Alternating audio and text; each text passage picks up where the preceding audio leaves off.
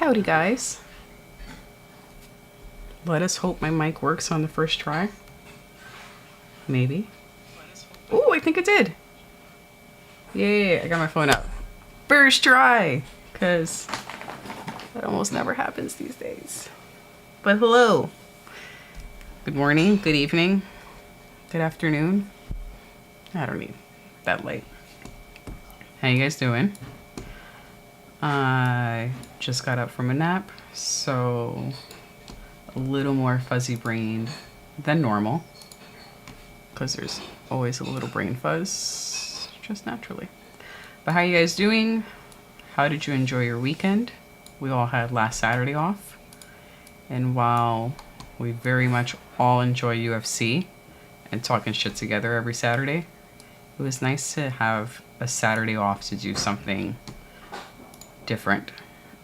The Sundays are a little difficult to plan anything, at least in this house, because we work on Sunday. All right, let me bring up ESPN. What did we do last Saturday? I think we just chilled. Let me know what you did with your Saturday off, as well as your predictions for tonight. Thank you, David Banner. Hello. Thanks for being first. We can give him a couple of minutes and then we come up again, because I woke him already. Thing 2 says hello to the group. My co-host is still taking a nap. I tried waking him up and he didn't really budge, so I'm gonna give him a few extra minutes before before we force him awake, because I need a co-host. Dang it. But again, what did you do on your Saturday off? I think we just chilled at home. Trying to remember what the heck I did a week ago. Totally forgot that we had a Saturday off, and Dr. Evil at around 4 or 5 o'clock was like, what time do we go live? We don't, because we got this Saturday off. And then on Sunday we went to my father's house to just hang out, because I don't see him very often, so that was nice. Took a drive to Joyzy, and we did a barbecue. Or when I say we did a barbecue, he barbecued. We arrived and we ate food, but it was yummy. Had burgers, chicken wings, barbecue ribs,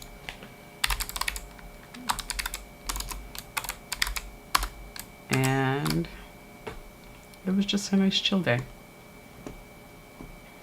Are they already starting the first fight? Excellent. Oh, so is tonight finales for... Yes, they're actually answering my question as soon as I ask it. Finals for Tough, for the Ultimate Fighter. So I'm probably not going to have... I usually don't have many predictions, because connecting names to faces or remembering fighters' names who are not like the top guys, because my memory is awful. It's going to be interesting just to see these new dudes and dudettes. Oh, I didn't even put my posters. Anyway, Ryan Fry, hello there. How are ya? How's your evening going? Oh, the talking shit bot is an automatic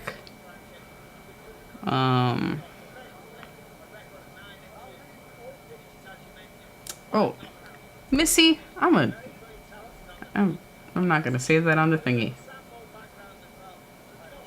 but yeah, I'll get you later.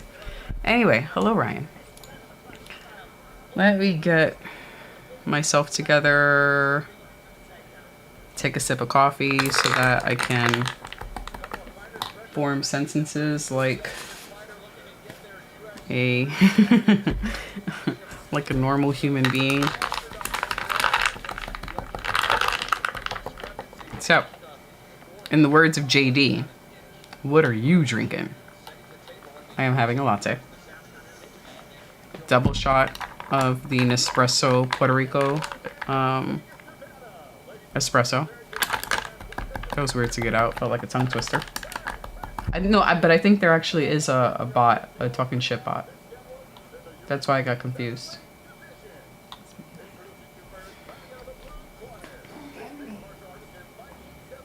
I'm surprised JL isn't here because his guy is announcing. I will mute it because I don't want to hear Joe say Herb Dean's name. Herb Dean. Okay. As these guys are going up, let me put up stream labels because I don't have that prepared. Apologies.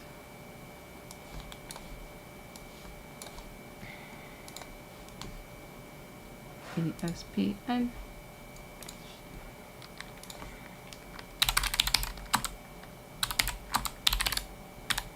Yeah, as soon as he finishes saying Herb Dean, I'll unmute it. I only want to hear one person say Herb Dean's name, and that's Bruce Buffer. So the hope is with these newcomers, these unfamiliar fighters who are trying to get a contract into the UFC, are trying to get a contract into the UFC, that these will actually be exciting fights. Although that then runs the risk of the fights ending early and we're hit with fight packs. Nanashi, hello. Welcome back. Haven't seen you in the chat in... He said, I remember when you were too shy to be by yourself. I still am. This is all just... facade. I still very much so do not like sitting in front of the camera by myself. I don't like sitting in front of the camera at all, just to be very transparent. I don't. I think there are probably a lot of YouTubers who are not very familiar or not very comfortable sitting in front of the camera in general, but choose to do so because they really want to have the channel. I have gotten more comfortable over time because I do enjoy talking shit on Saturday about UFC, and we're going to watch UFC anyway. So I might as well enjoy myself doing this. But, yeah, there's always a sense of stage fright. Always. Every single time. But we have an excellent crew who keeps the conversation going. That's the other part that gets me. I can't just like small talk. I think is awful. I hate small talk. And then I have to just talk into the screen and wait for somebody to respond. So we have an excellent group who keep me entertained and help with the conversation so that I don't feel like I'm just talking to the air. But Dan Jensen is here. Blood. Do we already have blood? I don't see any. Or is that just your hope for blood? No. I see blood. Never mind. Question answered. I see blood. You were watching something recently and thought of you, Dan. Anything that's like super, super violent. Said look at the screen. No, I see. I see the blood, I swear. It's fucked up. This is a very awkward pretzel-y position. It looks like two brothers fighting. It looks like two brothers fighting in their bedroom, and Herb Dean is the dad. Like, break up the fight. This is really weird.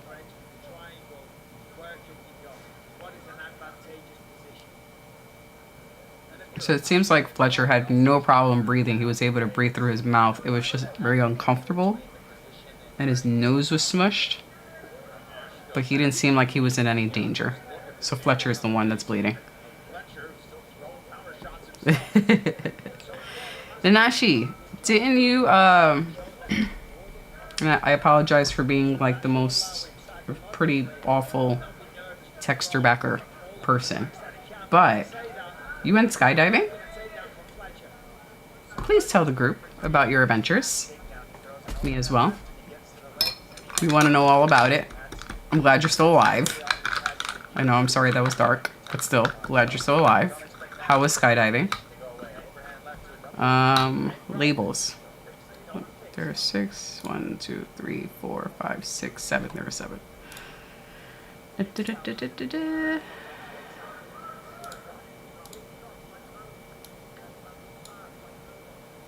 So 7 prelims?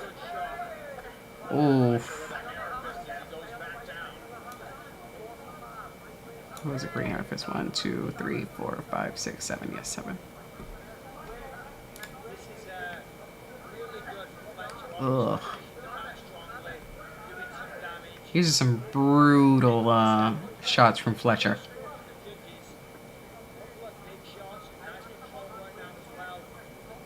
Dan, how are you doing? How's your week going? How was your Saturday off? Even though you didn't get to watch any bloody UFC, I hope you enjoyed it anyway. This is prelim 6. Rename.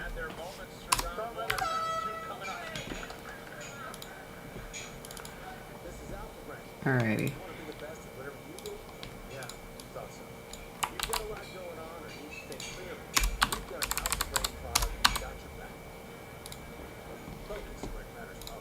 Got it. We got a name. Nanashi says the jump was successful. It was an experience, a must add on the bucket list. The view was nice. The wind felt good. I mean, but that wind must have been insane.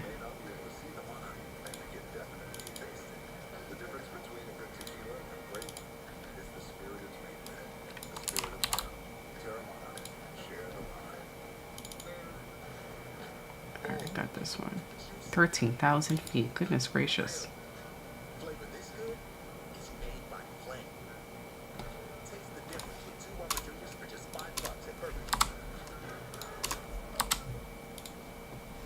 Dan says, I'm doing fine. I sold my house and next week we'll buy another. Ooh. Congratulations. What made you sell your home?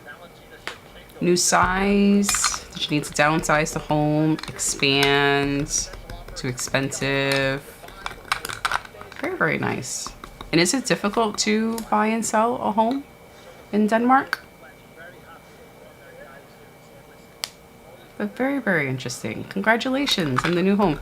And I know I'm like shooting you with a bunch of questions. Do you already have the next home picked out? Is it just that you are... This is no, it's easy. Is the other home just picked out? It's just a matter of paperwork and logistics and putting down the money?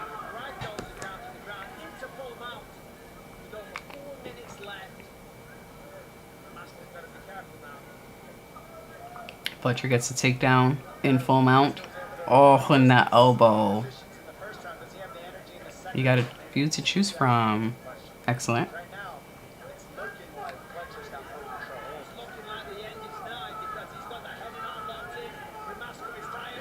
He's tapping. Wow.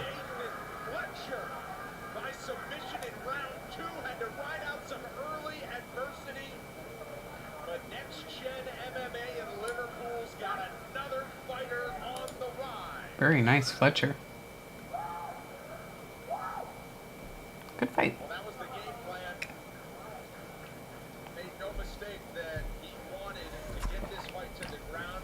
So what made you go for a new one? Is this one closer to work? Hopefully it makes some part of life a little easier. The one that, you know, the apartment that we're in now has just made life in general more convenient because I'm only, you know, a couple of miles away from work, where I, on a nice day, I could just walk to work. Whereas before, the commute was at least an hour or more, depending on the conditions and the time that I was working. Dan says, no, I work all over. Oh, do you have multiple locations? for your business? Learning more about Dan. I know here in New York, I think if housing wasn't so expensive, I would guess that it'd be somewhat relatively easy and should be straightforward. We did sit in on some home buying classes, Thing 2 and I, pre-pandemic, because we were looking at buying a condo. So we did the classes where if you do, gotcha, he goes, I work from home, but all jobs are all over the place. Got it. Okay, this makes more sense. A remote dude. And it seemed like, you know, it should be fairly straightforward purchasing a home here. But if you want to get in on one of those home buyer, first-time home buyer programs, at least here in New York City, what's the word that I'm looking for? The requirements are just kind of stupid. And I can only speak for New York City. I don't know how it is in New York State or the other states. But it just seems like it's designed in a way to make sure that... 1, 2, 3. To make sure that they look for every opportunity to reject your application. I'm not sure how it is for people who are not doing the home buyers, first-time home buyers application. But... you know, for the first-time home buyers, they usually give you some sort of assistance with down payments or closing cost payments, because that's usually the barrier to entry when it comes to owning a home here. But yeah, congratulations. Welcome to the UFC. Congratulations on a beautiful performance. Just want to say one more thing. Recently, about a month ago in my town, there was a tragic incident where 3 young girls lost their lives. Elsie Stanton, Alex Aguiar. Is that what you did during your no UFC Saturday? Home-related stuff? Alright, I think I got all of my labels done. Make fight. Cool. David! Hopefully you're still here. Oh, Dan, if you have any predictions for this evening, please let me know.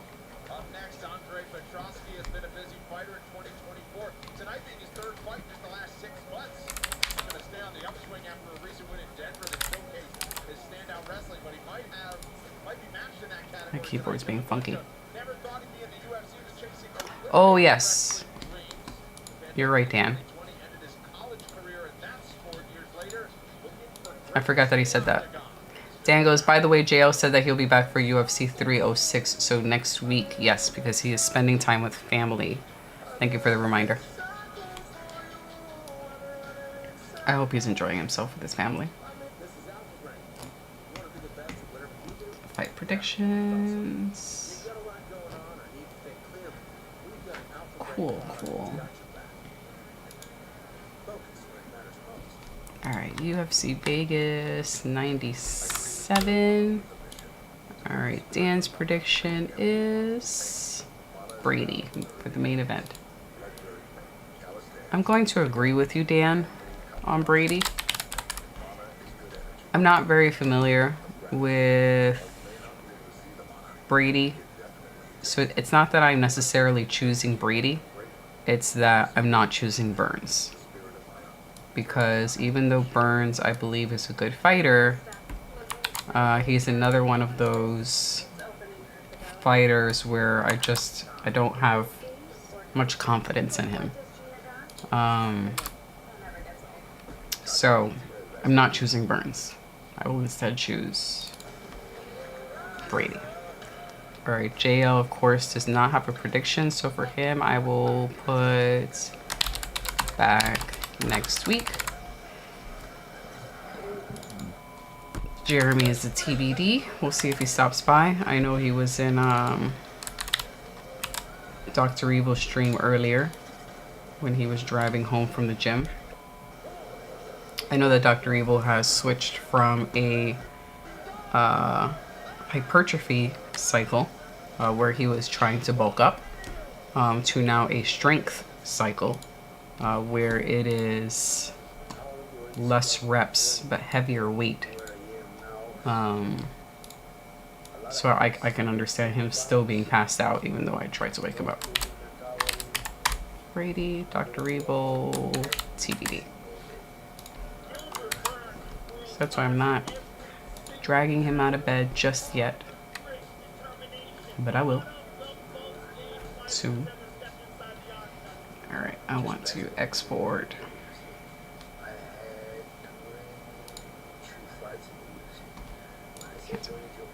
Cancel.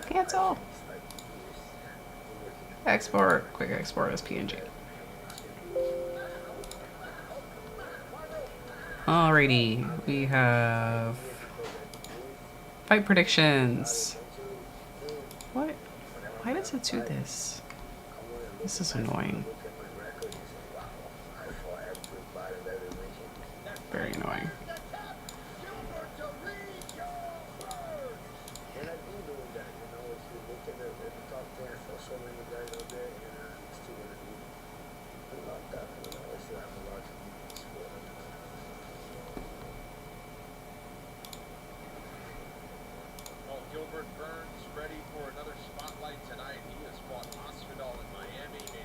Predictions. Much better. I don't know if it's a cached file that it saves and then tries to pick up from, but anyway, got it now. You still asleep?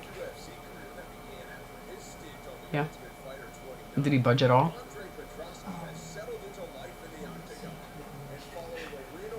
Alright, just leave him.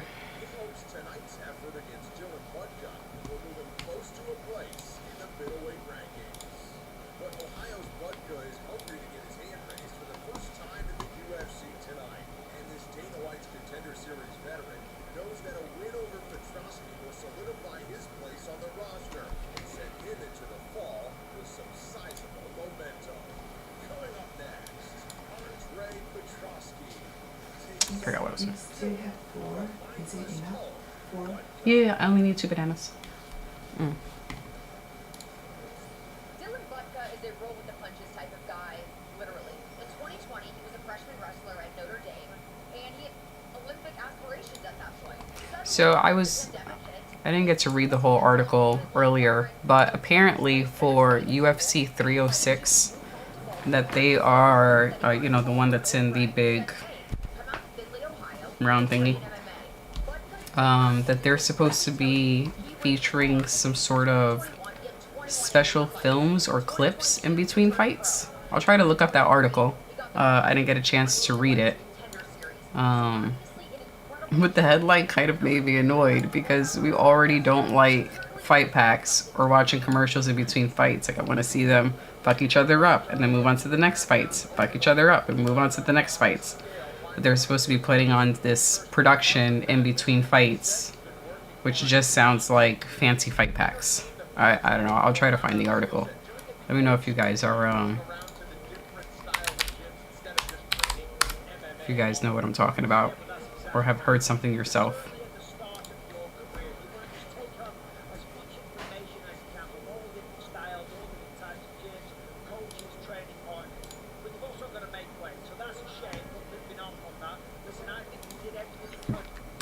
Alright, just checking the Twitch side. Because every once in a while we'll get somebody over on Twitch.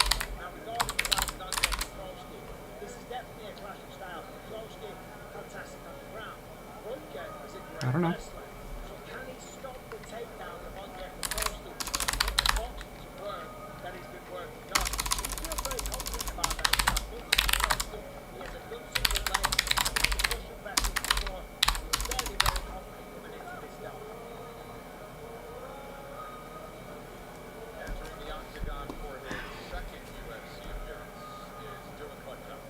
That's annoying. Alright, I'll fix that in a minute. Alright, so mini rant. about Streamlabs. When you create a schedule in Streamlabs for your live stream, we set that up in advance. We set up the title, the description, everything, right? So, mini rant. I just need to say it out loud because I am annoyed. Because Dr. Evil just told me that this has the wrong title up. So in Streamlabs, you put up everything. You say what time you're going to go live, which channels, or which, how you're going to broadcast your stuff. Great. Then you go to the calendar and you select your live stream and you say go live. And then another box comes up asking for the same information you have already entered when you scheduled it. So I have to copy and paste, again, the title and the description that I've already entered into Streamlabs. And I thought I found a way around that about a month ago, but when I attempted to find another way to do it, I ended up having 2 scheduled live streams at the same time. Dan is the one who noticed it. He's like, you guys, which stream is it? Which one's the correct one? And that's what happened that last time. So I was trying to get it where I did not have to copy and paste the title a second time. So, anyway, this current stream is not the Cannoneer stream. I'll fix it in a minute. Streamlabs was supposed to be better.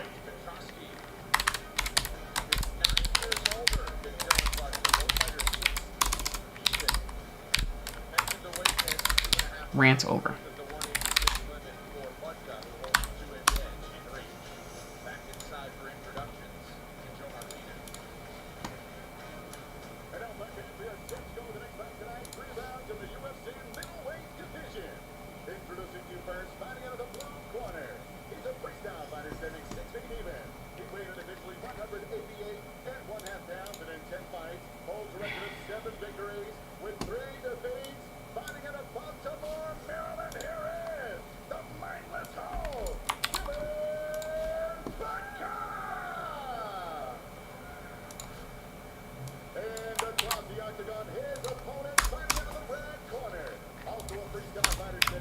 And this is UFC or Watch Party 135, not 134.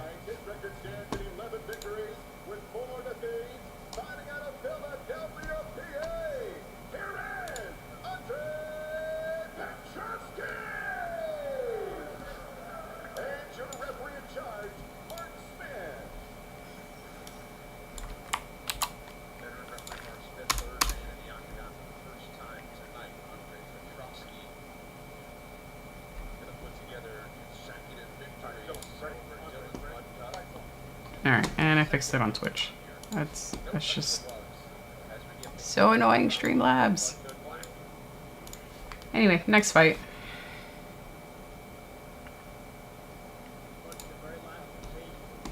Petrovsky versus Burka. Thank you, Dan. David expects Petrovsky.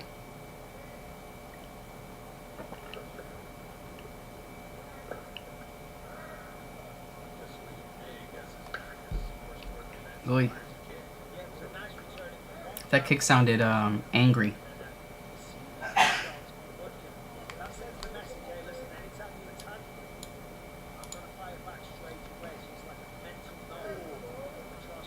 Good block by Petrovsky.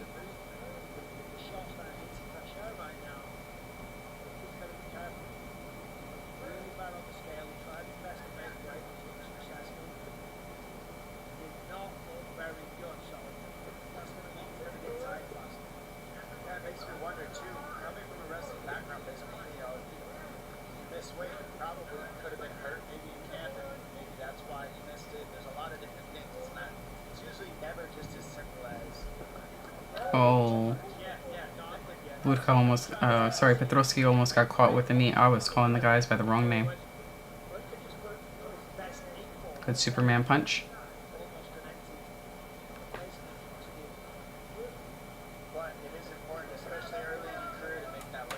Sportsnet starts the prelims in a half hour and they aren't showing the early prelims.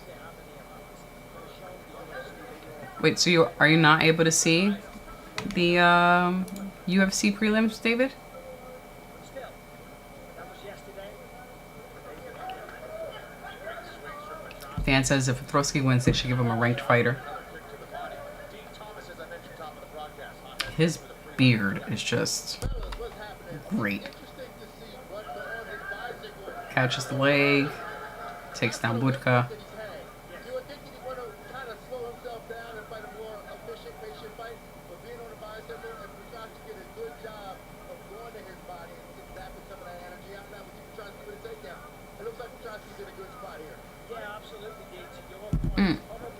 Dan, I have a question. You've told us this before, but I forgot.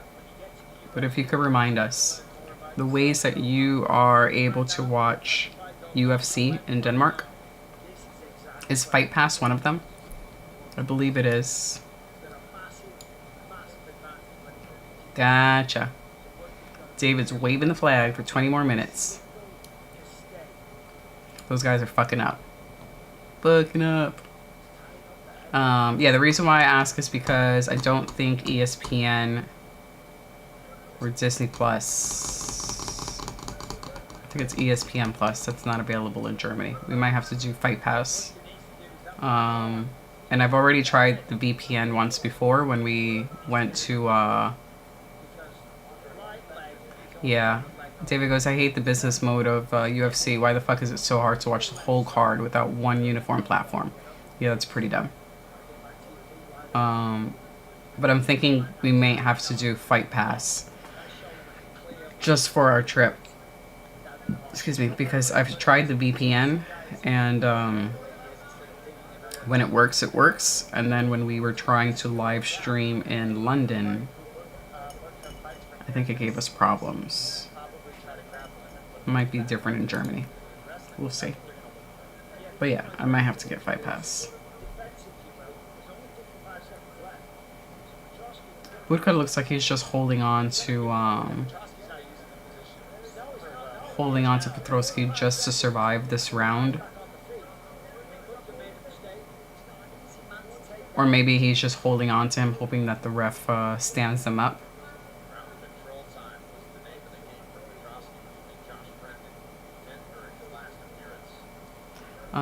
Dan goes, all prelims I watch on UFC Fight Pass, and the main event I watch on the local TV supplier. I might get lucky in that way. Thank you, Dan. At the hotel, but we'll figure it out. One thing I am happy about for the fights that air September 28th is that those are very early cards, our local time. They begin at noon, our time, which means over there it should be at about 6 p.m. So that means we won't have to stay up until 5, 6 a.m. Yay. Very happy about that.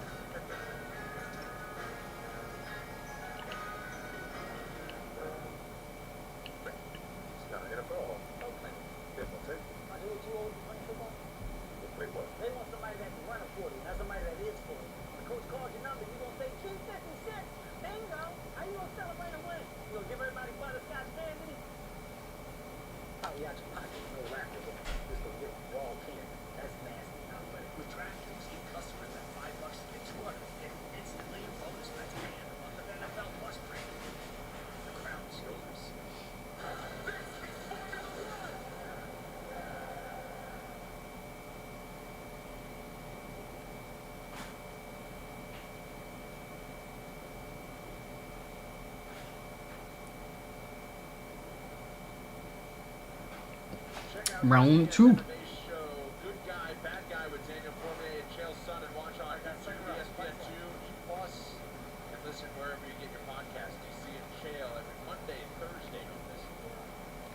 David says Saudi Independence Day next week.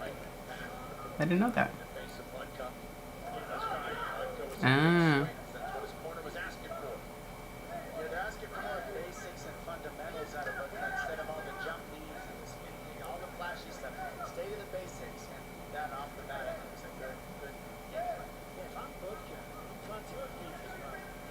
This has been the war of kicks.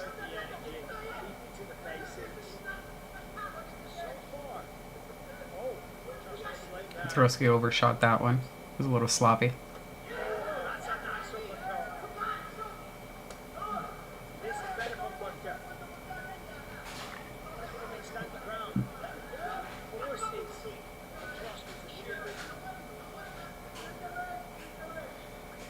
When you have the kind of firepower that Budka does, Petrosky felt it awfully for the first time in round one. That didn't feel true.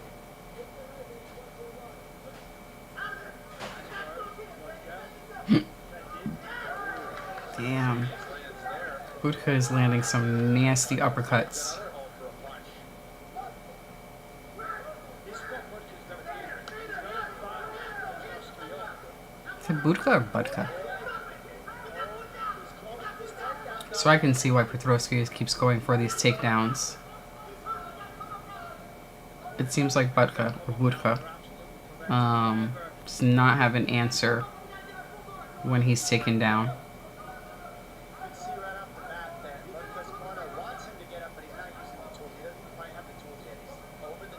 Yeah, okay.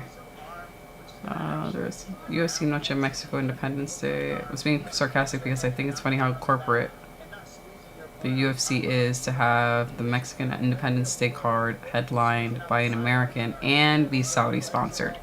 Gotcha, thank you. I was a little lost. I appreciate you bringing me back.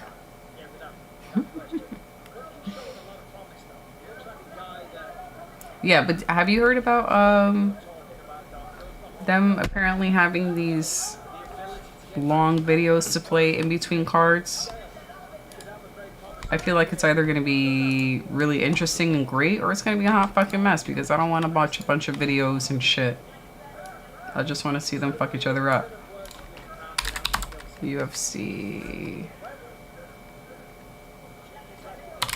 306.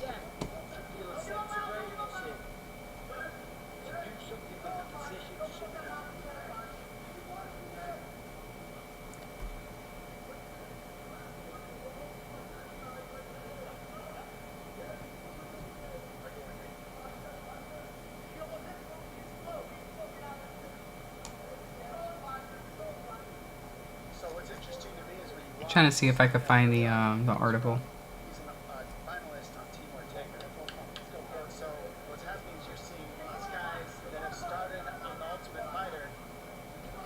David says it's going to be fight packs in 360 degrees. It's wishful thinking to hope that we won't be blasted by special ads. Yeah. Dana talked about using a lot of tech during breaks. I did find an article, hopefully they let me read it, on Forbes that was written a couple of days ago. I'll add it to the chat. Oh my god, stop. I don't want to do that. I just want to read it. And the headline is, UFC 306 tickets remain available. That's a small ass place. It's not a lot of tickets. Tickets remain available. Prices have dropped considerably. How much were they originally charging? Ugh. When the UFC, let me put it in the chat so you guys know what I'm reading. So it says when the UFC 306 pre-sale took place in late July, the ticket prices, according to Ticketmaster, without taxes or fees for Noche UFC card, were eye-popping floor seats between $12,507 to $17,507. 100 level, $3,007 to $12,507. What the fuck?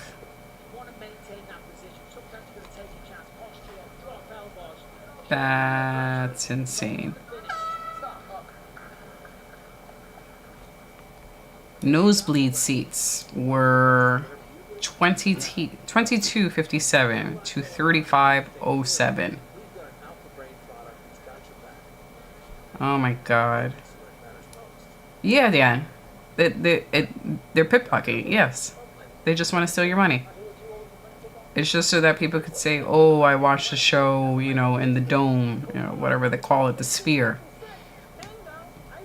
$3,500 for nosebleed seats? Fuck out of here. David says, look at the quality of the card. Marab and O'Malley do not sell. And then we have Grasso and Valentina Part 2. We've seen them already. Yeah. I mean, while we like these fighters, and I'll watch them in a pay-per-view, and we'll sit here and we'll enjoy it, even having seen, you know, Valentina and Grasso fight before. But for $4,507.50, no thank you. I don't like them that much. We're not even paying that much money for like fucking Coheed. Get out of here. And then it says, today those prices are much lower. So nosebleeds, instead of nosebleed seats being $2,200 to $3,500, nosebleeds have dropped to $1,700 and $757. Still crazy. The above ticket prices are for non-resale seats. The prices include standard admission and dynamic price tickets for the event. Dynamic pricing fluctuates with demand, which there is none. You tell them Get out of here. Get out of here. That's right. Mad at this event that I never planned on purchasing tickets for. Jeremy! Damn, I could hear you fucking raging from the other room. Good God. Yeah. Listen to my rage. Hear me roar. Roar. You are a woman. Oh, God. Which event is that? 306. Oh, the Sphere, right? The Sphere. The tickets dropped to like $600. Well, the thing that I'm looking for, or that I'm raging about, not necessarily the ticket prices, because that's insane, and whoever chooses to buy a ticket, that's a them problem. But something about DG just got up. Them putting together some sort of like special videos and shit to watch in between fights. I don't need fancy ass fight packs. I just want to watch them fight. Yeah. So that's where the rant started, really. And then I found this article about the ticket prices. Not that I'm necessarily ignoring Petrosky and Budka. This is a good fight. But this is a good article, too. But Jeremy, welcome. Hope you're doing well. How's your weekend going? Oof. Yeah, I figured you were exhausted, so I was trying to give you a little extra time to sleep. Yeah. I didn't expect to pass out for like almost 2 hours. Yo, you look like a murder victim. When I was like, yo. I was out. But yes, Jeremy, how's your week going? How's your weekend going? Did you enjoy last Saturday? We all had off. How are the kids? How's the family?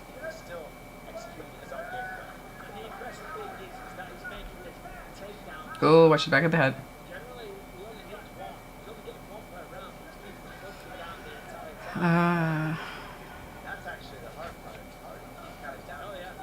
So in early August, Dana White predicted a live gate for Noche card would be mil.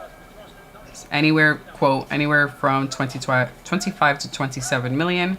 Now it's predicting 21. 21. Dana White has lowered his expectations considerably. That's something modern women won't do. Give Dana White that kind of credit. Jeremy says, it's been better this weekend compared to the last. My clutch was replaced over the last weekend.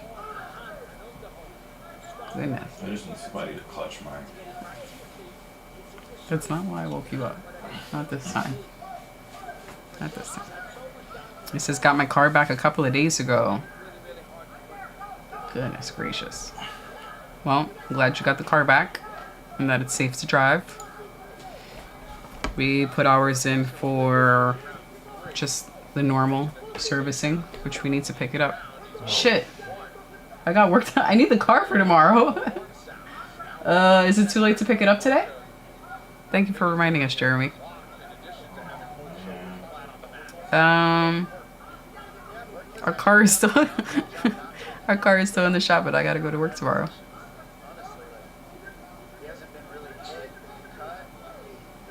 Are they closed? Okay. I mean, if we're not able to grab the car, I can still get to work. But it is more convenient if I have the car.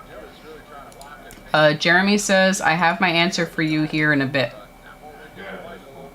I don't know what that means, but he said, yeah, that's cool. Message delivered.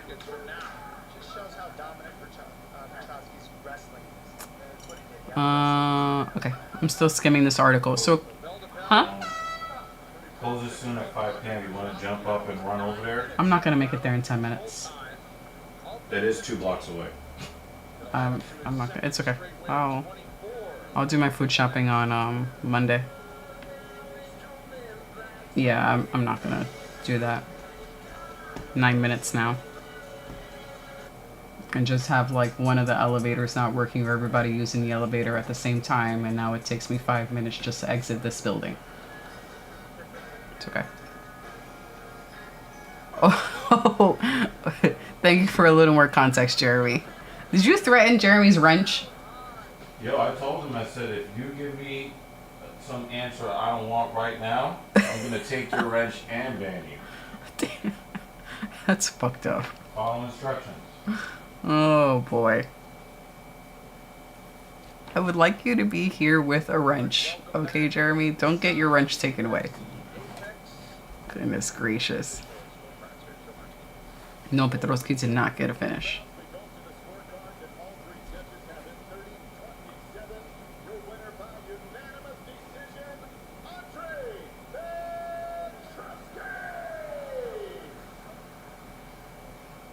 But if Budka was better on the ground, I don't see how Petrovsky would have won. Because it seemed like he was just going for those takedowns because Budka had an answer for all of his shots on the feet. Earlier than with 30 seconds up. So it is what it is, but I mean, 2 wins in a row. I just want to fucking shout out to the greatest promotion in the world. Like, I love fighting for the UFC. I love all of this. This is amazing. Alright, well, Of course, it's going to be a big Dana White still has high hopes that UFC 306 will sell out by fight night. I don't think anyone else shares that. But They got it done in Brazil last night on the gridiron. Joe Piper in the corner of Andre Petrovsky. Recent back surgery for body bags Piper as he looks to return to action here later this year in the early part of 2025. David goes, no, don't shout out the UFC in your post-fight cage interview. Yeah, a little cringy. Here in Vegas.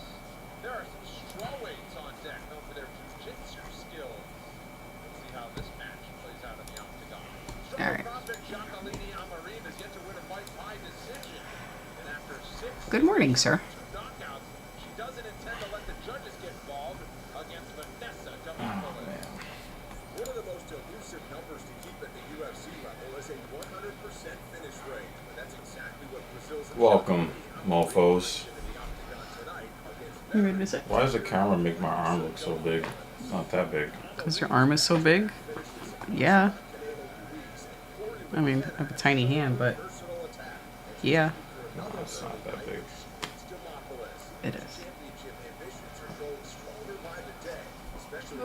How you guys doing today? You ready for a seat?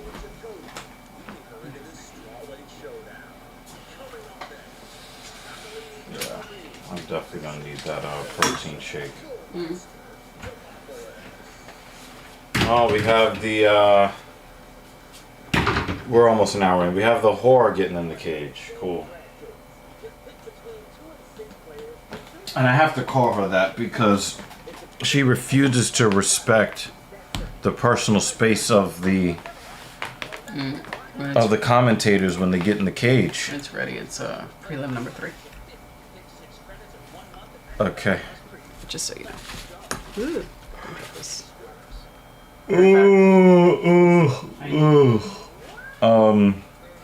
You said you want a protein shake? Yeah, I'm needing that shit. Like on some real shit. You want lunch too, or you just want your shake right now? I'll the shake for now, and then I probably need to hydrate. Oh.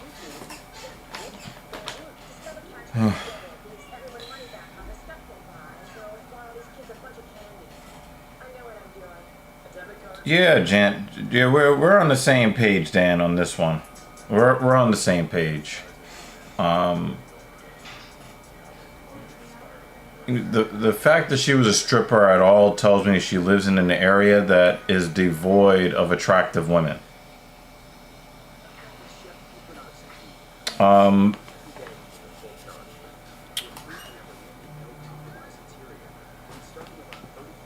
Oh, they said you could still get it.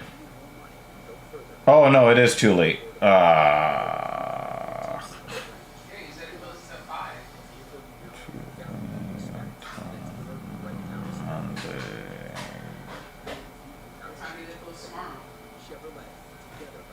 I don't think they're open on Sunday. I mean, I'll bus it. I mean, I don't anticipate having to drive anywhere tomorrow morning. Are you gonna get up to drop me off at work at 10? That's what time I gotta be at work. Or do you wanna pick me up so I could do? Well, regardless, I'm gonna do at least some food shopping tomorrow. I could do the majority of it. I mean, I could probably do. I mean, I was gonna actually say you can take the Or key. you gonna just take the blue car? I mean, that would be a really. No, I could do it. If I'm gonna take the blue car, Sunday is probably the best because parking should be easy. You know, in a car that I'm not used to parking, like the white one. You know. Yeah, the white car's got the cameras front and back, and the 360. This car does not have that. It only has the camera in the back. So the white car, the Mercedes, is definitely easier. Well, camera wise, Okay. if I'm not going to rely much on the camera at all, a weekend is better because during the weekday, driving across town, sometimes I do have to rely on that 360 when people are double parked and I'm trying to get across town. That's part of the reason why I stopped going down one of the 55th or something and then go even further down. Yeah, 53rd. People are less likely to be double parked. Yeah.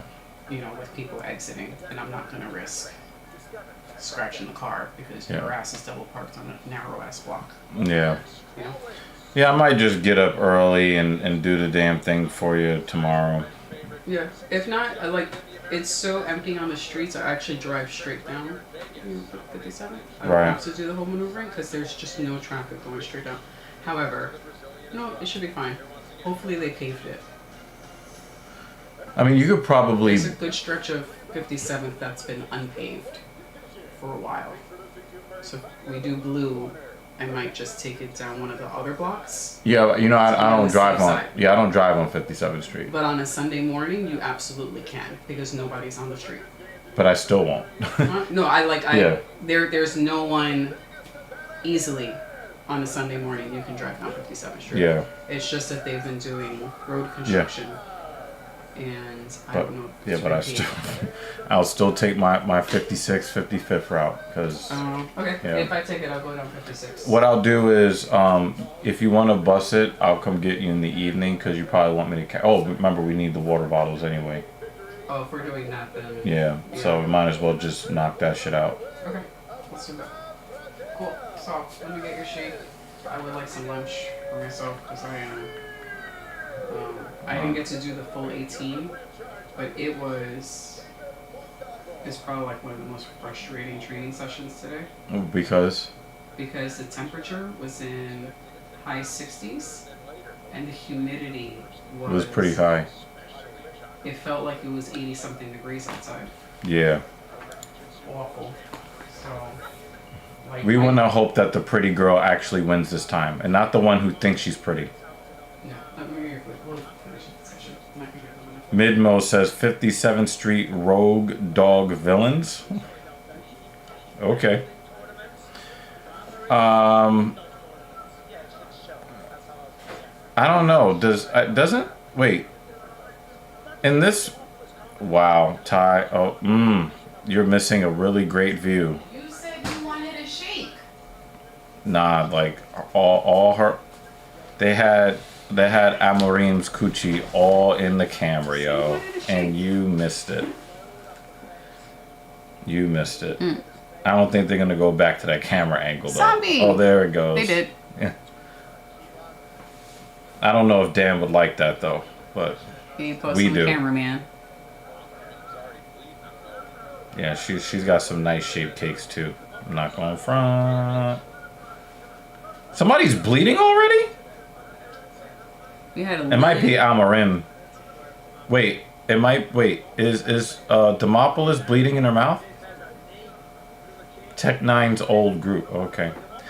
Zombie XBL, what's up, man?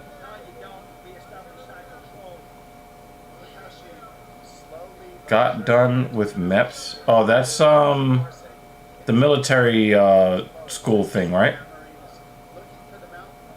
I thought you was talking about Black Ops 6 for a second there. It was good to see you though.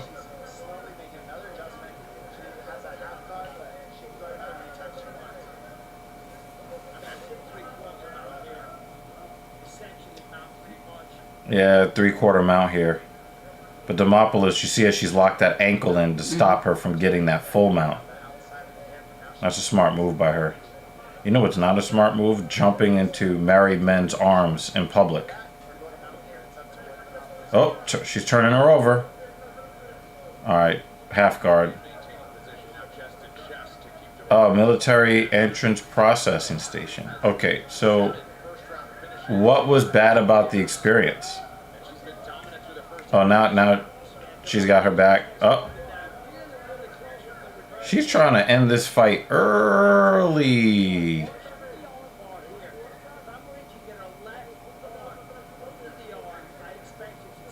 No, the gimmick never had a course, Banner. How you doing today, Banner? Good to see you.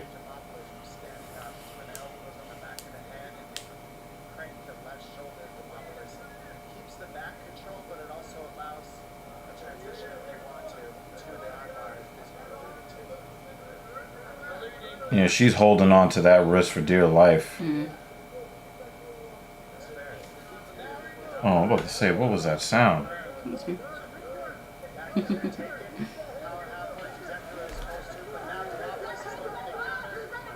Yeah, Amarim had to do something to keep that position.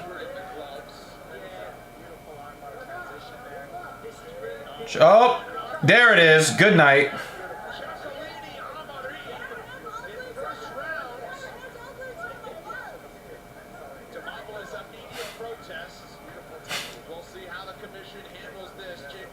They check with the review official right now. Looks like he's explaining to Demopolis that Just flip her off. I love it. testing and that So you're a whore anyway. is another tap out victory for Jacqueline Amarin. Well, Demopolis Let's see. Was she inside the glove? Let's see. does the red take that Yep. No, but then she kind of got away. She got out of that. Hypertrophy is the choice. Okay. All right.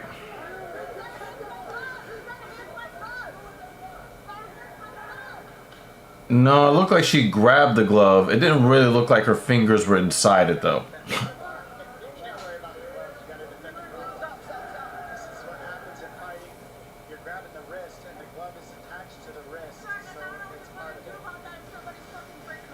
still not feeling great about it is Vanessa Demopolis. Yeah, I thought it was fine. Gets her hand raised next. It didn't seem like an maybe intentional. if she was Angela Hill, we might protest a little bit more. Absolutely. I got no shame. saying Yeah, that. I'm biased against her, so Very much so. you guys need analysis from somebody who's not me. Because if she would have had her fingers inside her nipples, I'd have been like, I don't see shit. I mean, she don't got any titties, but I'm gonna go make a protein shake Yeah. and make myself lunch. Amorim, she's got a nice sunset look. Exactly, Dan. And now she won't be hopping into anyone's arms. Yeah. Please, don't want to see it. Dan's favorite fighter is on the card. Yeah, Jessica Androgynous. That's why I was a little bit like, wouldn't he prefer Demopoulos to Amorim? Amorim is way better looking. He said, nope. Yeah, they gave her the win. The commission, they did the replay and they found that the win was good enough. But she did grab the glove, but quickly, like, I think she got like a finger or two in there momentarily. And then she got out of it and then transitioned to the armbar. She was losing in position too. I mean, she can go back to stripping for men that don't like attractive women. How do you work at a titty bar with no titties? Can somebody explain that to me? Because that don't make no sense. Midmo says, I just been doing whatever feels right lately for the gains I've been wanting, but if there's a better way to go about it, I'm all ears. I want to be pressing the big boy plates like now. Okay, yeah, so guys, we were talking earlier on Genius Take the Wheel. If you guys want to check me out over there, I really would appreciate it. I talk about a lot. I mean, I talk almost all fitness over there, at least, you know, right now.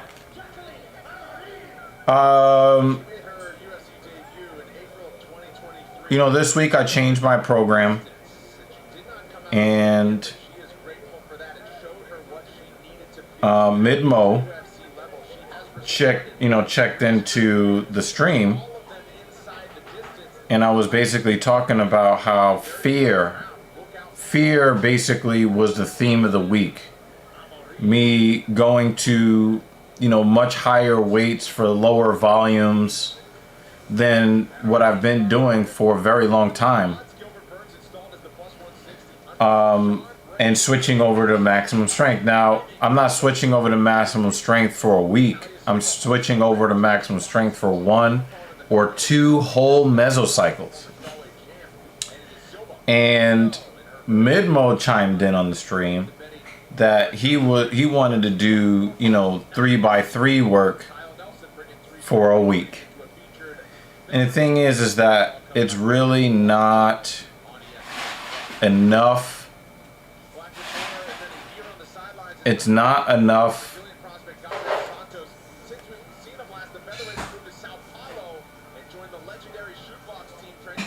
It's not enough to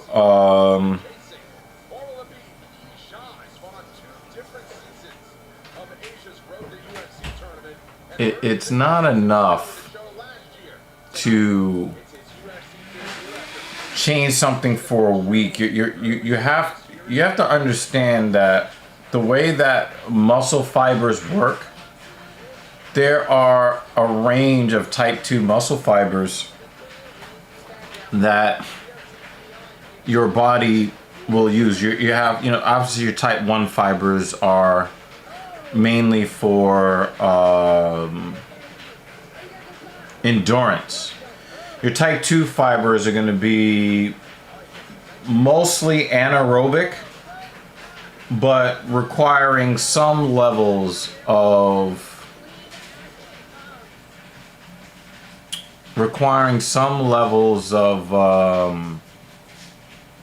endurance. Now, when we're talking about endurance, we're not talking about like Mrs. Evil running marathons. We're talking about basically the muscle lasting for 5 or 6 seconds or 45 seconds. 45 seconds in this context would be endurance. Those type 2 fibers are known as type 2 like A. And then you have type 2B muscle fibers that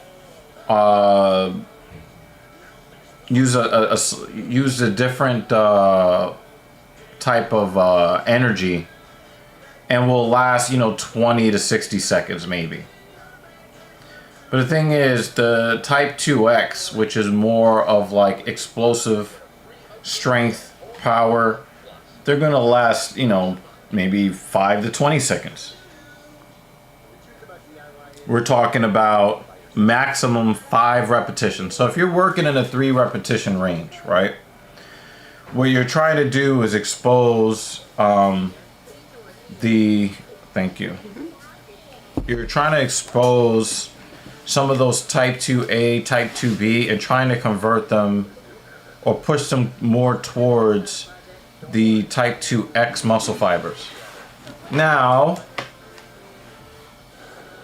if you want to move big plates, you have to commit to the type of training that over time will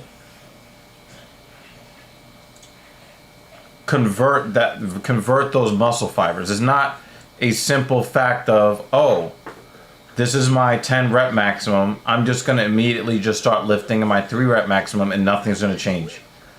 The tempo of your repetitions are going to change. You're not going to be holding on to eccentric you're not going to be holding on to the lengthened contraction for long periods of time like you can do between 10 and 25 repetitions. You're not going to do that. You're going to be your reps are probably going to be, maximum 4 seconds long, and that covers the eccentric, the isometric, and the concentric. When you work for hypertrophy, which is type 2-1, for the most part, type 2-1, maybe type 2B, or type 2A, type 2B, maybe. You're going to be the time under tension is going to be what you're looking for. When you start going into like 3 rep maximums, you're looking for, quick bursts. So, I don't recommend,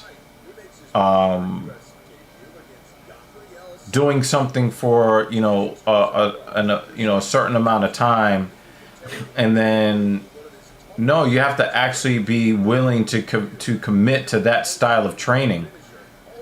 For most of your lifts, you have to be willing to commit to that. Now, Midmo says that he meant for longer than that. He just wants to lift heavier. No, that's not true, because you just finished telling me my choice right now is hypertrophy. That's what you said, and that's where we're going with. So my recommendation to you is that you stick it out with hypertrophy. You have not been working out long enough to really see any leveling off of... Is he calling himself a mosquito? Sounds like it. He's kind of making me not like him. Okay, so my recommendation to you, Smark, you're supposed to be a smart Mark. Don't take his French. You really do need to stick with hypertrophy a bit longer, in my opinion. Stick it out. Move up in weight slowly, because what you're really what you're expressing to me is I'm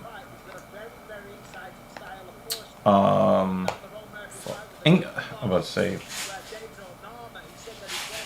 when you're not patient. Impatient? Impatient. I'm sorry, yo. I know. My brain is also... Yeah, brain's not really working. Mush. What you're explaining to me is you're not getting the gains that you want fast enough, which... How many discussions did we have about that? Mm-hmm. Right? Mm-hmm. Once I started lifting like a madman, and you see the pump, then you're kind of like wondering, okay, why am I not weighing more sooner? He goes through it. I want more. But the thing is that Time. it takes time. And the thing is, we see ourselves in the mirror All the time. every day. And so you get into a situation where you haven't seen somebody in 8 months, and they see you again, they're like, whoa, shit. Now we don't see it, Yeah. right? So you have to have the patience. You have to, this is the way I put it for myself, Midmo. I looked at my physique and I said, I'm probably not going to look the way that I want to look. I put it 1 year out, right? I said to myself in the spring, because remember we were gearing up to go to London. I looked okay in London, right? I was trying to look as good as I can, so I was like working really hard so I could look good for the trip, right? And then working really hard so I can get to a good place for the Germany trip, right?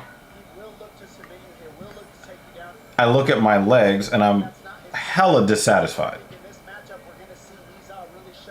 Now,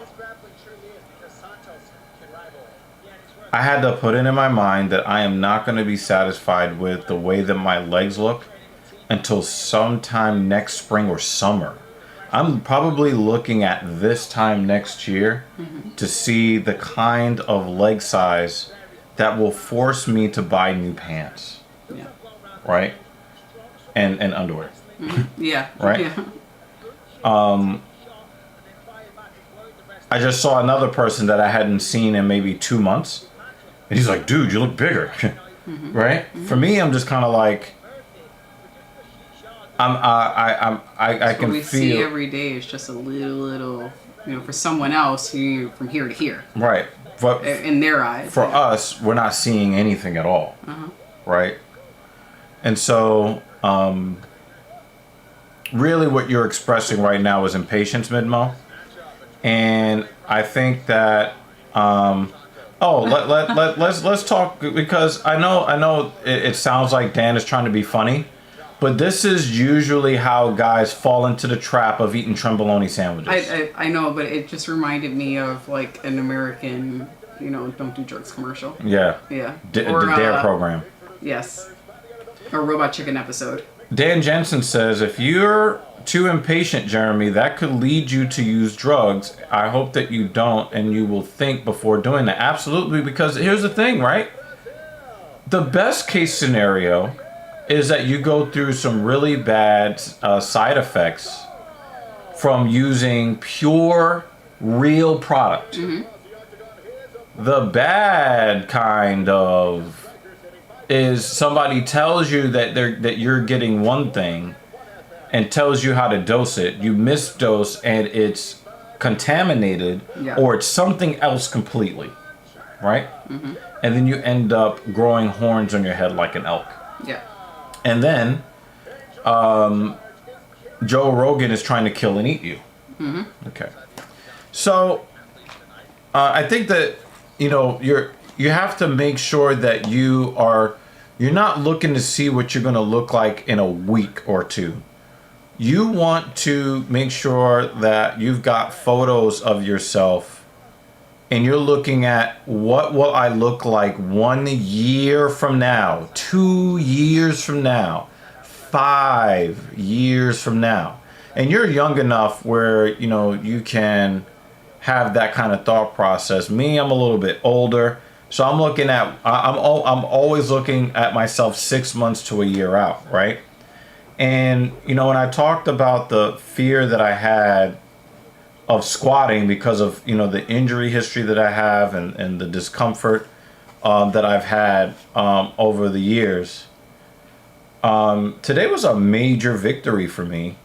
And now, I blasted through, those 5 rep sets. I got to work at 245 next Saturday, right? Now, my quads feel trashed. My lower back feels worked. Yeah. because I did heavy deadlift after that squat I showed you. So I did 3 sets of 5 at 225 in the squat, and then I followed it up with 2 sets of 10 on the leg press at 365. Yeah. Went to the heavy leg curl at like 170 pounds or something, 190 pounds, something like that. And then ran over to the deadlift for 3 sets of 5 at 315, right? Yeah. So, did he just do... Was that a light attack like Street Fighter? What the hell was that, Santos? His mosquito attack. Yeah, that definitely that. He's also he's better than a 2-to-1 favorite in this fight, which is really interesting. So, yeah. So I just think that you need to kind of slow down. I will probably stick with hypertrophy for a little while longer. Continue to eat either the same amount of food that you've been eating, or increase your intake by 150 to 300 calories a day from where you're at. If you're still really, really lean and you're worried about not growing fast enough, you should probably increase your calorie count a little bit.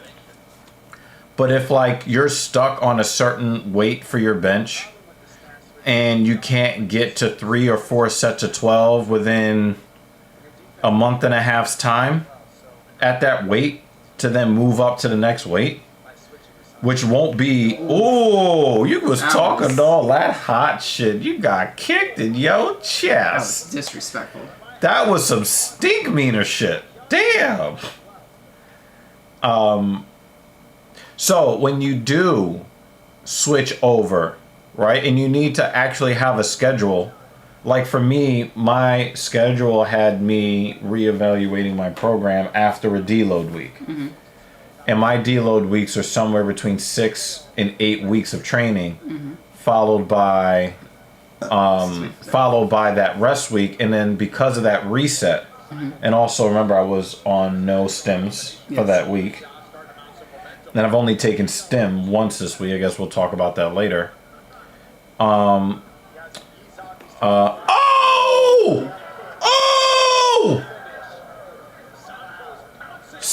Oh my god! Oh my god! That was disrespectful! He has a nuclear foot.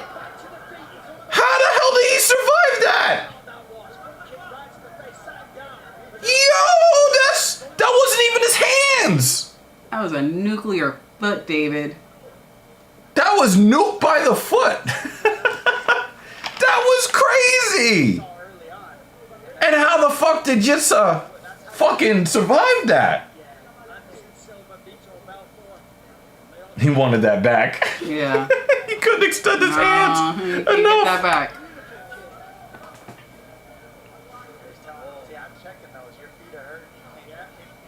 Oof. Hold on. Oh, he ducked underneath it. Oh. Oh! I think he hit him more with the thigh than the knee there, though. Yizza is fighting as if the CCP told him that he can't come back to the country or he'll be executed if you don't win. Because everybody else is just like, I'm a dead man. Look at this, look at this, look at this replay. Boom! Oh, I thought he got hit in the chest. No, that was some Michael Chandler shit. That basically fucked up Ferguson's career. I mean, nah, it was Gaethje. The Gaethje ass whooping is what fucked up Ferguson's career, but that was the meme. That was the meme situation. So yeah, Midmo, you need to still be working, between 6 and 15 reps. And, once you get into double digits on your repetitions, let's say you're bench pressing 155 and you're doing it, let's say 4 sets of 10, right? And you really want to taste that 165, go ahead and taste it for, 4 sets of 6, right? You should be able to handle 4 sets of 6. 10 pounds up, right? And then you can go down to 155 and go 4 sets of 12, right? Yeah, so there's a lot that you can do within hypertrophy to continue to still feel the burn and make progress with your size. The thing is that you have to play the long game. Bodybuilding is a marathon, right? I would say that strength training is more sprintish than hypertrophy. You can see strength gains. Literally slow and steady. Yeah. With power, you know that you're stronger because there's more plates on the bar and you can lift it, right? But for hypertrophy, you have to be willing to play the long game, especially as a natural lifter, right? You have to be patient. You have to stay your nose to the grindstone. You have to actually have a program, right? I have a client where, I'm writing this program and, he's, Keeps getting perfectly timed knee! He is annoying like a mosquito. It's working. For real. Oh! He just has a tough opponent. Disrespectful elbow on the break.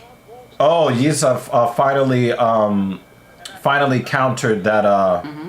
He checked that leg kick. Props to Yisa for still sticking this out. Yeah. And not giving up, but he's getting booked up. Yeah. Ooh, nice little elbow from the bottom. But it'll suck if he ends up getting caught with he opened him up? Did he open him up? With that elbow? From the bottom? Wait. There was a little bit of blood. Yeah, I would see it on his midsection. Yeah, he opened him up with the elbow from the bottom. Wow. If a Chinese man beats you at BJJ on the ground, I'm going to laugh at you. Especially if you're better than 2-1 favorite.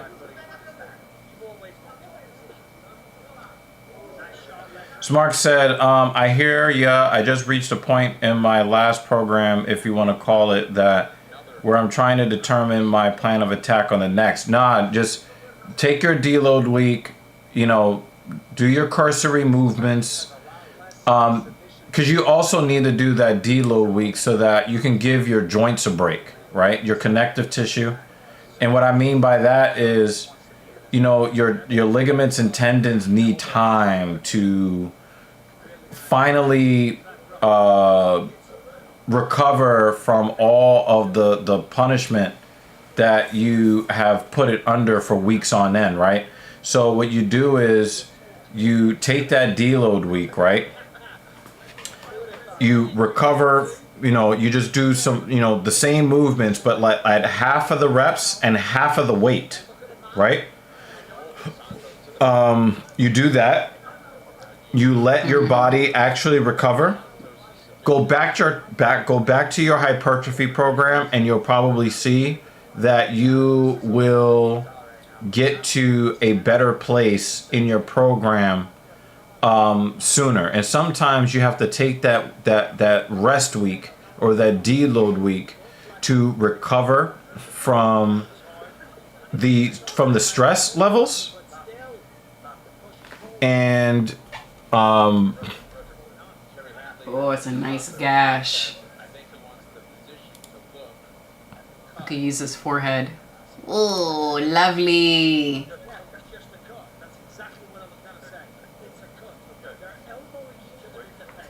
They're elbowing each other in the face.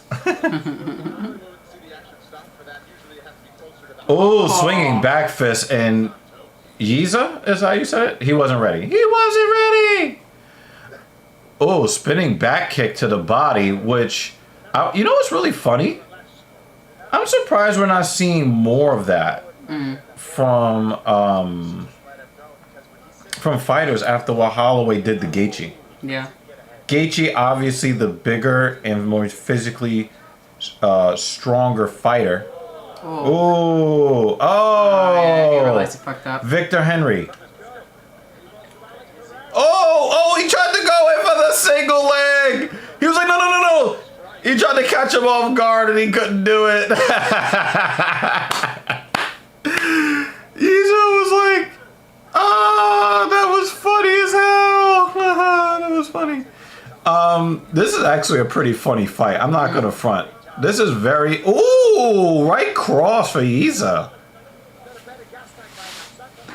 Oh, now see, he wants those shots back. Oh, he's Careful. He actually, he actually landed that second spinning back fist. He caught Santos unaware. And when Santos caught him, he caught him unaware. This is a funny ass fight. I'm not gonna front. Yiza weathered a lot, but he's not quitting. He ended the round pretty strong. Absolutely. Absolutely.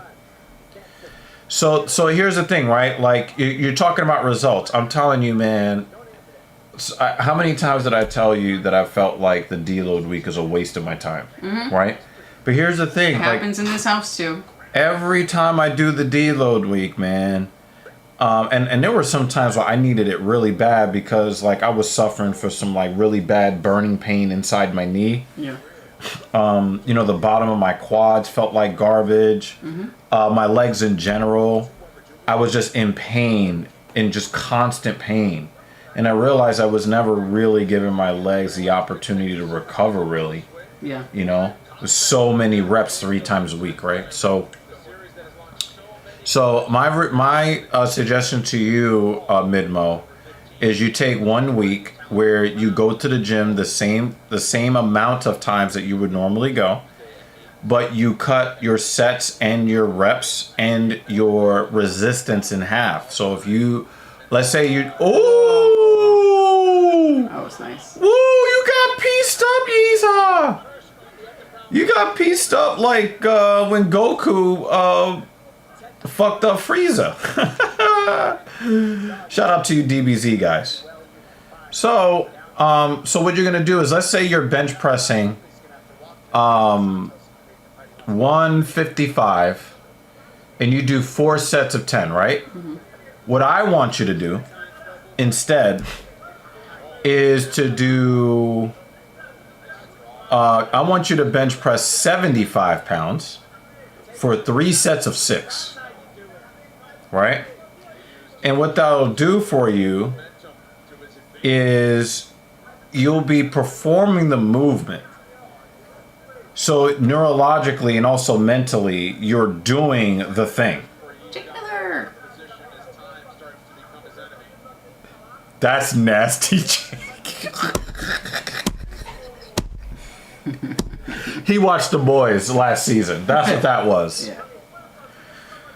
We'll get to that in a second, Jake. But I want to finish talking to Midmo for a minute. You cut everything in half of the week, right? If you're squatting, 135, you squat 65. And instead of doing, 4 sets, you do 3. And instead of doing 10 sets, sets of 10, you do 5 or 6, right? And that allow you to keep on mental schedule, keep on neurological schedule, but you're not going to be doing any real fatigue to the muscles. And it will allow you, looks like a rear naked choke is incoming. It will allow you to, for the muscle to start feeling a little bit better, and also really for your joints to feel much, much, much, much better. And then when you realize just how much damage you were doing to your tendons and your muscle bellies that you don't fully recover from, Oh shit, I just forgot. right? He's got flattened out. He's gonna have to roll it back over. I actually have a race in the morning before work. I just had a random thought. I have the 5th Avenue mile, so I'm not going straight to work tomorrow morning. I'm gonna go do my race first, and then I'm going to work after. I have to set my alarm properly. Sorry. Does that change what I have to do in the morning? Probably. Yeah, no, then don't worry about it, because I got to go to Fifth Avenue anyway. I don't know what that means. The Fifth Avenue mile is between, the finish line is at 59th Street, and it starts at 80th Street. So, yeah. No, you don't have to drop me off. Because I'm just, unless you want to drive over to 59th and Fifth Avenue. We'll chat about it after. Yeah. Yeah, Okay. but I do have a race in the morning before work. And you tried to run 18 before that? What the hell? All right. Yeah. So actually put yourself in a position where your muscles can feel like there's therapy involved, right? Get into he's rocking him from this position. I like this Yiza guy. I like this guy.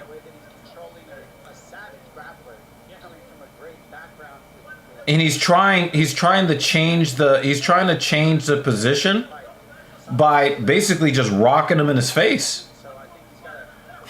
Yeah, so mid-mo, cut everything in half or to about 60%. I've never seen somebody get punched in the face this many times while holding back position with a body triangle.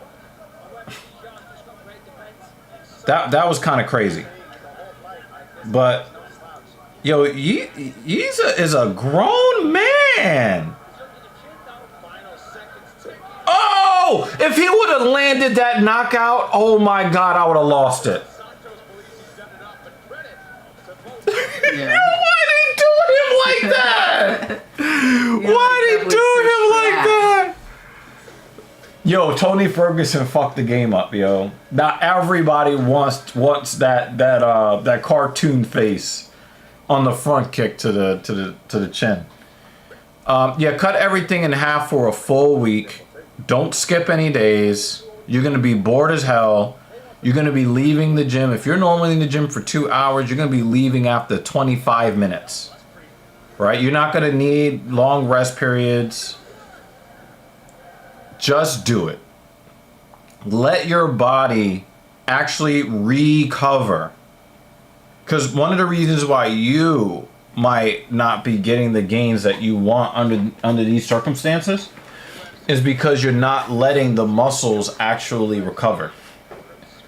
So, I've had to kind of check myself and either put lighter weights for my heavy leg training to take less time and perhaps do less reps to allow the legs to actually recover. It's really no fun to walk around every single day of the week and you can barely walk. Right? If you need to run somewhere, you can't because you feel like there's lead in your legs 24 hours a day. So Somebody gave it 30-26. yeah, I don't agree with 30-26.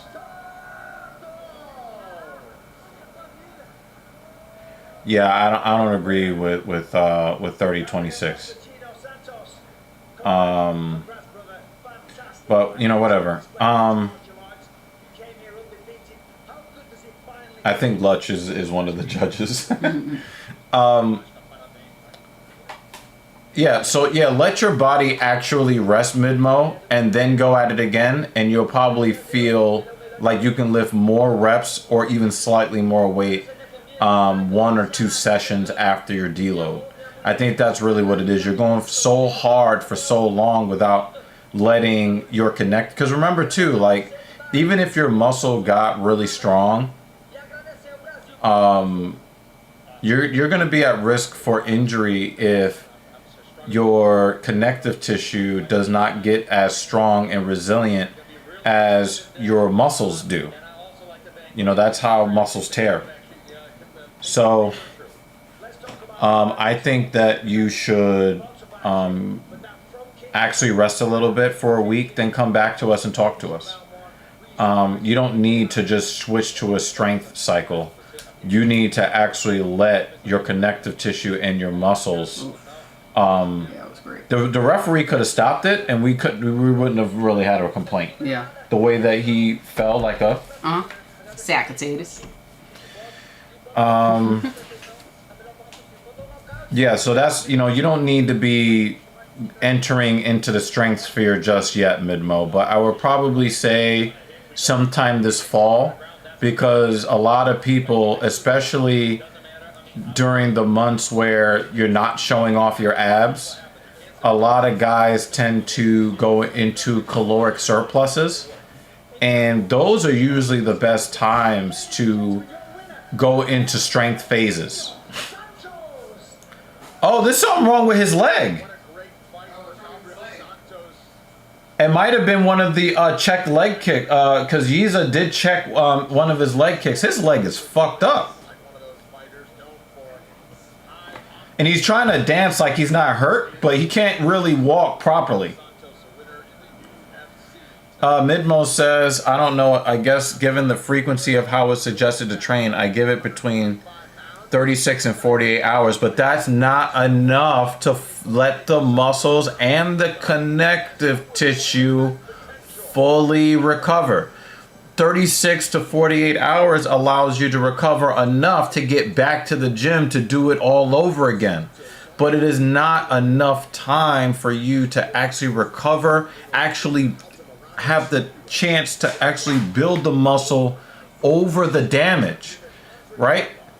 Like you have to fully recover from the damage so that the muscle can actually get a chance to grow.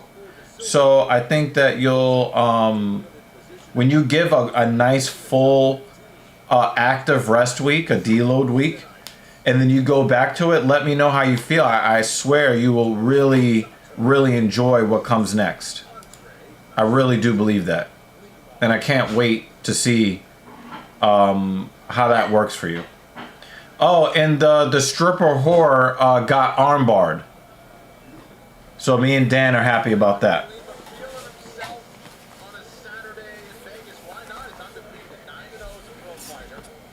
Let's talk about Jake Miller and how disrespectful Jake Miller is. Jake Miller says, he's a quote, "That's is all you got? Opponent, I turned your forehead," he said forehand, "turned your forehead into a bonus hole." That's crazy. That's crazy. That's crazy. You wildin'. That you're a wild boy for that one. That was something else.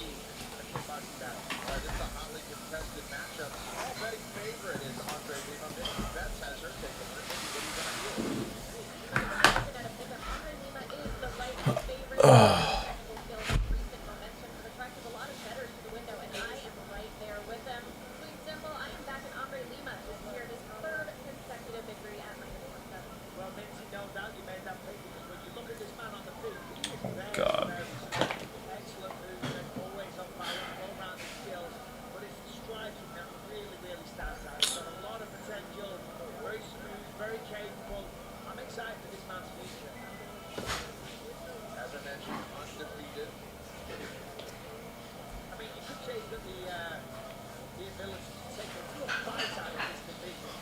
That last fight might get serious consideration for Fight of the Night banner.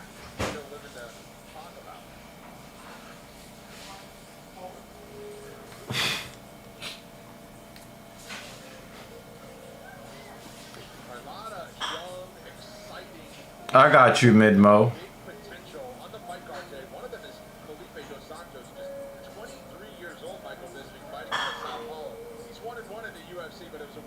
Kratos says, "Where's Steve Oa at?" DEG.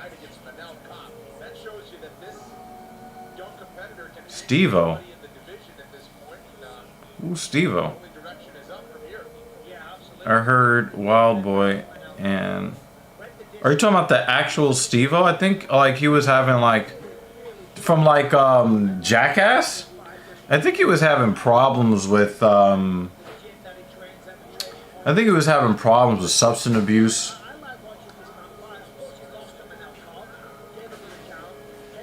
Yeah.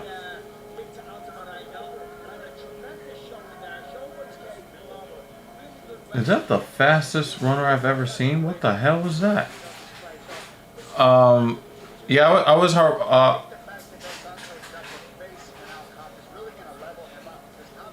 yeah, I was hearing that like he was trying to recover from substance abuse issues. Fraley is fast as hell.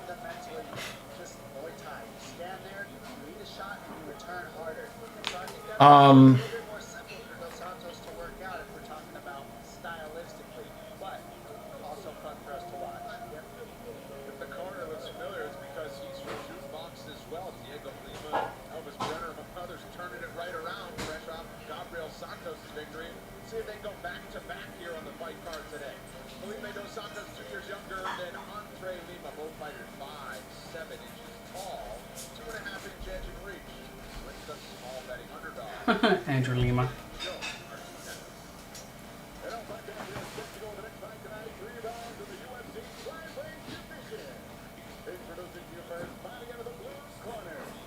This sucks. I'm trying to get this thing to go away. The top part right here to go away, so that I can actually see the top of the screen. And if you just click close, the whole thing will close. yeah. Oh, okay, there it is. Kratos! It's the best comment on history. Look at me, look at me. Thank you for 5 months as part of the TSP crew. Minmo said he's been off drugs for years now. Bam just recently got... Yeah, Bam Margera, I think his name is. Yeah, I've been hearing about, you know, his struggles. I mean, the thing is, you got to be on drugs to do that wild shit that they was doing. Especially the really super painful stuff, and then come back and do that shit again. I thought Steve, like you guys mentioned Steve, I think he was off for a while already. Because he was featured in something. And you didn't hear anything about any of the other guys. Yeah. Also, the ringleader guy, he kind of cleaned his life up too. Yeah. I mean, we never... You know, the thing is, those guys really dehumanized themselves. Mm-hmm. It was really, you know, back in the days, you didn't even really look at them as, like, people. And that's... And the thing is, I think Steve-O was or the other guy, was talking about, you know, people still want them to, like, do, like, crazy stunts and painful stuff and stuff like that. And it's like, those guys are older. They're actually real human beings. Mm-hmm. Even though they don't really act like it. Oh, yeah, that you were dead, so you didn't see that in the stream earlier. Congratulations! I was knocked out earlier. I think I took a 2-hour nap today.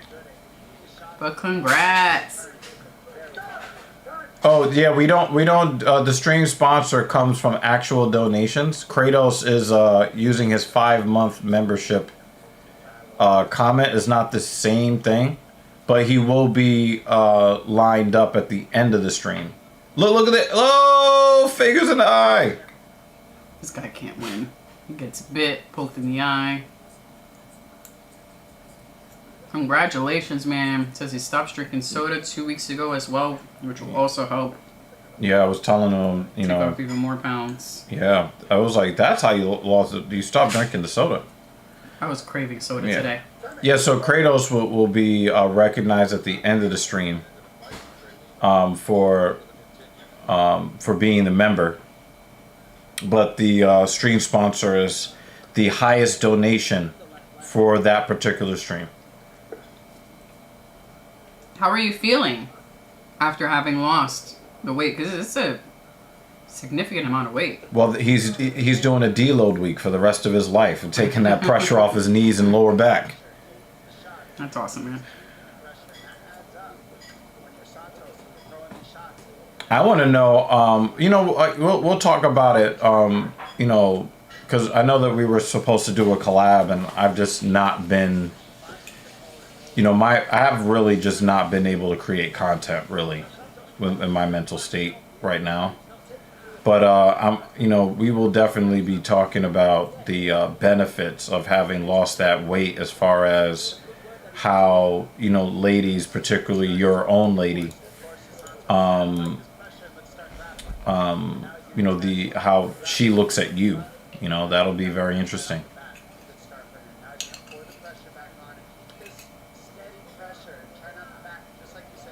Oh, the look at me. Now remember what it reminds me of. I'm the president's daughter. Yeah.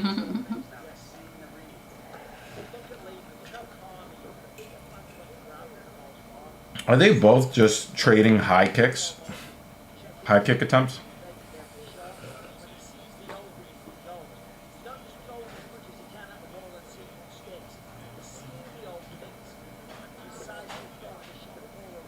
That oblique kick to the knee, I really, really don't like it.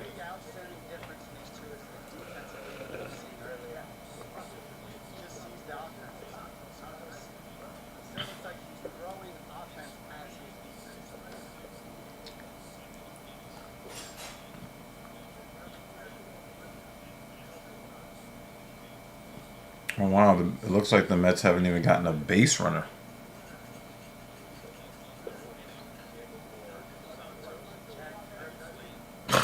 I can't even say that shit with a straight face.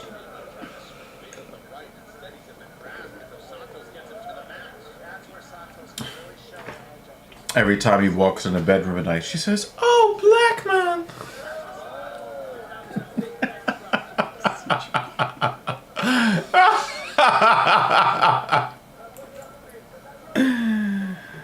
Oh man. If you ever did that, I would just fall to the ground laughing.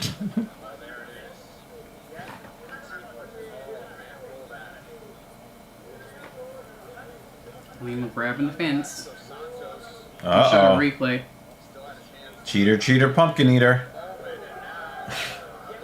Oh. And he lost the position.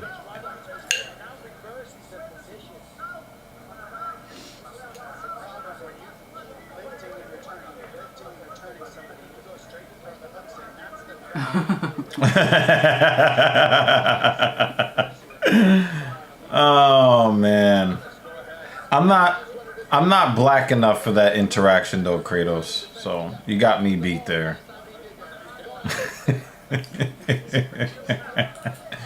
Oh man.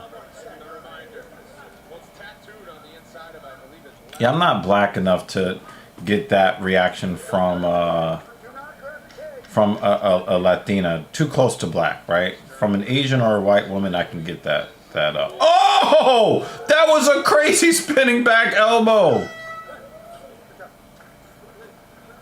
He ate that shit. Popped up.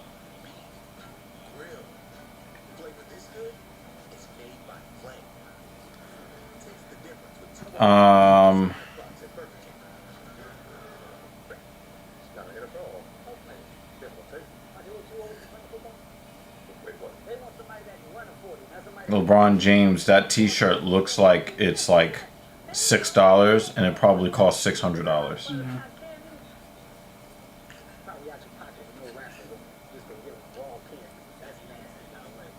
If you tanned, you're not black enough. Hey man, that is what making the walk. First of all, we're tired of her invading the personal space of grown men in public. Mm-hmm. So we're happy that she lost. I think that she had a slight... I can't stand her, but I have to be... There was a finger or two maybe in the glove for maybe like a second or two. But in the transition to the armbar, it looked more like she was grabbing the wrist where the glove meets the wrist, more than she like had her hands in the glove. Yeah, it wasn't like, it was like a finger or two kind of like in that area. And then she repositioned her hand and it was fine. And when she repositioned everything when she repositioned herself for that armbar. And the armbar was obviously very clean, and the elbow got extended. And, you know, married men who go into the cage to just have an interview probably felt a lot better about, you know, not being, you know, having somebody jump into their arms without consent. Whereas you're watching Lima come with a more fundamental approach to Muay Thai. Yeah, and more of a It might be time for Chris to take a point. He grabbed the fence again? He was grabbing the top.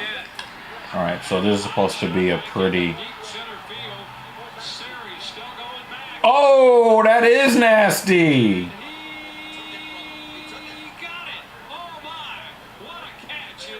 He mad!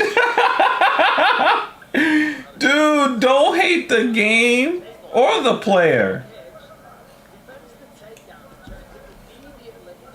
Will there be another tit KO tonight? I just don't. I mean, is the chick that did the titty punching the last time, is she on the card? No, I don't remember. Because it should, you know, areolas do kind of look like bullseyes, don't they? Listen, these are sensitive. Bing, bing, bing.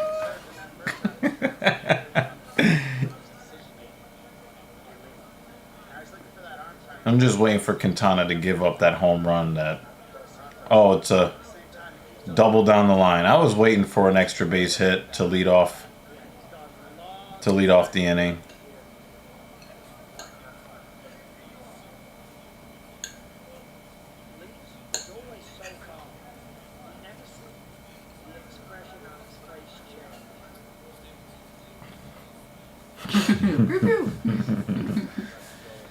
Bing, bing, bing. Titty punching. Making the walk says totally agreed. Didn't have to deal with that jump in your arms thing. I couldn't be the interviewer. My wife would have said, you better not catch that bitch if she would. It's one of those, you just, right at the perfect moment, you take a step back so that when she jumps, she just falls. Well, I think she would be more accepting of it if the chick that would try that shit was actually physically attractive. depends on who it is. No. Maybe I would assist and catch her. She's reaching out to support the buns. Buns need support. Buns matter. However, her buns do not. And she can fall on them. I was about to say something, but every which way I could have said it would get us canceled. Let's keep our channel. Oh my god, I'm going to hell.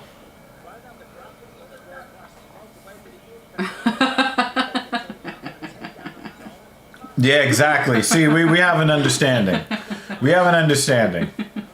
Oh, by the way, we went to AAA for the first time yesterday, and the morbid ass conversation we had, people were looking at us like we were fucking crazy. Oh man. I forgot what it was about, but that shit It was about funny as walking hell. into the light. It was about that. So we went to AAA because we wanted to get our international driving permits, the IDP, so that we could drive when we get to Germany. And we had to take our photos, do our photos for the thing. And it's like a giant light. So either you said it, or I think it was you who said it. You were like, don't walk into the light or something like that. And I was like, well, you should join me. No, I was like, it's okay to walk into the light there because you're not going into major surgery.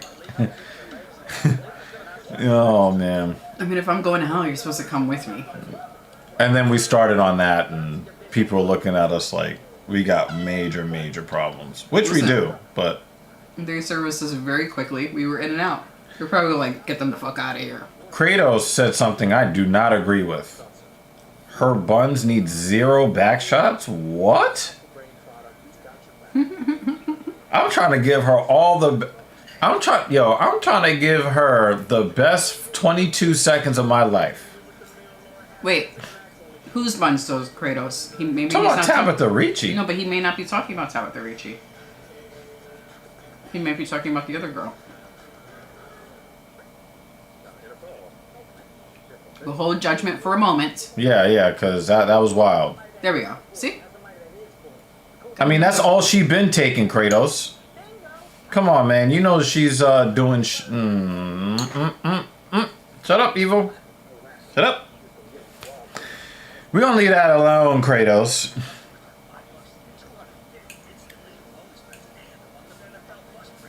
But Amorim, she nice body. And even nicer because she put the arm bar on that annoying chick.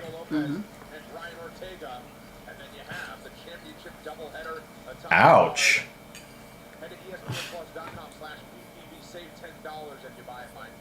It looked like he just got his kick checked.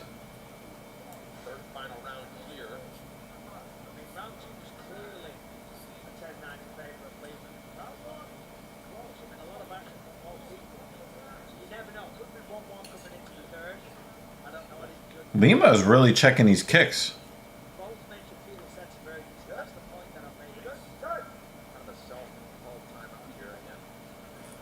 Like, you're not using my fucking shirt. Fuck out of here. He's like, give me your shirt, man. This is a funny ass fight card, yo. He's like, just give me your shirt. Ricci honestly can take back shots from me and my fiance armed with a Oh! Oh! Oh! Oh, man. What the fuck was that? Wild pitch. Runner advances to third with less than 2 outs. Now a fly ball can score the runner. He needs a strikeout here badly. Making the walk MMA, man. Was you expecting that comment? Like I wasn't expecting it. That's why I read it until I was like, oh shit, I can't. Well, there are certain things we can't say out loud, so our gang says it for us. Or types it for us. Damn. Look at the community we have. It's kind of wild. Check the runner. Wow. What does this say about us?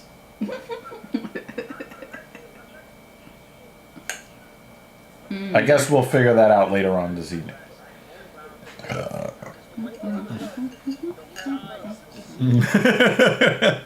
Yeah, we're gonna watch Monsters Inc. Okay, guys? They don't believe me. You know, I'm not watching that shit. Unfucking believable. By the way, I did make a Monsters Inc. reference earlier this year. Did you? This week. I forgot what I was. Earlier this week is also technically earlier this year. Something like that.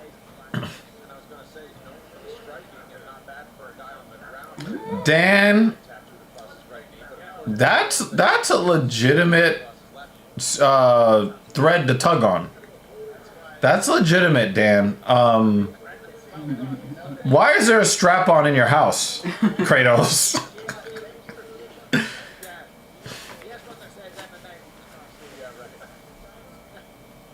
Of all the toys that we have,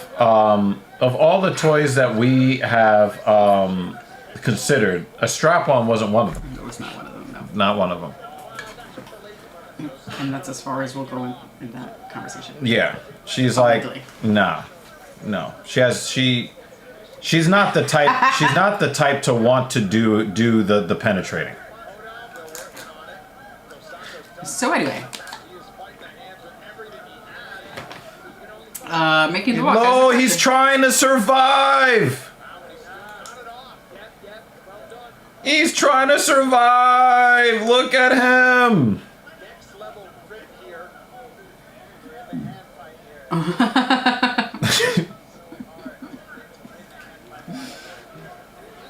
It sounds like a men's emasculation day. That's what it sounds like, Kratos. Hey Kratos, I hope that your booty hole ain't a crater. Sounds like he was watching Deadpool What do you recently. guys think about the UFC Sphere fight card? Curious what y'all think. I'm gonna let her talk because she gave some of her opinions earlier when I wasn't here. We were talking about a couple of things related to the Sphere. One, where I was trying to find an article that happened to be on my feed. I can't find it now. Where they were talking about different videos that they were planning on showing in between fights, which just sounded to me like fancy ass fight packs that I don't want to see. I just want to see people get fucked up. And that caused me to rage a little bit. And then I found another article talking about the poor ticket sales for the Sphere, which I thought was hilarious because they're charging way too much money. And they did not sell as many tickets as they expected. I think they still have around Like 1,000, more than 1,000. over 1,000 seats still available. And Dana White is still expecting it to sell out by the time fight night comes, which is a week away. No. And even the discounted prices are still They're like, nah, we good. crazy. So I was saying whoever purchased the tickets to see the fights, that's a them problem. And they willingly chose to pay that amount of money. I think the Sphere looks cool. Like I like that sort Yeah. of thing, almost It like looks a very planetarium. cool. Right, it looks cool from the outside. But also having that really big screen because they have that at the And- Museum of Natural History. Right. So from, but I'm not going to pay that much money to go see it. I think the concept is very cool, but I think they're charging way too much money. And I think it was David Banner. And it's who made just the a point- fight card. It's not like they got like all the UFC legends on the fight card. Well, you know? that's kind of the point that David Banner was making. You're charging that amount of money and making it so big for these Some fighters. elaborate production shit that Like real fight fans don't really care about. to be honest. O'Malley and, Valentina. Like, They're gonna make the colors on those walls go crazy when he comes out. That's Yeah. gonna probably look really cool. I mean, that's going to look cool. And while we like these fighters, and I'm excited to watch it's them not fight, worth $12,000. No, I don't think they're worth the price tag. But again, whoever purchased tickets, that's a them problem. They chose to spend that amount of money.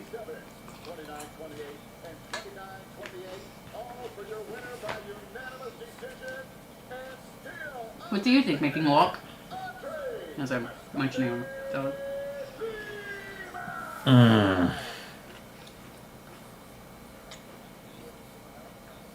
here with the winner, Andre Lima. Andre, a very composed performance.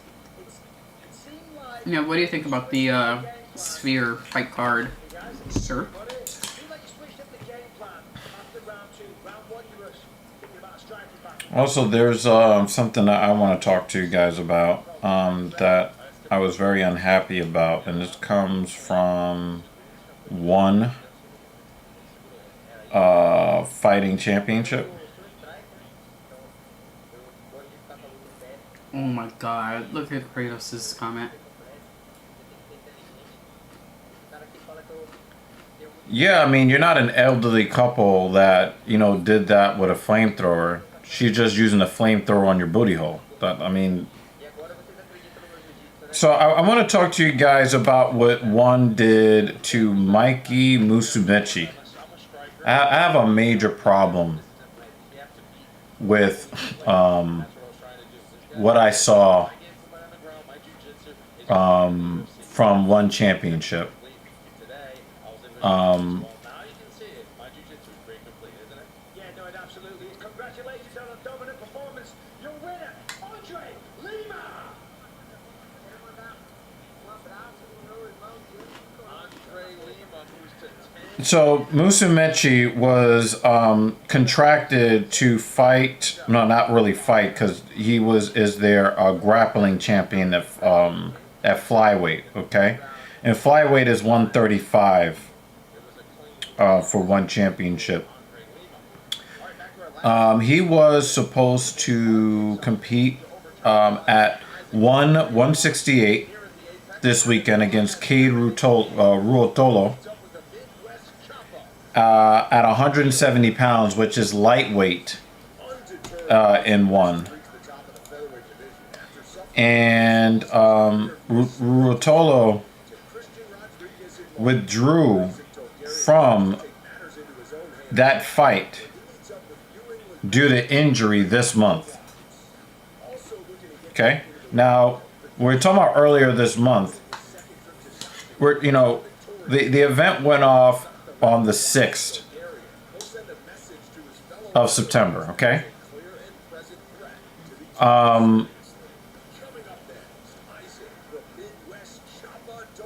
So they booked him to have a match against Bebeto Oliveira to challenge Musumeci for his flyweight title. That left him with just 5 days to cut down to 135 pounds from 170 pounds. And then when he did not make that weight, they stripped him of his title. Mm-hmm. You gave this guy 5 days. Do you want him to die? And do you know he made it down to 136 pounds? He made it down to 136 pounds. That's awful. So he missed weight and was stripped of his title, and you gave him 5 days to make that weight. And one of the things that I didn't think about, because I did not know that One Fighting Championship has really been messing things up real bad financially. Mm-hmm. And I didn't know that they were in a bad... there are rumors that they have basically benched half their roster because then they don't have to pay them to fight. Wow. DJ, Mighty Mouse, Demetrius Johnson just announced his retirement, had not defended his title in over a year, and nobody was lined up. And I don't think they were looking to line anybody up for that because they don't want to pay. They don't want to pay. And so to get rid of a long-time champion in one of your grappling divisions, when you get a new champion, they're probably not going to have the same contract terms as Musumeci. And I just think that's really fucked up. I think that's really, really fucked up to ask a fighter to drop 35 pounds in 5 days to defend a title. I mean, how do you even lose that much weight in such a short amount of time? What is that, all water? It's a lot of dangerous things to do. Yeah. I mean, shit, if I'm just slightly dehydrated, I can't even walk up a fucking hill. Yeah. I can't imagine losing that much water and having to perform, a high energy activity like that. Corey Braderman of SB Nation said, from 170 to 135 is insanity. 3 weight classes. Because that's what that is.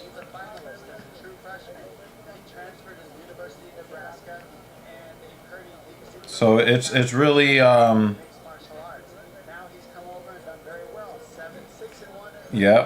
it's just really, really nasty.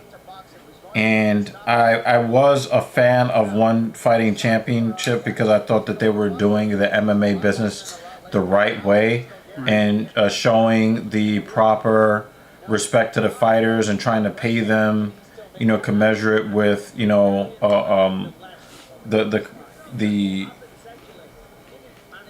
being a Singapore-based promotion. Mm-hmm. Well, not anymore. If they were, they're not doing that anymore. So this one comment on this article really kind of opened my eyes, right? This one commenter, because this is one of the things I really wanted to kind of put out there. He says, this is in Denver, not overseas.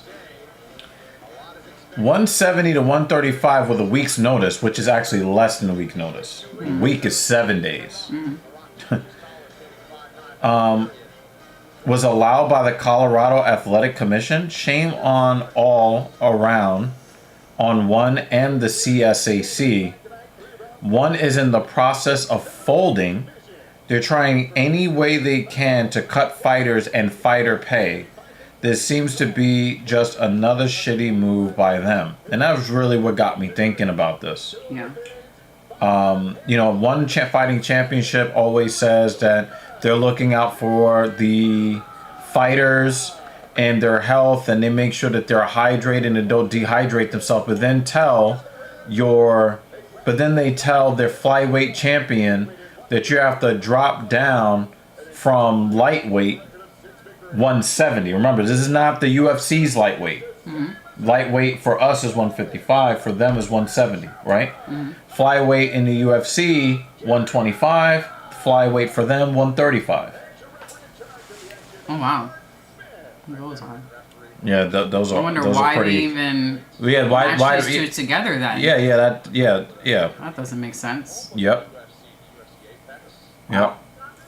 So, I do, you know, they always trying to talk about how the organization is for safe, you know, weight and the safety of the fighters, but then tell your champion he has to drop 35 pounds in 5 days. That's crazy.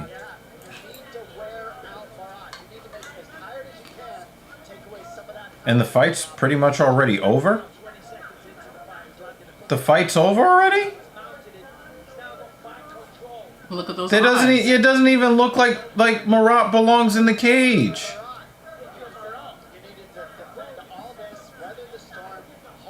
I wonder if he was a last minute replacement, Marat. Maybe he's like one of the janitors or one of the ushers or the Like that's the only thing I could think of that might justify This dude looks matchup, like a is that white he belt. He stepped in because of the prior opponent, but I don't know that for sure. Have we ever seen somebody start the fight and then go in the full mount? It happens. It is rare, and then we always still have the same exact conversation of Why? was this put together? Like match me? Like Yeah. the commission. I don't even feel like covering this fight, to be honest with you. This is stupidity. This is absolute stupidity. Agreed, making the walk. Wow. Yeah, my wish as a terminal, you know, illness, you know, a sufferer, is to get beat up in the cage. What? Why are they trying to analyze this fight?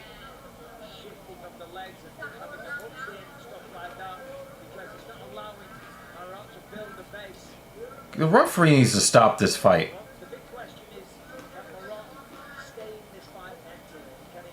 There it is. Let the fight end.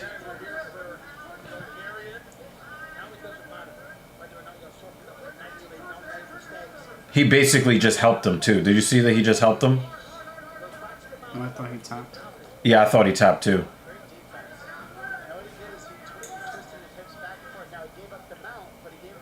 This is bad. It was like when Shevchenko fought that one chick, Priscilla Cachoeira, and that was her first fight in the UFC, and she's fighting Valentina. Like,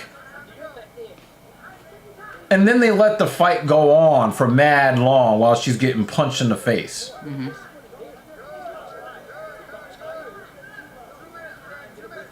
That was a polite tap, but he took it back. He said, my bad, yo. I think Dolgarian was offended that the dude tried to elbow him from the bottom.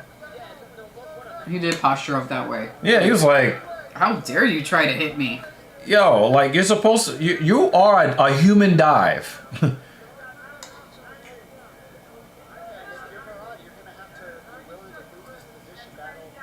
Who is this Marat guy?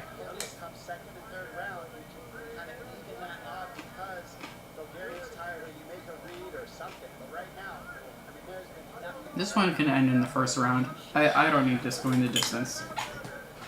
Put on the fight packs. Put this guy out of his misery. Just over a minute. He's still a big if he gets out of the round. But if he does, you know, I think he'll get out. I don't take the fight packs. Put him out of his misery. Is definitely trying to figure out how to circle that. Damn shit, where's the blood? Well, as pale as this guy is, I suspect there will be some.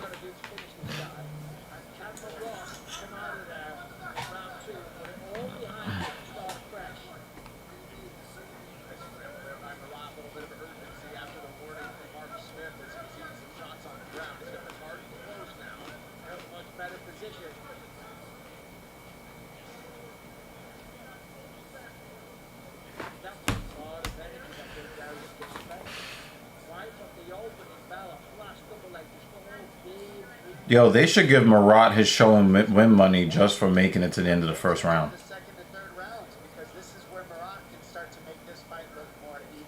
We'll find out if he's got it in him. Yep, we'll start round 2 on the feet after this.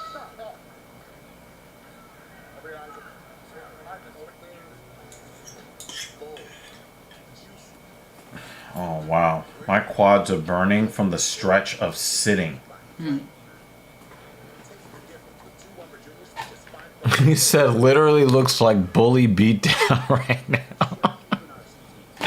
Yo, we need to have you and Tap in the stream at the same time. Tap never likes to show up, or maybe he lurks. he ninja watches. You need to watch this. But both of y'all together, sorry, I did very, very heavy leg shit today. Holy crap. Ooh, I had to extend my legs for a second. Ooh. Oh. Just the passive knee flexion is just kind of like killing my quad, yo. Oh, man.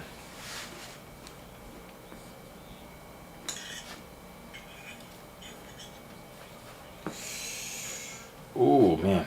Oh, do I have a sip of this left? I'm curious how much Marat is getting paid. Whatever it is, probably too much. No, not enough. To get beat the fuck up?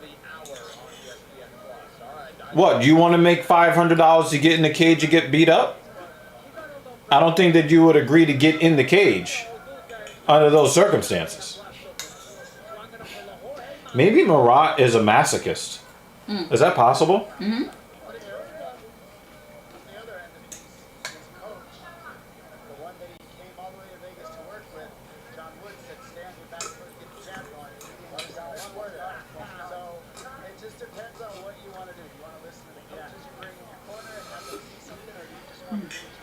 Do you like it to hurt a little bit?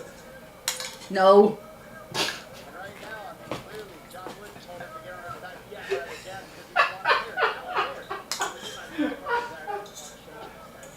Goodness gracious. Can't take it nowhere. I'm just trying to finish my dinner. Well, actually, it's more like lunchish. Mm-hmm. Oh, I think we got blood. It's Pale Boy, right? No, actually. It looks like it's coming from Bulgarian. Get the fuck out of here.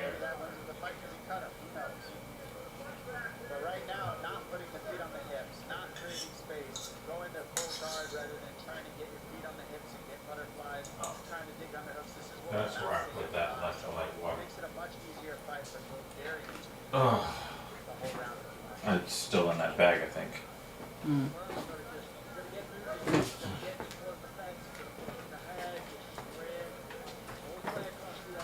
Yep, it is.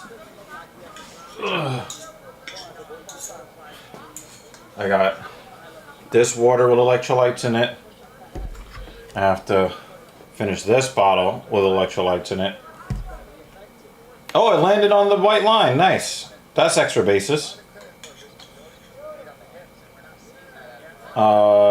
And then I've got water with no electrolytes in it. I'm going to sit here and drink this shit because wives all around the nation have made a call for their husbands to be better hydrated. Oh shit, I just realized I didn't take my vitamins.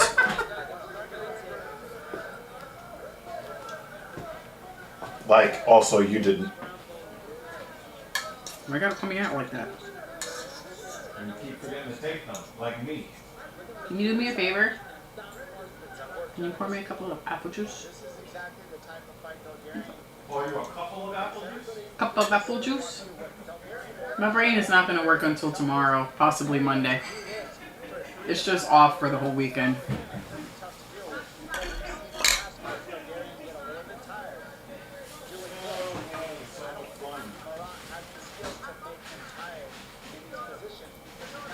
The fact that Bulgarian has not finished this fight already, I'm very, very disappointed. It makes him look like a bad yeah, it makes that Remember? makes the whole thing worse. He should have finished it by now, if the odds were, you know, are what they are. Dominance of him just slamming the guy to start the round. Yeah. It was kind of like when Mickey Gall fought Phil Brooks, right? Like he dispatched him quickly, relatively quickly. This should have been over by It now. should have been over by now.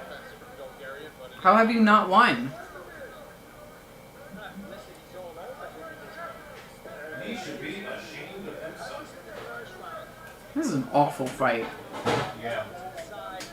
It actually turned out worse because I thought it would be like a minute done. Yeah, that's what I was expecting. I was expecting it to be done within the first round. Within the first minute of the first round. Yeah. First minute or two. Yeah. It was some bullshit. Like I said, alright, now he finally finished him. Finish it. And he's celebrating like he did something spectacular. He didn't. Get the fuck out of here. Should have finished that shit first round. That is 3 career wins by submission for Isaac Dolgarian. The older woman who checks the cuts and, you know, wipes them out. The color of her dress is very pretty. I mean, not as blood on it. It's a nice, like, fuchsia color. It's a cute color dress. Normally she's just dressed, you know, kind of in a way where you don't notice her.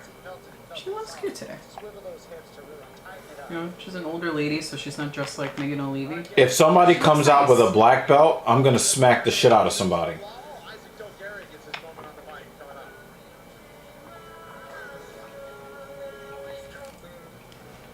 Yeah, that dude definitely looked white in more ways than one. Breed. That is the greenest white man I've ever seen in my life.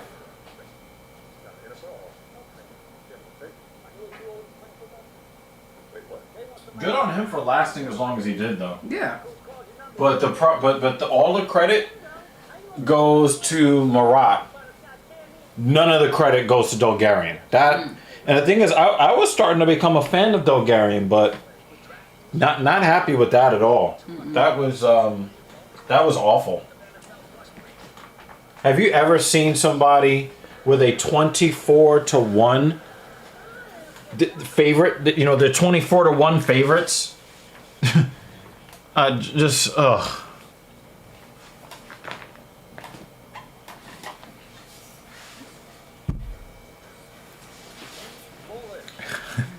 Making a walk said he's fighting like a pacifist. Rock at UFC, built for explosive movement and dynamic workouts. Project Rock is the official footwear of UFC. Shop now at UFCstore.com. Here's Joe. Well, McKinney is a good fighter though. He's just inconsistent. Damn it! How do you get a cut on your eyebrow from this? The Midwest Chopper, Isaac Dolgarian. I'm here with the winner, Isaac Dolgarian. Congratulations. You wasted no time. As soon as that fight started, You wasted all the time. so you know how it is, man. First thing, I just want to dedicate this fight to my daughter, man. I had her after my last fight versus I don't know why India tried to sell that pictures off the inside corner, shout out to my daughter, but do anything you want. that was dumb as shit. So shout out to her. Did we change the title? Said you wasted no time. Because I woke up and saw the title. I was Yeah. like, Oh. Seemed like you invested to take home that submission. Yeah, No, good catch. And then I had that mini rant about just Just so Yo, you fucking were dumb. ranty. I was just like, okay, maybe we need to shut off the stream and work some stuff out behind closed Listen, I had doors. just woken up. I was still cranky post nap, and I was hungry, and I had a cup of coffee in front of me that I had not sipped yet, and I had a pretty shitty running day. Just cranky all around. Yeah, I see the resemblance to making the walk MMA. Notice how I still say his whole name. Mm-hmm.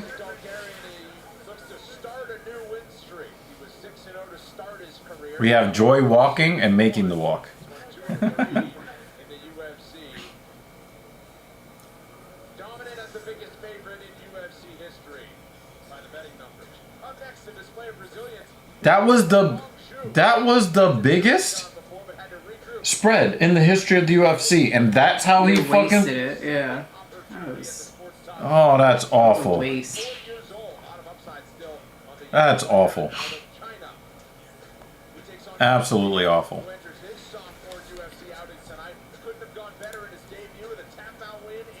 If you're gonna make such a bad matchup, we need to get like a Dan Jensen satisfying obliteration. Or one of those like cinematic style underdog wins for the ages. It's got to be one of those two. It can't be that. Yeah.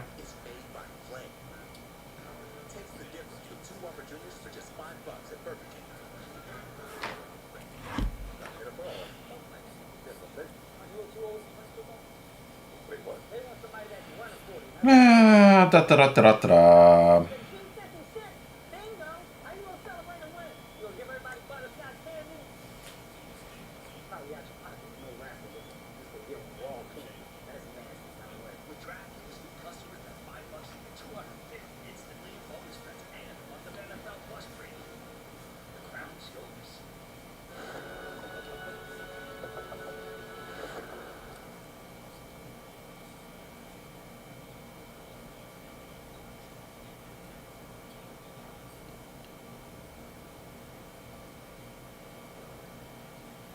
Yay, you made it home. All right, Midmo. But it's a good thing you missed that last fight because it was awful. Yeah, that shit was all. That was bad. Round, and the action is hot and heavy inside the UFC Apex. Time for the featured prelim now. You're watching the prelims for UFC Fight Night.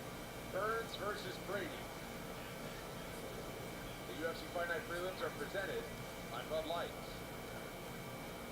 All right, our featured prelim goes down between a couple of fight finishing lightweights. Chris Padilla impressed in his UFC debut with a finish of a hot prospect, and now with a full training camp, the state is set for a breakout performance against the returning Chinese standout, Rong Shu. We should actually have Donald Trump announce Wrong Zoo's name. Wrong. That would be fucking funny.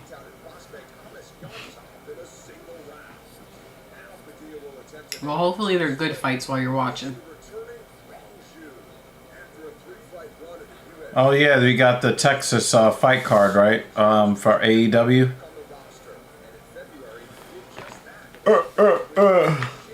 I'm pretty sure you guys will be doing some sort of streaming companion or some shit. I don't know. Are you doing a watch party?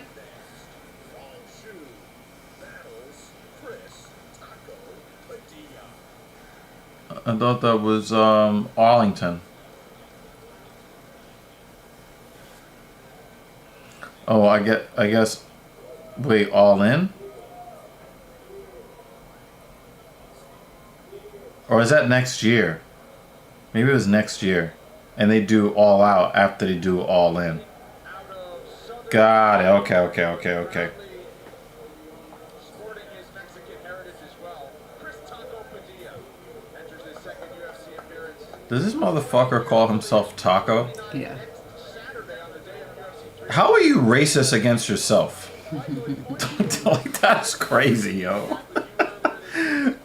That's crazy. In April, and you kind of Herb Dean. I did have to mute it earlier. Oh, we got the guy with the bad voice. Guy with the bad voice. Sorry, J.O. No. As Dan reminded me, he is out with family. We'll see him next week. Yeah.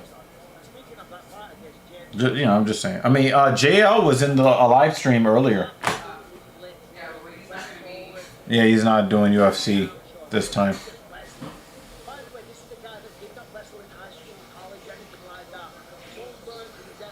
Yo, his barber did him, you know, respectfully, man. The lines are good. Good hairline. You know, whoever braided up his hair, that's what's up. Like, they didn't mess him up. But that's a racist ass nickname he chose. He might also be the blackest Mexican I've ever seen in my life. Hmm?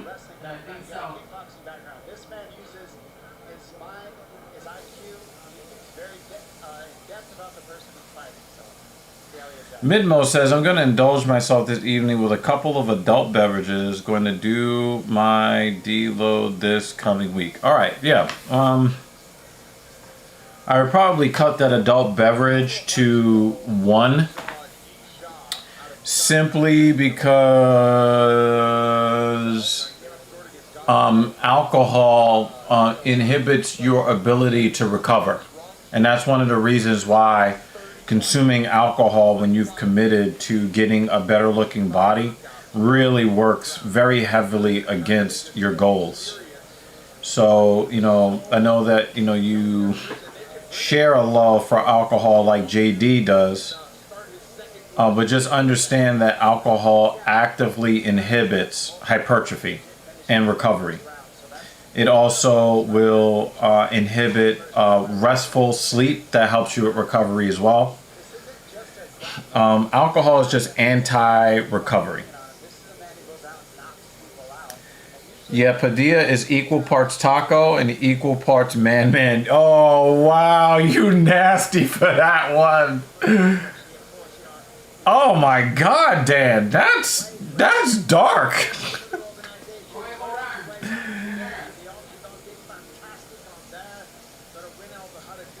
And Bader leaves the ballpark. Bader. Did he just go Oppo?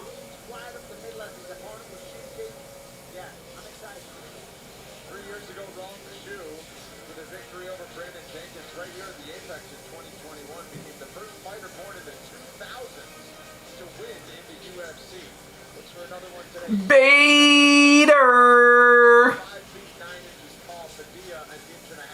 Solo shot to the opposite field.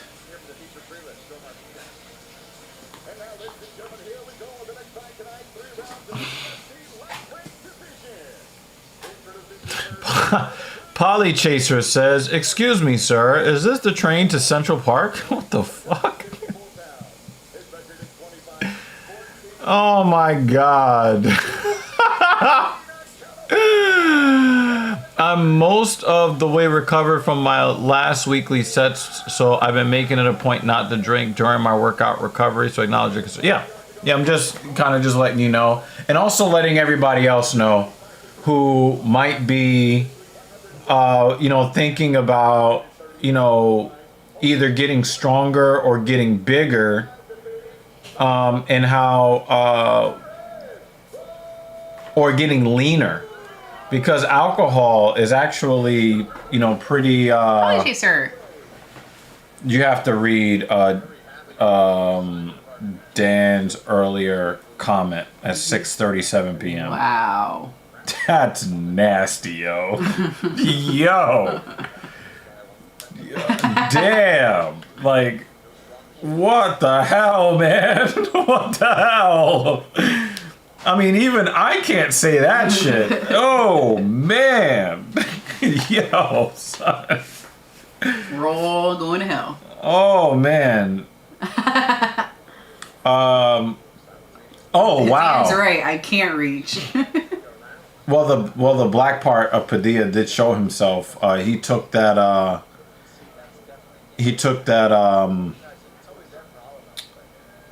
That calf kick. Yeah, he went oppo. If you got power like that to the opposite field, how do you only have 11 home runs for the season?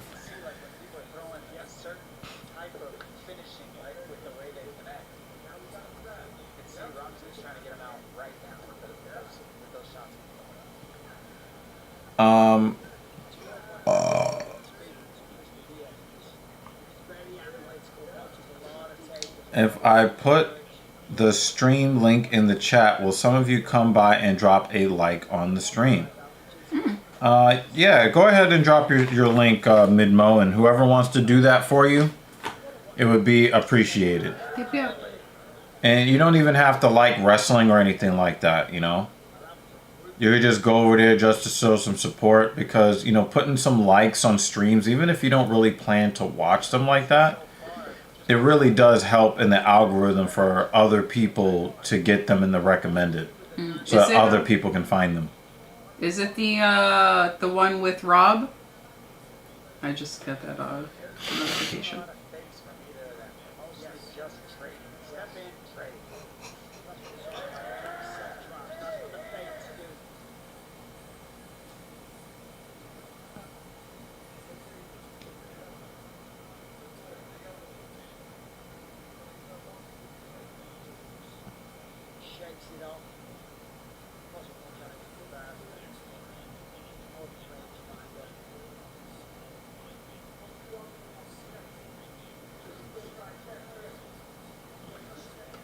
Ooh, that was a dangerous high kick from wrong. Yeah, I just got the notification that he's on, or you know, doing this intro thing. Doesn't Wrong look like half Asian, half white? Kinda. He has more European features than most Chinese. Yeah. Obviously, China borders all of Europe, so wouldn't be surprised if, you know, ethnically he's got some, you know, Kazakhstan or some, you know, some mixing, you know.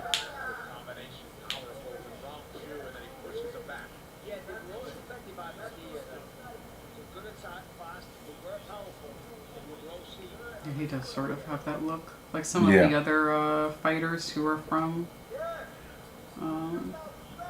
or I think are actually from Kazakhstan, but they look more Asian. Oh, nice counter.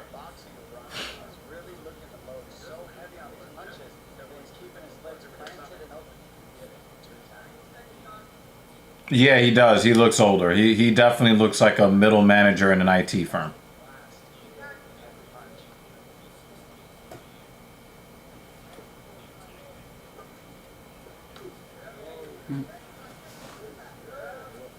Maul hit the next batter. It looked like he just grazed Nima. Oh, by the way, Jeff McNeil out for the rest of the year. Oh, from the wrist injury? Is it broken? Yeah. Damn. And it didn't look like it, because it looked like it hit him right on the protective padding that was meant to protect that. And that pitch broke his wrist. Wow. He's out for the rest of the year.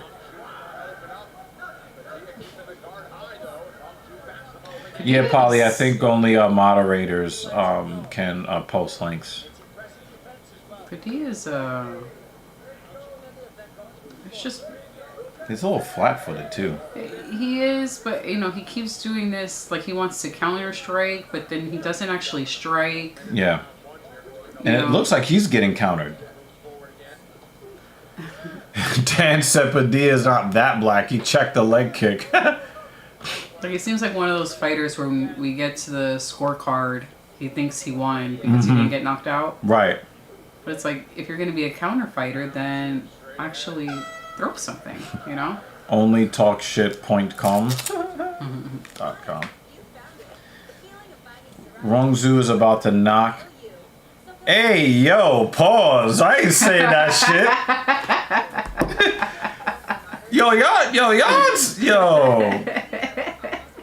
I wonder if he was chuckling while he typed it, like, hey, let's see if he says this.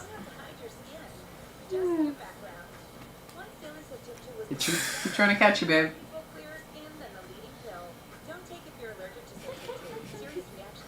Keeping you on the toes. Oh, man. Ow, my taco.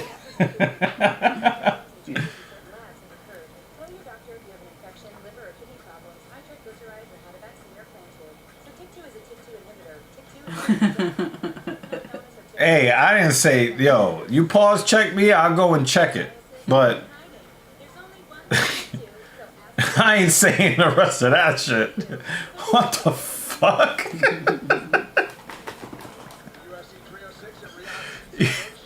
Let's just say Wrong Zoo is going to get a nice outcome if Padilla keeps moving backwards. Oh, God.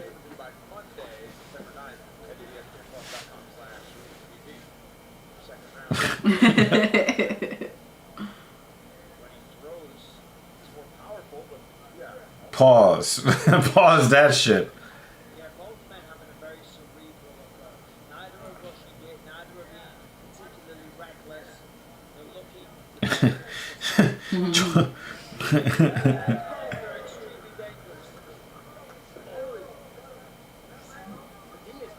Hey, Midmo. Yeah.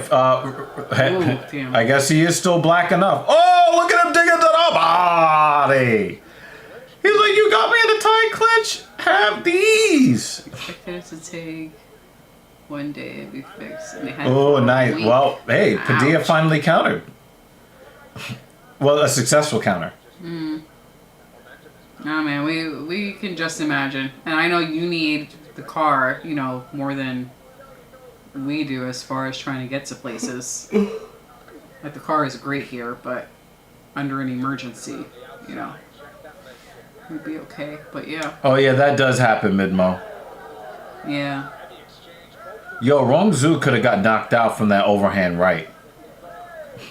Oh, wow. He just caught Padilla. He was like, oh, shit. Where's this shit coming? Where are these strikes coming from? That was funny as hell.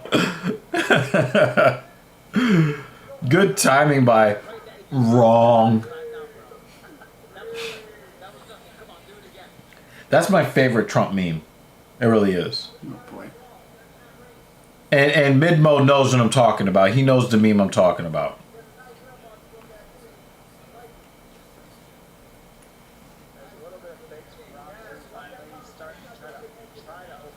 I think he said he had a clutch issue.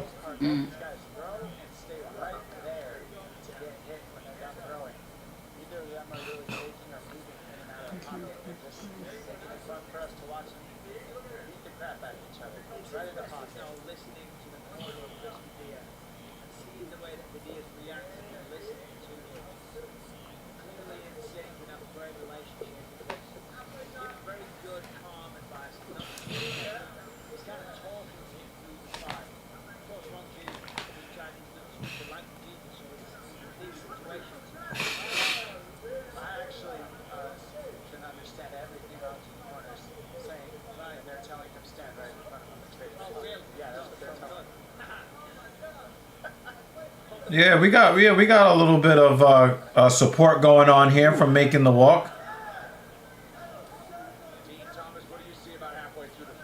Damn, pop up on the infield is not what you need when you have runners on first and second and nobody out. I'm just saying.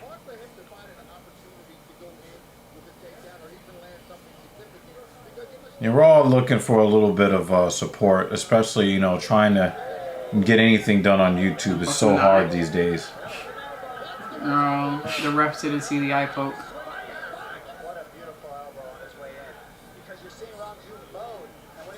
Ryan Fry says, hear me now, TSP people. I will challenge Mr.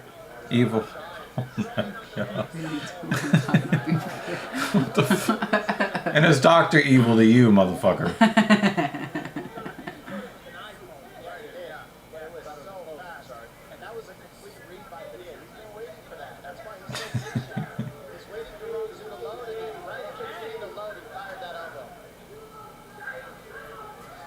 What happened? happened to his eye? His eye blew up. Yeah, real fast. And what? But was it from the eye? Was it from an eye poke though? I don't know. And the ref was standing on the other side, so if it He was couldn't an see eye it. poke, yeah, he didn't see.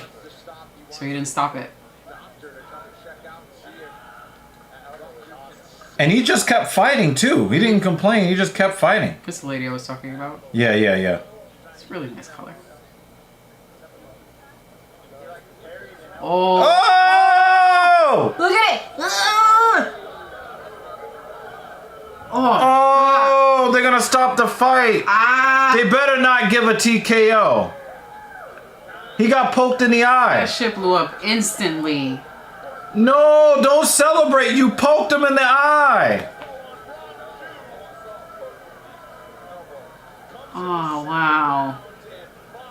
Are they saying that it came from an elbow?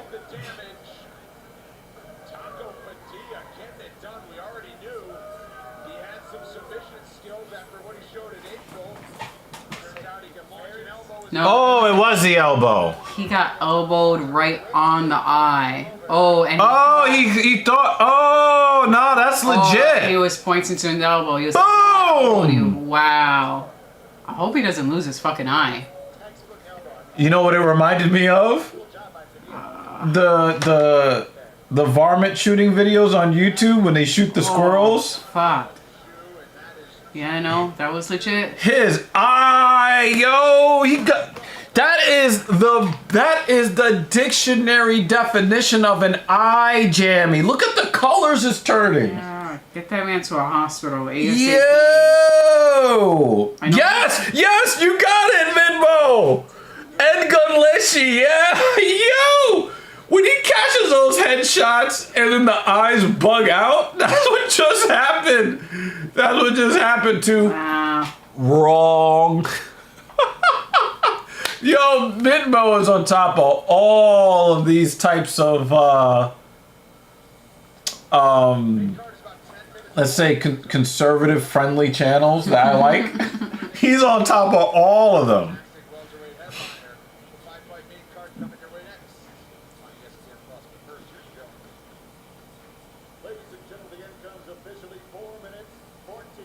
That eye jammy is crazy, yo. Oh. Get him to the hospital. Yo, that's crazy. Like, do you really want to see squirrels get shot in the face? I'll send you the link, but I don't know. Look at the screen. Walk us through this. Just bang, bang, bang. Pull the right hand. We know that was his weapon, and then split him. That's exactly what my coach called it. Split this man. What made this even more impressive is the first time we saw you went out there, used your wrestling, got a first round stoppage. This time, it was all on the feet, very clinical, and then when the end came, the elbow came. Let me see. Yeah, that's the thing I'm the best mixed martial artist in the world. I think I play the game the best. Whether it's on the ground, on the feet, footwork, defense, I do this. He's not an easy man to beat. We haven't got a mark on you. When can we see you back in here again? I got a little call out. I know his teammate just beat Gabriel Benitez. I believe it's Maharate. I can't really say, but we can Mashate. This is for Polly Chaser. shout out to my family. Shout out to my auntie. She said to say something. Thank you, Auntie Nancy. Appreciate you, fam. Gardena, we on the map. Let's go. Congratulations. Yeah, back to jail now, Padilla. Oh man, that's racist as hell. Jake Miller says early stoppage. Mrs. Evil wanted the hematoma to explain. Actually, I don't even know if that was a hematoma. I think that was just his fucking eyeball. I just don't want him to lose his eye. I think the only reason why we didn't see his eye pop out of his head is because he's Asian. Like just dangle out, you know. Almost Come like on, a you know teardrop. you want to see that. Yeah, You're a piece of shit. I know. But you love me. You're you're a piece of shit. I love it when you say these sweet things to me. You're so romantic. Oh man. Air Supra is the first ever dual action rescue inhaler that treats your asthma symptoms and helps prevent attacks. Air Supra is the only rescue FDA approved to debug. Air Supra is an as-needed rescue. Dan Jensen is enamored with you. Yo, I'll tell you, yo, there was 10 people in the stream before I showed up, and when I got in the chair and you got up, like 3 people left. Like We that. still got 8 viewers. Yeah, we're good. No, I'm talking about like in the transition between, you know, me joining the stream. Yeah. Welcome to the modern age of dual action asthma Listen, I Jake Miller says, "Ref asks Asian fighter, can you see?" Never. That's racist. Oh wow, Midmo, I had to turn it into politics. Good God. Oh my God. Boy. But seriously though, like the eye dangling out would be pretty funny. I was about to leave too when I realized you were not a lady. And the Girl showed up. Yeah. Oh, yeah. Did he just call him Padilla? He's so white. Why is he so white? That's how sharp the point of that elbow was.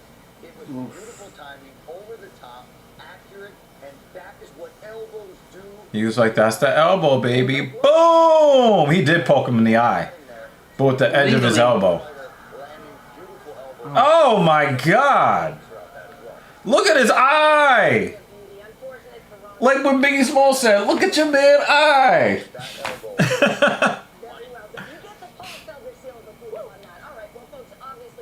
That was crazy, y'all.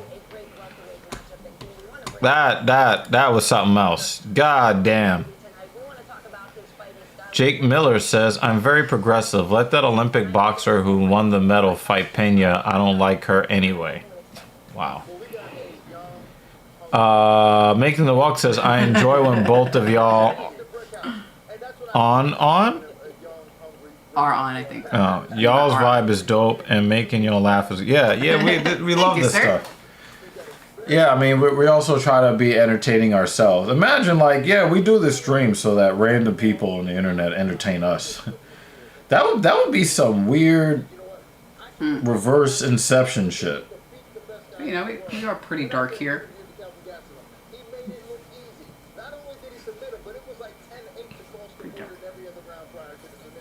Dangling eyeballs, toes falling off. And it's crazy because when Going hell in a when Bilal Muhammad fought Sean Brady and just decimated that man, it almost made him look like he didn't belong in the cage.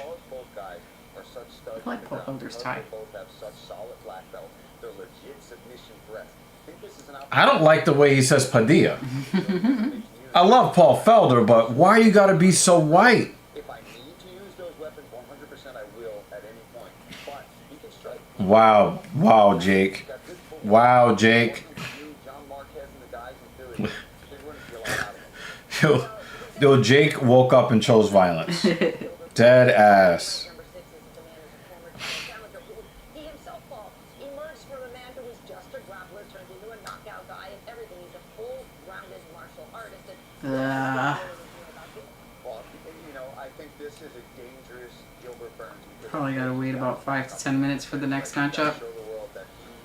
That dude caught the massive eye jammy. Did he just say this is a dangerous Gilbert Burns? I don't think so. When was the last time Gilbert Burns was dangerous? Well, when he fought Hamzat and he knocked him down 3 times, they didn't count any of the knockdowns, but Chimaev has been seen as like the boogeyman for a while, and he went toe to toe to toe to toe with him. I was very impressed by his performance. Well, see if he could repeat, because He approached that fight like it was for the belt. Take advantage of this one, especially if he has aspirations of becoming the champion. He's got to get through Sean Brady, and we know how dangerous he is. Complete skill set, power. He's got the ability to end the fight. But here's the question, team. You know, I can't even say it's just two grapplers, right? But where do you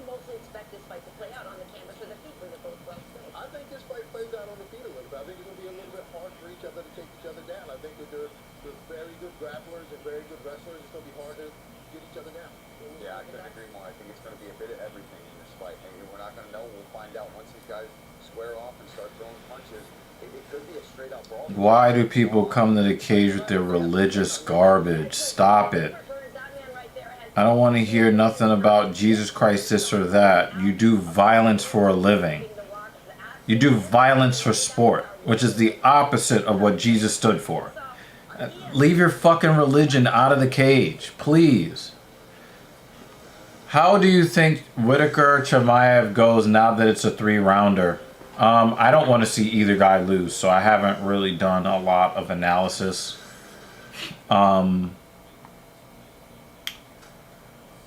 haven't really done a lot of analysis on that fight because I really don't want the fight to happen because one of those guys has to lose.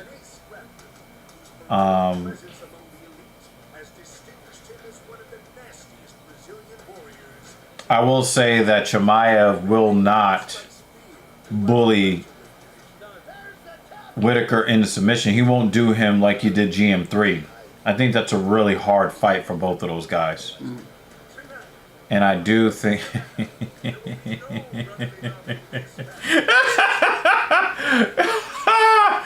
Oh, man. Yeah, I completely agree with you, Apollo Chaser, when it comes to that. I think it's a really difficult fight for both fighters. I think Chimaev will survive the damage better than Whitaker will. Whitaker has just taken too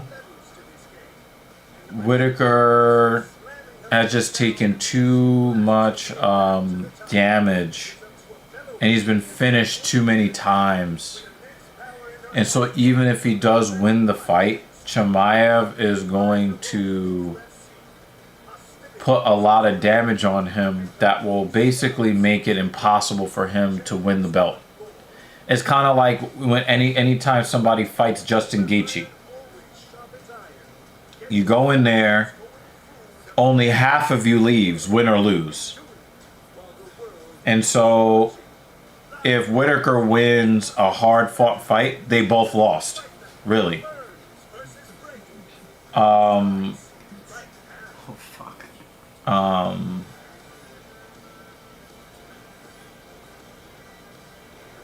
If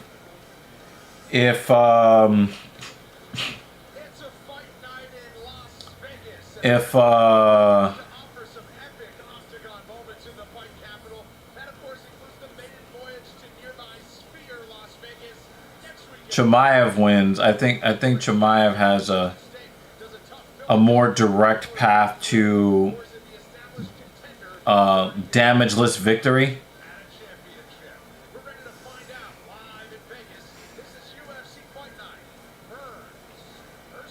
I also like Turtles, Volley Chaser. But I don't think that there is a path for Whitaker to get off his striking offense, avoid the grappling positions,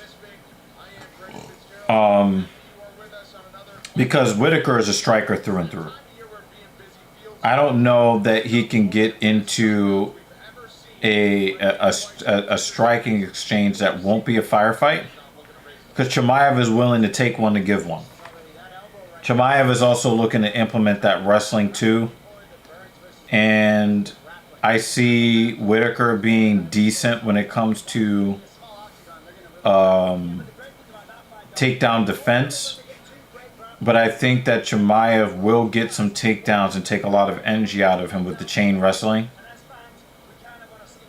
I just don't see where Whitaker, win or lose, leaves the cage in a physical condition that will see him as a realistic contender to get the middleweight belt back again. I just don't see it.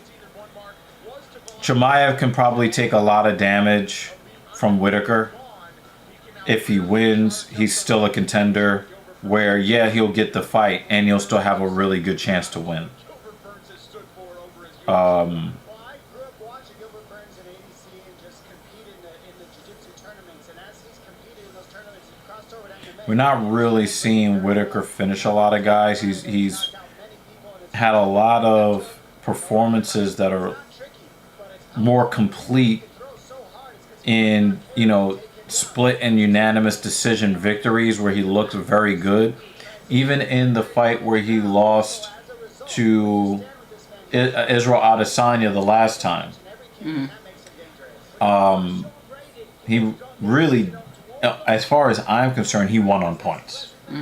I thought that Adesanya looked like the better fighter, but that Whitaker won 3 of the 5 rounds by the unified rules of MMA.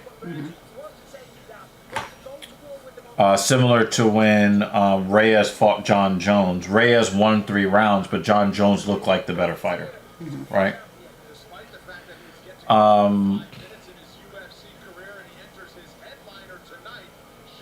It's just a fight that I wish wouldn't happen, but it has to happen, you know? Hey, yo, pause.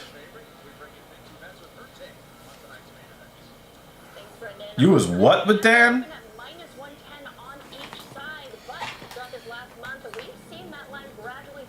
All right, now Midmo is talking about wrestlers that none of us know anything about. That's cool. Hooker versus Dustin Poirier.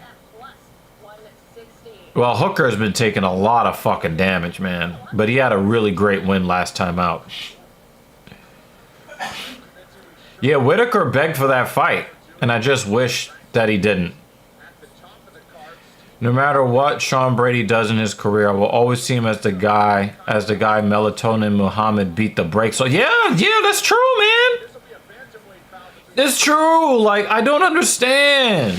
He was looking like a world beater, and then, and it wasn't like Muhammad like wrestle fucked him, right? It's not like he got wrestle fucked. He got beat the fuck up.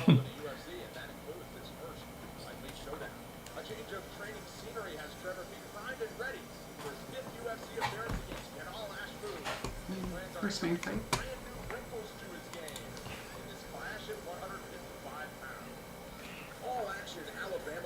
Oh, this guy. Hopefully he loses. Is he another one of these guys that talks religion and sucks on Trump's cock? I think he actually has he takes the book out with him too. Oh my God. He's one of the worst ones. Yeah, we need you now, Ask Moose to win. I don't want to hear about your fucking religion. Megan the Walk said, Bilal beat the dog shit out of Brady. Shocked the hell out of me. Yeah, man. Jake Miller says, Swerve put on his best match, though, which isn't surprising since Danielson can make everyone look great. I mean, we're talking.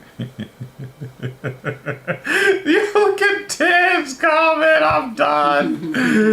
Oh my God. You're so dumb. You're so dumb.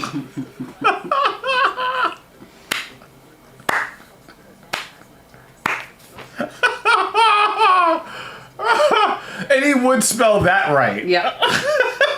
Yep. But, you know, oh my God. Is he wrong? What is wrong with you? What is wrong with y'all?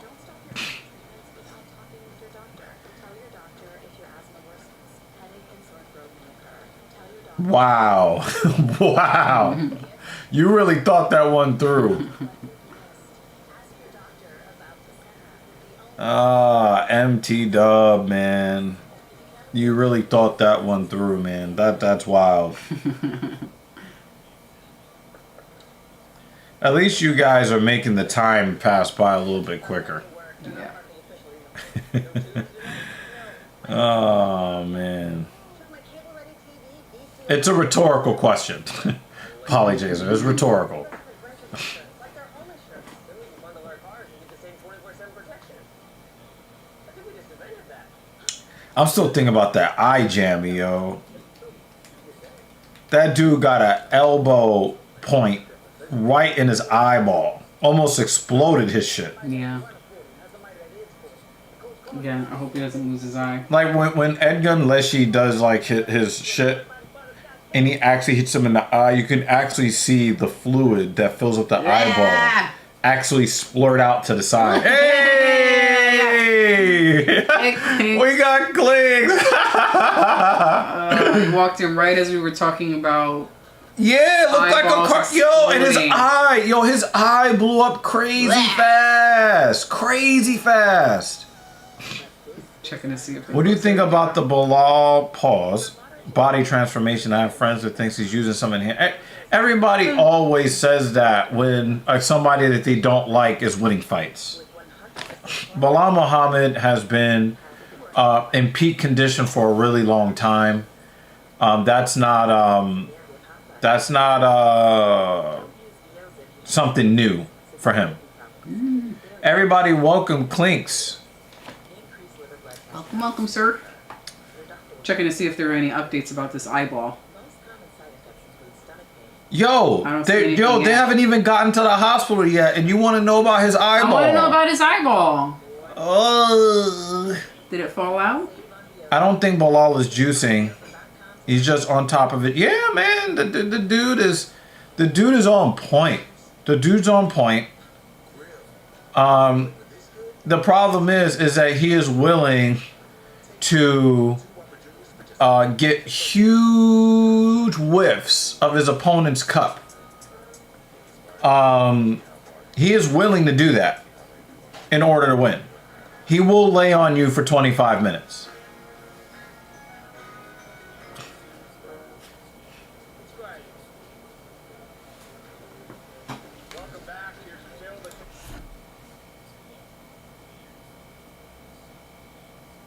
Yo, Dan, you're a hater, man. Mm-hmm.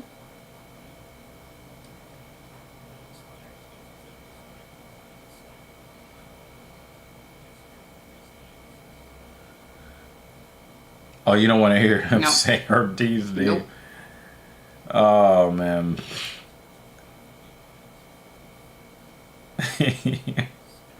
Nope. And guys, I'm not saying that I like Bilal Muhammad as the UFC champion. Boppity boopy. Boopity bop.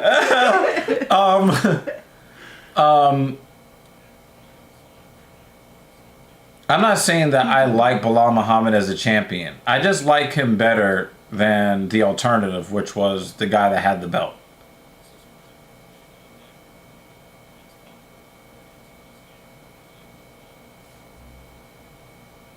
Bilal is like everyone else, using the drugs he is cleared to use. I don't think any top fighter is totally natural. Not all PEDs are banned and on the banned substance list. But, you know, they will. I just think that he's really, really disciplined. Remember, he refused to fight during Ramadan because he would not have been able to train. That's one of the ways that you could probably look at him and probably say, you know what? He's not juicing. Because if he would have fought during Ramadan and would have beat the shit out of somebody, then you can make the case that he was on the juice. But when he went through Ramadan, he was like, yo, I can't fight.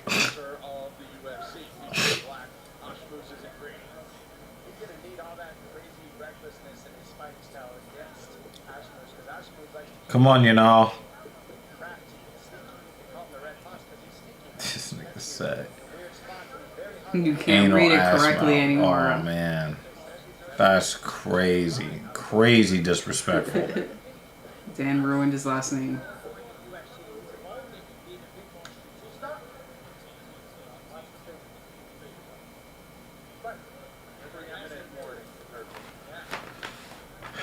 He already cheating because God told him to. Mm.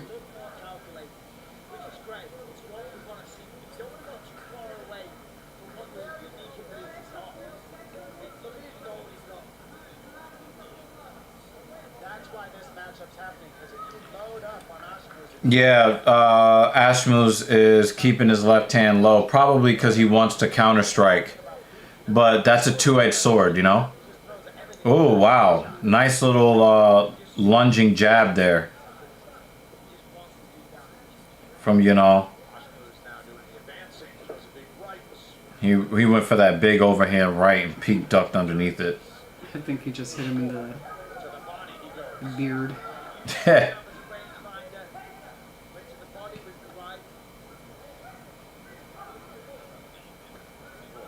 Peak looks like he used to smoke methamphetamine. He looks like he smoked crystal meth before. And if you have ever smoked meth in your life, you should never be able to talk about any religion in any context ever.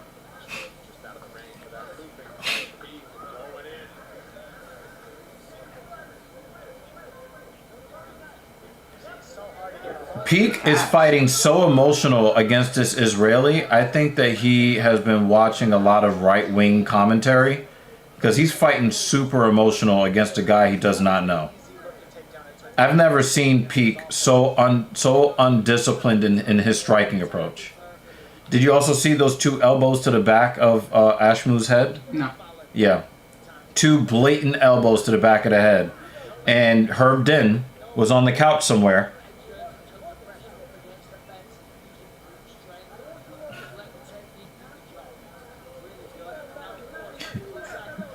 Making the walks at Peak would fix the hell out of a carburetor or steal that shit. Jake Miller says, I go back to the Chael approach when asked if he used PEDs. He said, of course, why take things that would hurt me? I just used one thing that was illegal in Vegas this time. I mean, Chael says a lot of weird shit, so I'm not even going to try to make sense of that shit. The issue right now is he's not underneath the arms of Ashmus. So he's right now, when you look at Ashmus, he's got the You're trying to corral him. but he doesn't want it because he'd rather just hold Pete down. So he just keeps Pete on his back. He needs to get his legs involved. Okay, he gave up the head and arm attempt there. On the floor, instead of trying to create space between Peak was trying to go for an Americana or a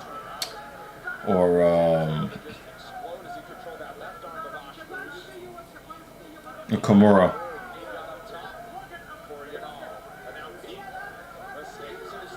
Nice left hand for Yanal.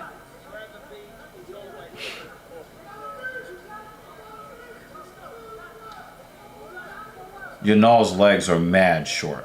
His torso is long as hell for his height. They're about the same height, and you can see that his waist is significantly lower than Peak's. most of the way that he defends is with pure power. He is built like a gnome. And what's awkward about Peak is generally when people defend and throw punches with nothing but power, they run out of gas. But Peak seems to not.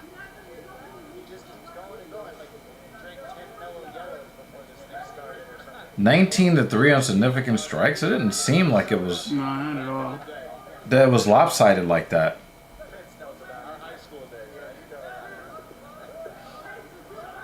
Oh, he's got this chain wrestling thing going.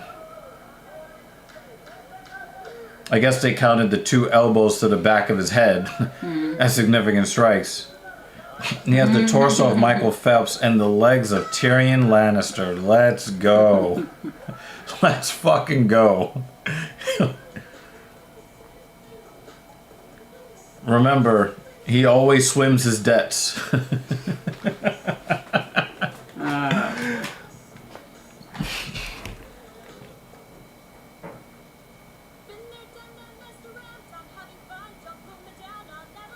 With Allegra, allergies won't hold me back. Allegra starts working 2 times faster than Claritin, and unlike Zyrtec, it won't make me drowsy. Nothing beats Allegra. It's the fastest. It looks like Gavin Newsom is always looking to piss everybody off. He was the progressive darling, and now he wants to ban hemp THC. No, they're not going to let you do that, man. Stop it. All the conservatives left California. They're left with liberals. They all want to smoke marijuana. Stop it.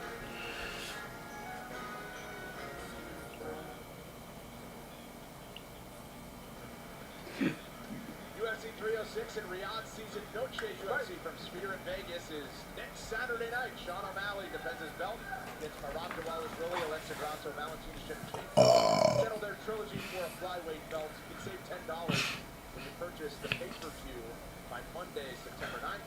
It's in 2 days. ESPNplus.com/. Why is he wearing green and yellow shorts if he's from Israel? Normally you see that from like Brazilian fighters.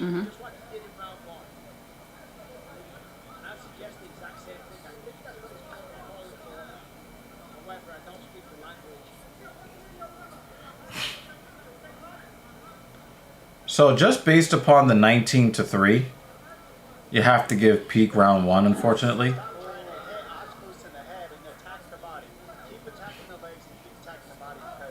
Looks like he hurt his hand with one of those strikes. Peak. I didn't notice. He shook it off after. I mean, sometimes fighters do that when they're like trying to, when they're like overconfident in their styling, and you know, they do different things to make it look like, you know, they're super confident. Yeah, I mean, he's throwing the hand super hard. No, it's just the way he shook it off. Looks more like he... Yeah, but sometimes you'll see guys, you know, shaking their hands like, I'm about to fuck this dude up. Oh, no, yeah, it wasn't in that way. Okay.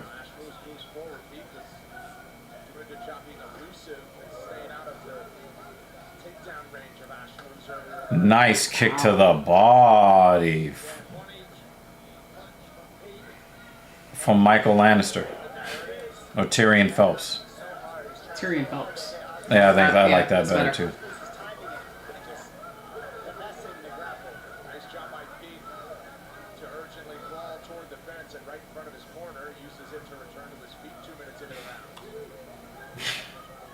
He's using that top pressure there to move Peak's. Oh, he's grabbing the fence.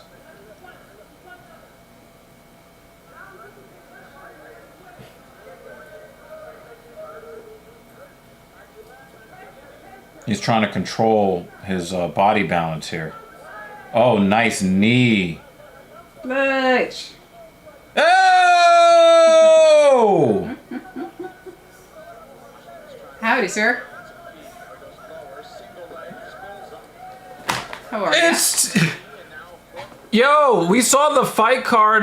We saw the card that you the scorecard you put up there. You gave somebody a 30-26 earlier. Yeah, we didn't realize you were a judge tonight. Yeah, we didn't realize that you were a sanctioned judge. Shout out to TIJ, y'all. We gotta see if that will actually work.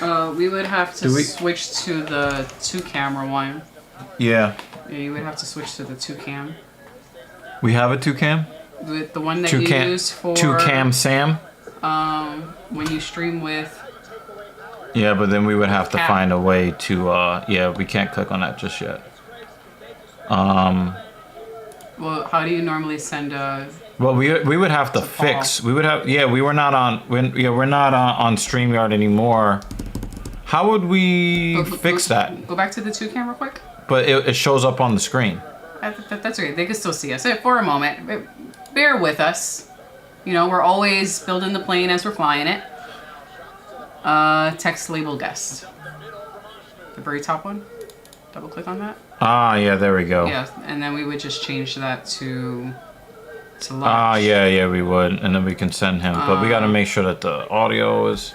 Yeah, we would have to test out. Yeah, we've Let's see. Let's see if it works. Yeah, let's see if this works. We switched to Streamlabs, and yeah, we've been trying It's been a constant learning process. Yeah, let's see if this actually works.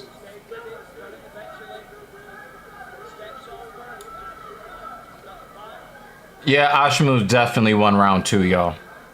The webcam guest.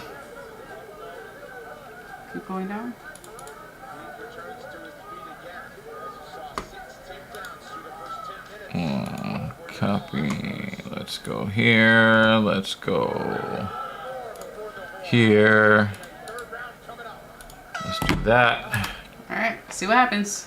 Let's see what happens here. We're gonna try to see if this works. Yeah, we just switched over, at least for now, to save some money. But also like to get, you know, more, just to get more. Yeah.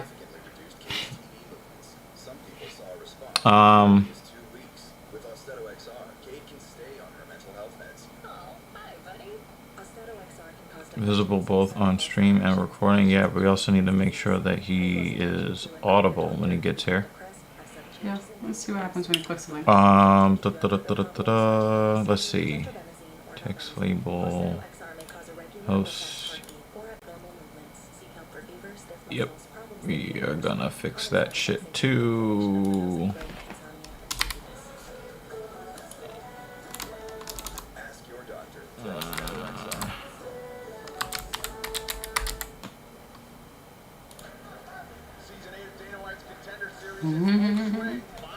Alright, now we have to... Series that has launched so many UFC careers runs for 10 straight weeks to October 15th. Woo! Alright, let's make sure we can hear him. Yeah, now we just need to make sure we can hear him.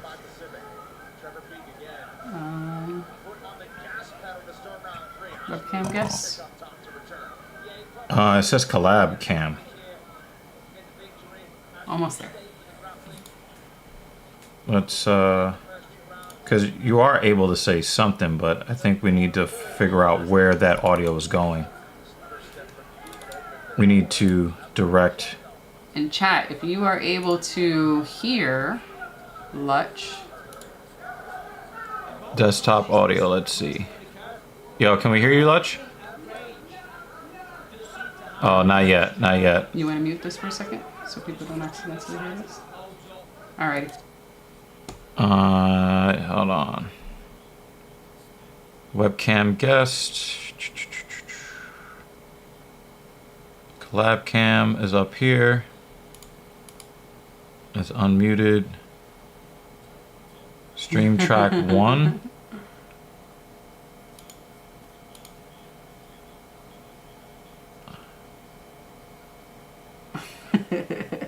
I love that he's doing his own thing in the background. Yeah. So this is where me and Cap kind of got stuck a little bit. Yeah.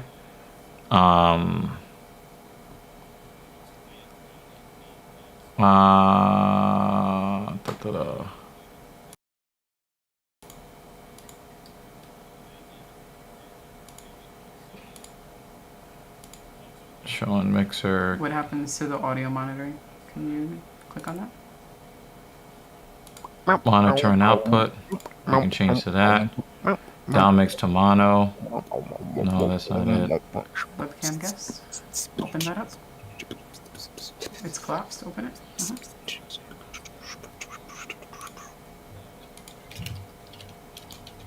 And we could try this one too. So the collab cam. Dan says, "Sing, Lutch, sing," while we can't hear you. Oh shit. Yeah, so it says all of this is supposed to be working right now. Good eye, sniper! Lost It's gonna be hilarious if it starts you working right run Source settings now. global. just scribbled on the wall. The audio monitoring. I'll Let's call you when the time is right. Are you use in? this. Are you out? Okay, Oh, I can hear now we can hear you. All right, guys, let us know if you can Okay, hear. now we can hear you. Dan says, "Hey, I'm we in got the it." building. What's going on? Long Oh man, So we yeah, we've had enough. Wow.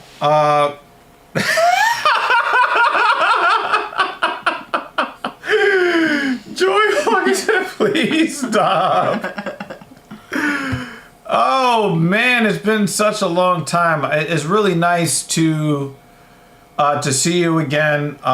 You know, I remember one time I was looking through my recommended, And I looked at the subject, and I was like, ugh, I'm not interested in that. But then I looked at the viewers, and it was like 236 people. I was just like, let's go! Let's go!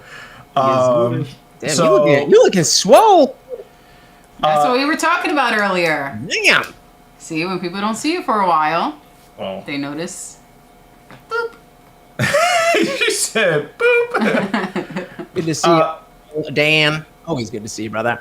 You know, Lutch, it is really interesting that you would show up here today, because while we do like, you know, to talk about the fights and stuff like that, and there are probably some very interesting things that we'd like to talk to you about, as far as what went on with one fighting championship this weekend, where DJ hung up his gloves, but also what they did to their grappling champion, where they had him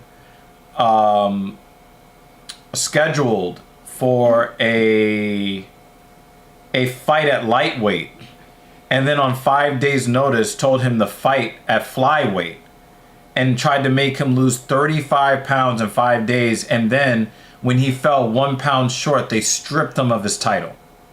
Damn. That sounds like they were trying to get rid of him.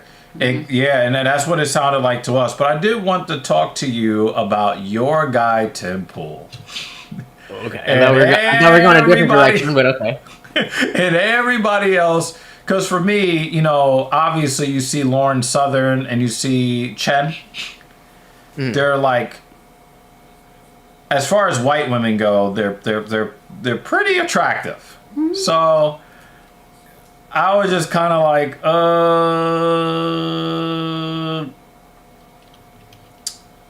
get disappointed to see what happened with Miss Chen.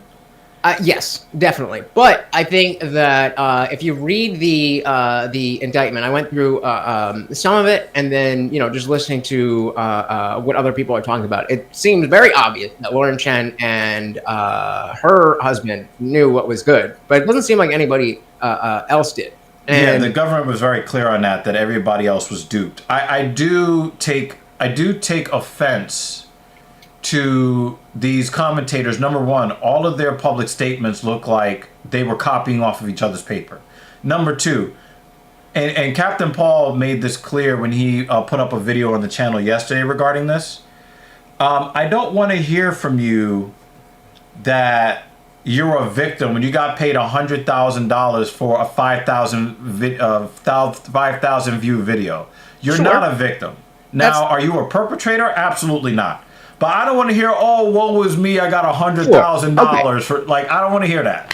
Okay, so there's some nuance there. Absolutely, they are victims. Are they like, oh my God, we have to make sure that they're okay? No, they're good. But absolutely, they are victims. If I lied to you about anything that had to do with your channel, and that was the main your livelihood, the reputation of that channel is everything.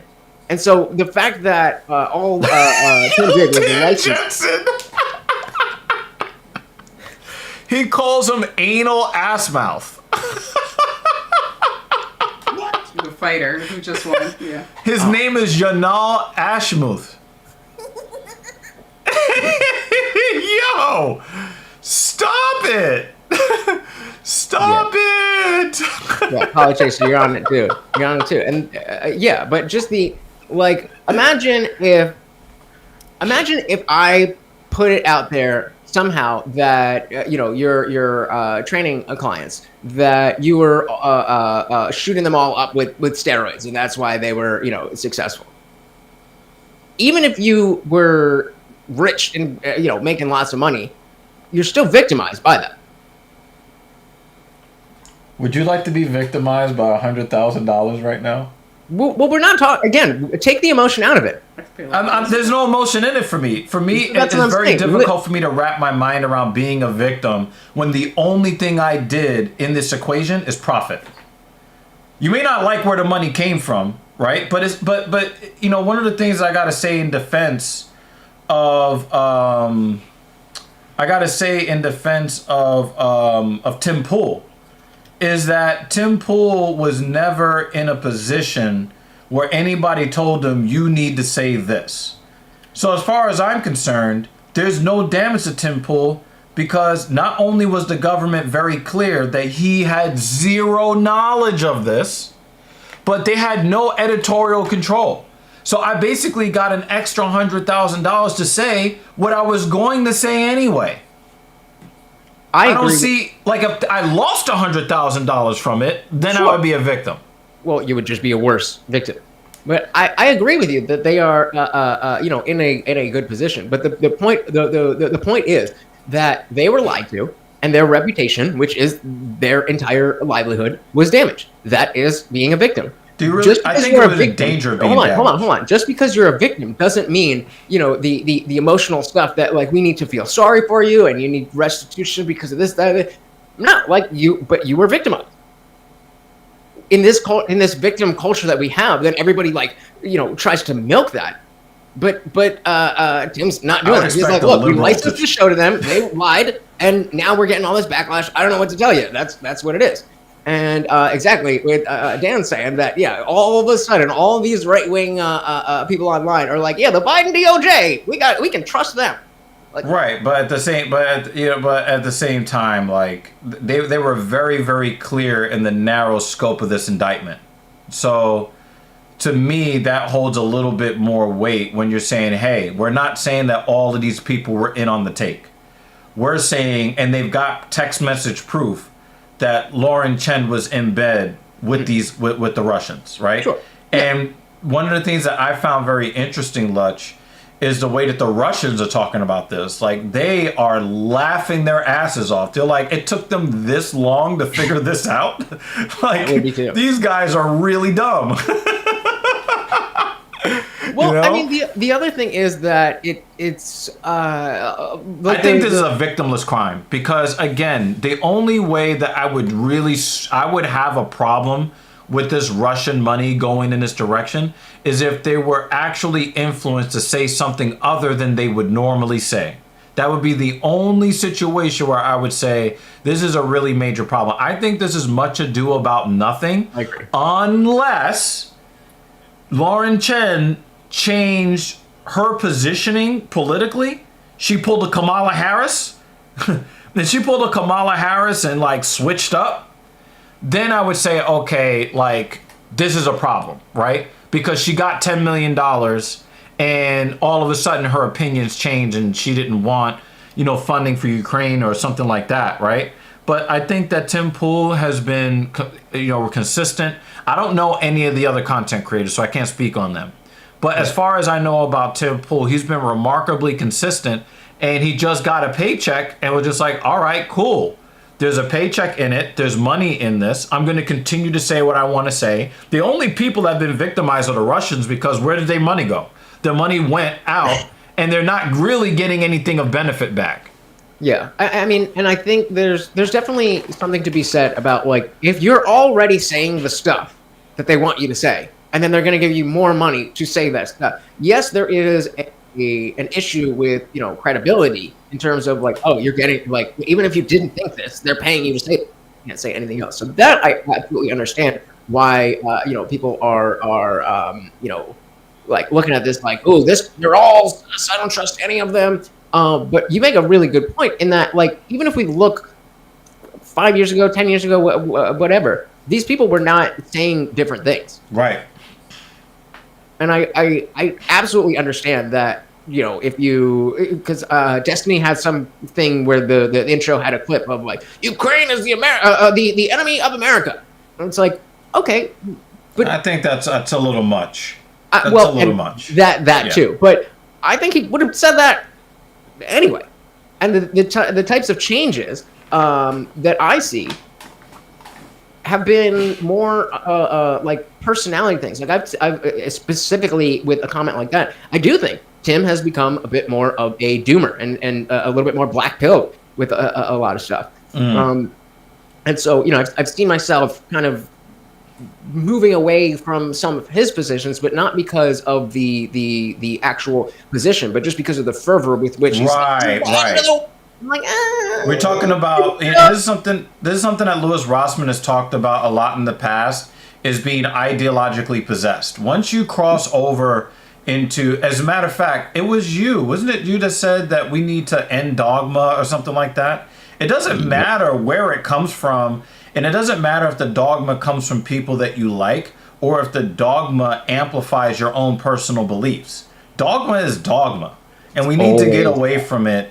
Really full stop. In fact, I like what Polychaser here has to say. He says, we are being bombarded with propaganda from all sides. That is the simple fact. And I've been saying this. How long have you heard me continue to keep saying that, TIJ? How many times have you... I'm like, yo, I see the propaganda on the right. I see the propaganda on the left. And they use very similar tactics against each other while pointing the finger at the other one. It's like the Spider-Man meme. Yep, it exactly it. And this is why I hate politics and I hate politicians so much. Yep, and that's why you'll, especially when it gets into the religion stuff. Then I make that exact argument. Like, how can you say that these people making this crazy idea that a man can transform into a female? Oh, that's so crazy! But then you're saying your own thing that just because a lot more people have thought it for a lot longer of a time doesn't make it any more true. And if you're not willing to engage with it, like, no, that's just the way it is. You don't understand. You didn't try hard enough to have a relationship. Whatever the excuse is, there's always an excuse because you are not willing to leave your dogmatic belief. And so again, it doesn't matter whether it's left, right, political, or otherwise. Speaking of dogma, where's your dog? He's sleeping. He's right here. He's usually we haven't seen Morty in a while. Yeah, this is his chair, but in the summers between the thunderstorms and the fireworks, he gets scared of those. And most nights he's under the under the desk. I've gotten him to sit on my lap enough, but let's see. I think I can get him up here. Morty. Oh my goodness! Yeah, come on! Come on! Yeah, there you go. There you go. There you go. Shout out. Yay! Shout out to the Talking Shit podcast. I got a double for you, bro. I'm sorry that we don't have a donation for you, Morty, but hopefully I understand that if there are no donations that there's not enough food for you to eat, Morty. But yeah, he's starving. But I do have to say, as much as I use him as a tool to get money from people, y'all been blessing. A lot of that money goes back to him. Cross promote, but we people been blessing over here. So I mean, how much rent has Morty paid since he's been living with you? I mean, maybe a month or so, but I mean that's a month. That's a month. I mean, 99 cents gets him. 99 cents super chat is good enough to get him a treat. So I ain't complaining, but it's money, Yeah. Shout out. I've been having a real bad emotional time. Yeah, let's go. I've been having a real bad emotional time. I don't want to kind of get off the subject, but I was thinking about your relationship with Morty more lately. Several of my former and current clients have lost their dogs and or cats lately, and it has really, Captain Paul lost his mom 2 weeks ago tomorrow. Sorry to hear that. And my dad died this year, and I think about, I was just talking to one of my guys, my favorite dog ever, and he had to put him down just a couple months ago. JD had to euthanize his cat Bacardi because of stomach cancer. Dan also lost a cat. Yeah, it's just Guardian of Chaos. I didn't know that he lost his. And I've never really valued pets like that until we got that rabbit, and when the rabbit died, that fucked me up pretty bad. But I think about your relationship with Morty, man, and I think I have a much better appreciation for that dynamic. That's my dude. Because I don't feel any less bad for the people who have lost loved ones this year. I might be mellowing out in my old age, but I feel the pain of the pet owner the same way, or in a similar, not the same way, but in a similar fashion to when Captain Paul's mom died of cancer. You know? Yeah, and I've definitely, because I don't have a woman in my life. I'm not really close to my family like that. Like, this is gonna be the big thing. And he just turned 15 last week, I think it was. And I mean, he's doing well. But like the week before that, we were in Jersey City for my sister's wedding, and we had to leave because he got sick. I don't know what happened, and it's just. It's only a matter of time. My neighbor was asking me yesterday, like, "Are you gonna get another dog?" Or I was like, I don't even want to think about that right now. Yeah, too early. It's hard, but I'd rather know, because I had thought about it, and originally I was like, well, let me get another dog while he's still here, so that like I can build a bond with that dog, and then whenever Morty passes, then I'll be good. But through my job, as you don't know, I'm a dog trainer. You forget how much work a puppy is. Right. And yeah, obviously you can get an older one, but then you're kind of getting into the Right. in a cycle of this one that dies, this one dies. I was like, you know what? Maybe I'll just take some time, sleep in the mornings, and I mean sleeping in and not have to go out, especially in the winter. The first thing, you gotta go outside. Not good. You just need to when get I got a woman, toilet. when I got kids, when I got a home, when I got a backyard. Well, I mean, this is my home, but when I got a backyard, maybe then. But between then and when Morty passes, I think it's going to be just me. Well, I want you guys who don't know who TIJ is, the Indian Jesus, I need you to go over there and subscribe to his channel. He will put a link to his channel in the YouTube chat. I'm going to need you to go over there because we can keep Morty alive if you can send super chats over there, because every time that's the only way that he eats, and we need to put him in a situation where he can turn 25 years old and get some Guinness World Records under his belt for doggy longevity. So don't go over there to listen to Lutch's opinions, because they're immaterial. We don't care about those. We want you to donate so that we can keep Morty alive more than just his memory. Okay?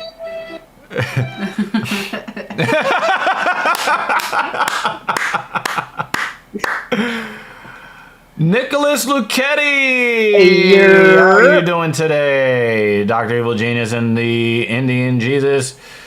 Good afternoon / evening, whichever it is. Hope you both are doing awesome today. Good to see you, gentlemen. Good to see you, Nicholas. I think I was in a panel with Nicholas in the Discord before, right? Yep. Yeah.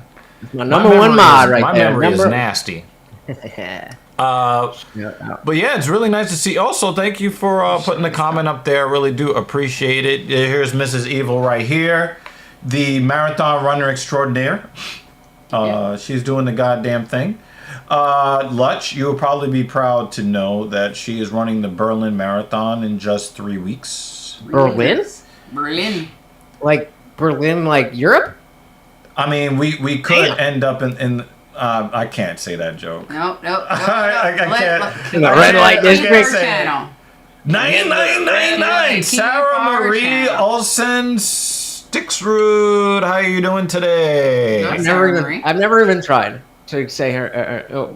Sarah Marie's one of mine. Welcome. I've never even tried to say her last name. I just say Sarah Marie. That reminds me of the old Sarah Lee commercial. Yes, Polly Chaser. 9999. Goodness gracious. Really? Okay. Ein, zwei, dreis. I was thinking. The way you said that was funny as hell. 1, 2, 3. I said Berlin, Europe, because I was thinking Berlin, but I was mixing up with Belgium. I was like, that's a country, right? And then I know chocolate comes from there, right? Swiss chocolate. Oh, waffles. Sorry. So, how long is this a typical 26 point something? 26.2. Damn. Yep. She's run a race longer than that before. 50K. You ever thought 31 about miles. You ever thought about doing the like the what do they call them? Like the ultra marathons? That's an ultra marathon. Anything more than 26.2 is classifies as an ultra. A year ago, we That's drove epic. upstate and I did a 50K, which was 31 miles. Nice. Just Very- like Dan Ige. Oh. Yeah, so she's going to run the Berlin Marathon, and she's actually going to be actively working to get fast enough to qualify for the Boston Marathon, which is really crazy to me. It's Yeah, pretty much that's awesome. cutting my time in half. Yeah, and so it's really cool. Well, by 40%. You know, it's really cool. After she runs Berlin at the end of the month, she will be doing New York City Marathon. she will have completed two of the six big marathon races around the world.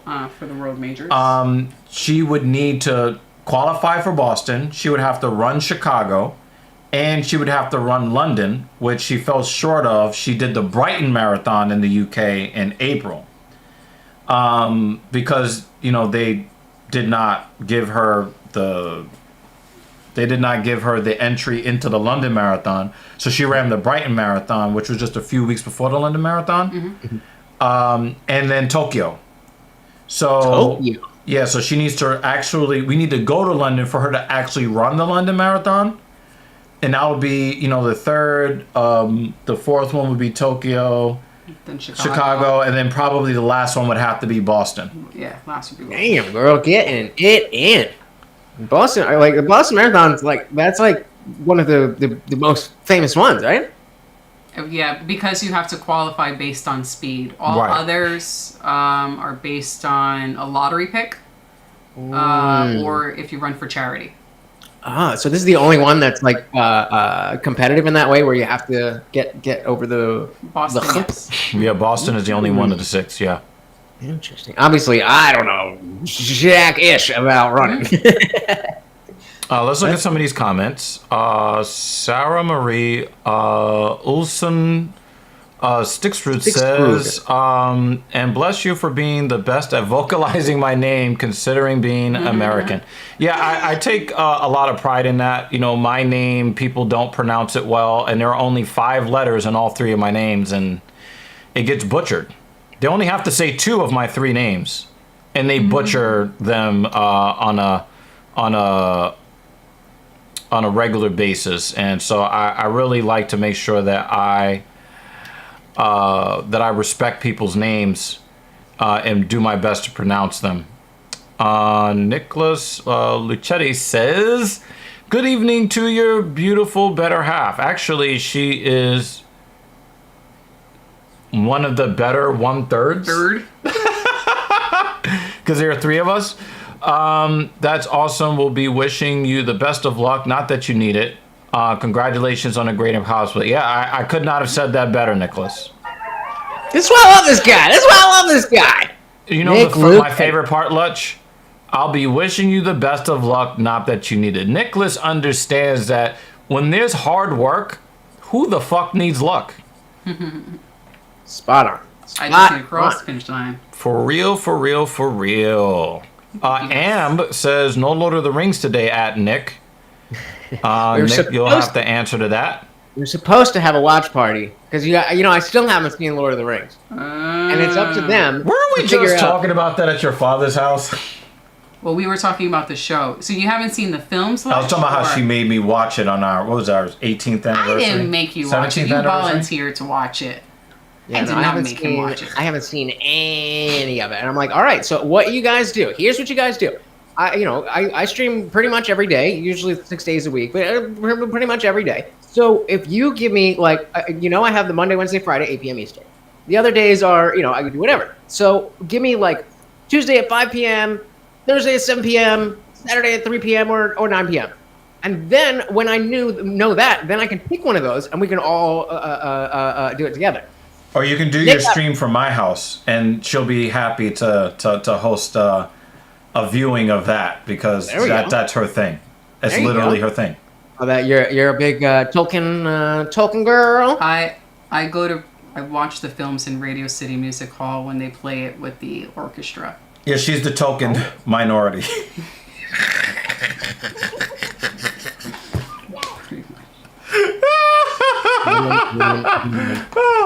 You stupid. Stupid. It's just the thing that, you know, my parents being immigrants, I missed out on all the stuff that, like, oh, you got this from your parents.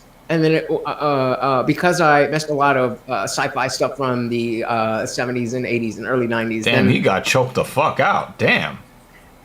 I never really got into, you know, stuff unless it was huge. And then the stuff that got huge, I was like, all right, well, when it's on TV, I don't want to like catch it just in the middle or the TBS edit or something. Like I want to sit down with somebody who knows what's good, so we can watch it and I can pause and be like, wait, so this is the same guy from back there, and then you'd be like, yeah, so actually, and there's, I don't want to spoil anything, but in the next book he does this, and like I want to know it all. You know why he got choked out, right? Because he broke the first rule of Fight Club and Durden choked him out for it.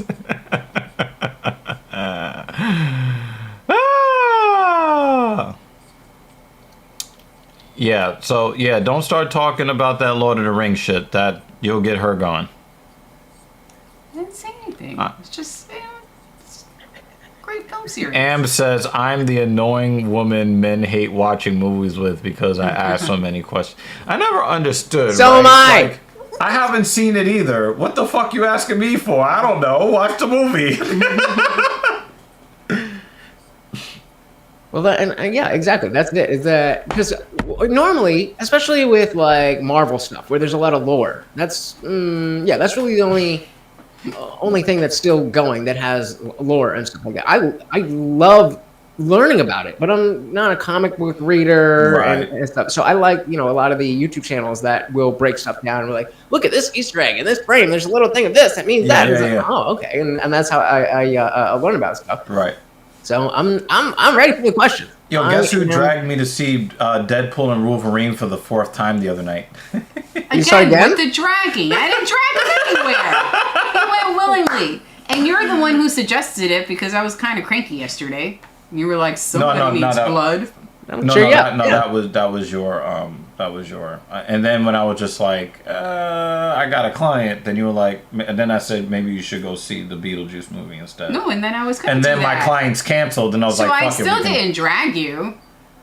She just really wants to watch that fucking. Well, have you seen the movie? Yeah. She just really likes to watch the opening dance number. Whatever. It was, yo, I was into it. I was into it. I was like, hey, yo, let's go.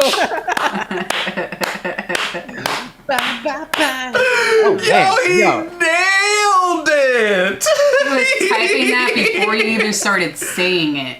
Yeah, because he's a backwater, redneck. He doesn't type that fast. So you know that he was actually thinking it for real.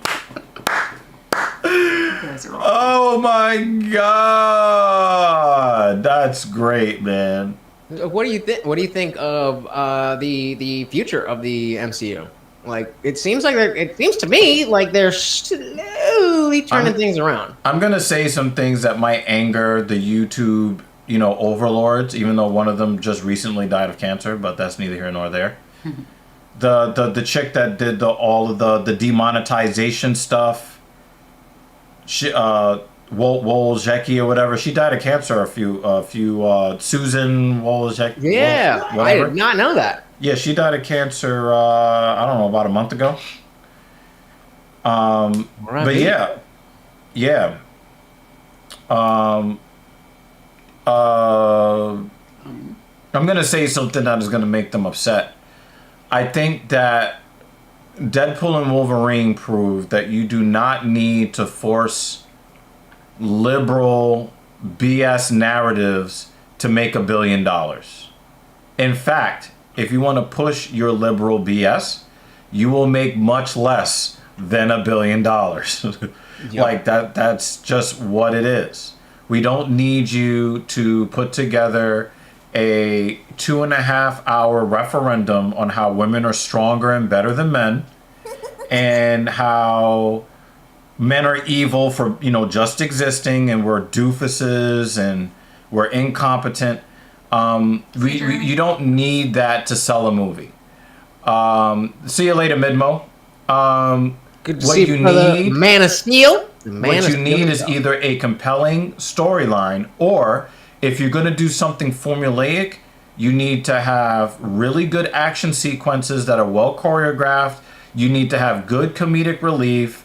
You need to have, nice, surprising cameos like what they did with Blade That was great. and Elektra. And Gambit was one of the best characters in the film. The one from the post-credit scene. Father shot that, that baby butter up in her. That shit was crazy. Oh my God, it was so crazy. And the thing is, when they try to make these movies where they want to make it a feminist Benetton ad. Who is your target demographic? It's a very small group of people who don't like to spend money. Do you know why? Because those are the people who also tend to be way left fiscally. They don't prioritize making and spending money. They like to talk about how minimalistic they are and all this other stuff. They don't spend money. So give the people what they want or lose money. Yep. That's the long and the short of it. If you want to put out racist stuff, put it out there. Either it's going to sell or it's not. But don't try to force a whole bunch of liberal bullshit that people don't spend money on. Even if people agree with the agenda, they're not going to spend money on it. So just don't do it. You can have a nice, bloody, violent, and then make it, somewhat funny. Like we were talking about John Wick and how that's elegant violence. Yes. Right?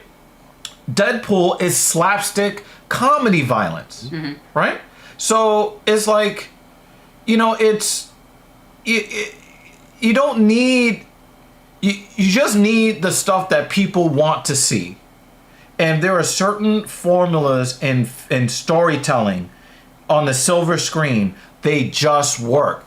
Romantic comedies for women, they just work. They don't need to be changed. They don't need to cater to men. The romantic comedy has their niche, and they only need to dedicate themselves to that. Audience. Right? I don't need a romantic comedy to appeal to me. I just need to have women that won't make me watch them. That's it. That's it. Yep. So that's my rant on that. Yeah. And the thing is, and Lutch will tell you, I lean left and liberal, and that's still my opinion. Yeah. Well, that's just the rational position, regardless. Like seeing that some people are going too far, and even without having to go all the way to the other side, you can see issues with the extreme sides of your own. But yeah, Am's talking with her chest in the chat, man. That's Am. Am, she'll tell you how you really feel. Can you give us the I think I might have I think I might also have the tiny violin. If you want to play your tiny violin on behalf of Sarah Marie, she says, I used to call myself both leftist and feminist. Luckily, I moved on. We can hear his. Yeah. Did all you good people like the streamlet? I did it for my overlord Morty. Yeah. Shout out to the overlord. Shout out to the overlord. Am says, I have strong feelings about feminists. The degradation of society as a whole can be largely attributed to feminism, but I'm going, hey, King for Nirvana, how you doing? I'm going to go on a limb, Am, and I'm going to push back on your premise here. I am not going to blame feminism. I am going to blame cowardly men who prioritize sexual access above all. And the reason why is that feminism only has the power that the men that were in power gave to them. And so one of the problems that we have with feminism, particularly the second wave feminism, is that during the second wave, the women really cared more about wanting to be perceived as good women and sluts at the same time. That was really their main thing. They were also very anti-Vietnam War and all that stuff, right? The problem was the corporate overlords of the time, they co-opted feminism of the moment and tried to push fiscal and employment independence on the second wave feminist movement to get them to think that independence was actually empowerment. And they only did that for one reason, which was to double the workforce to cut wages. And if you look at from the second wave feminism, if you look at over the last 50 years since second wave feminism was co-opted by our our corporate structure here in the United States, purchasing power of the average American consumer, the wages have stayed stagnant across the board for the average American worker, adjusted for inflation for the last more than 50 years. And you know what happens when you turn, out of the fallout from World War II, when we lost a lot of men to both death and being maimed, and you have this when you have mass death. It happened during the Black Death as well. During the Black Death era, when they lost 90% of the population, what do you think that did to wages for the laborers that were left? Their wages skyrocketed, right? Coming out of World War II, labor became more expensive because you didn't have as many people. So what do you do as an employer if your job is to make more profit? Well, you get as many fucking workers as you can. We have a thing against child labor, at least we used to back in those days.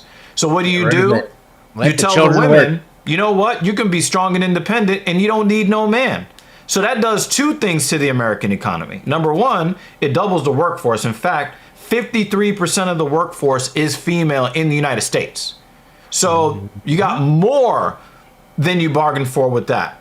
But also number two, when you convince women that they don't need the very men that built the society necessary for them to believe that they don't need men.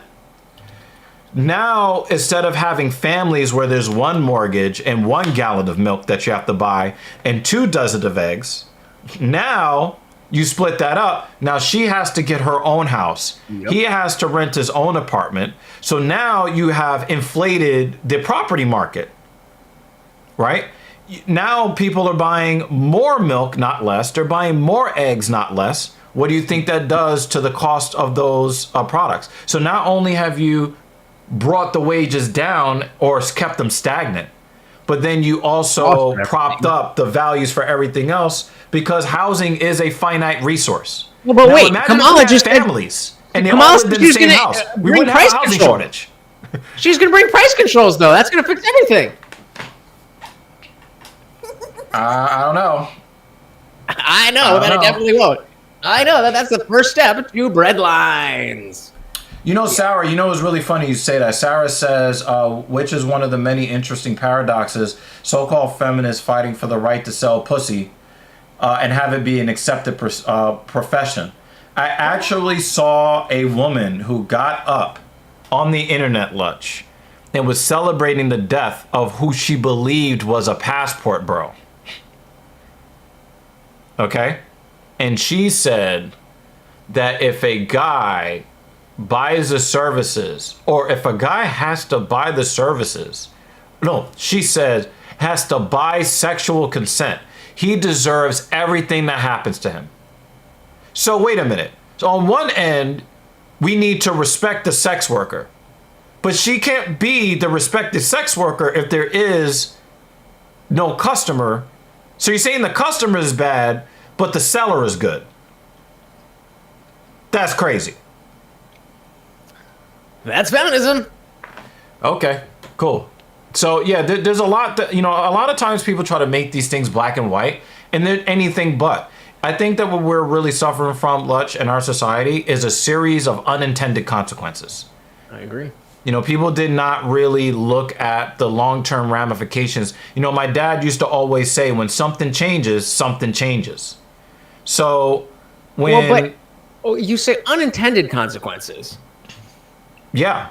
So I think they were very much intended by certain people, and everybody else just follow along, thinking that, you know, there was messages of, well, this is good for this reason, this is good for that reason, and so on and so on and so on. But the people introducing these ideas definitely knew that they're like, hey, we can double the workforce and all that stuff. No. But again, we didn't get to the part where they pay the price, because they're going to pay the price too, Lutch.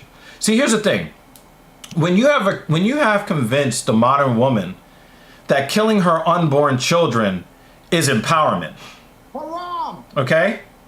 Now we're in a situation where, Lutch, did you know that black people in 1970 was 12% of the American population, right?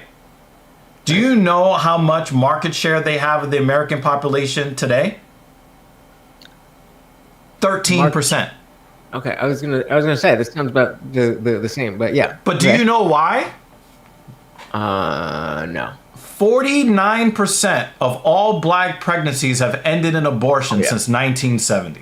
Oh, wrong one. So imagine complaining about racism and the racial majority, and you're killing yourself. Yup.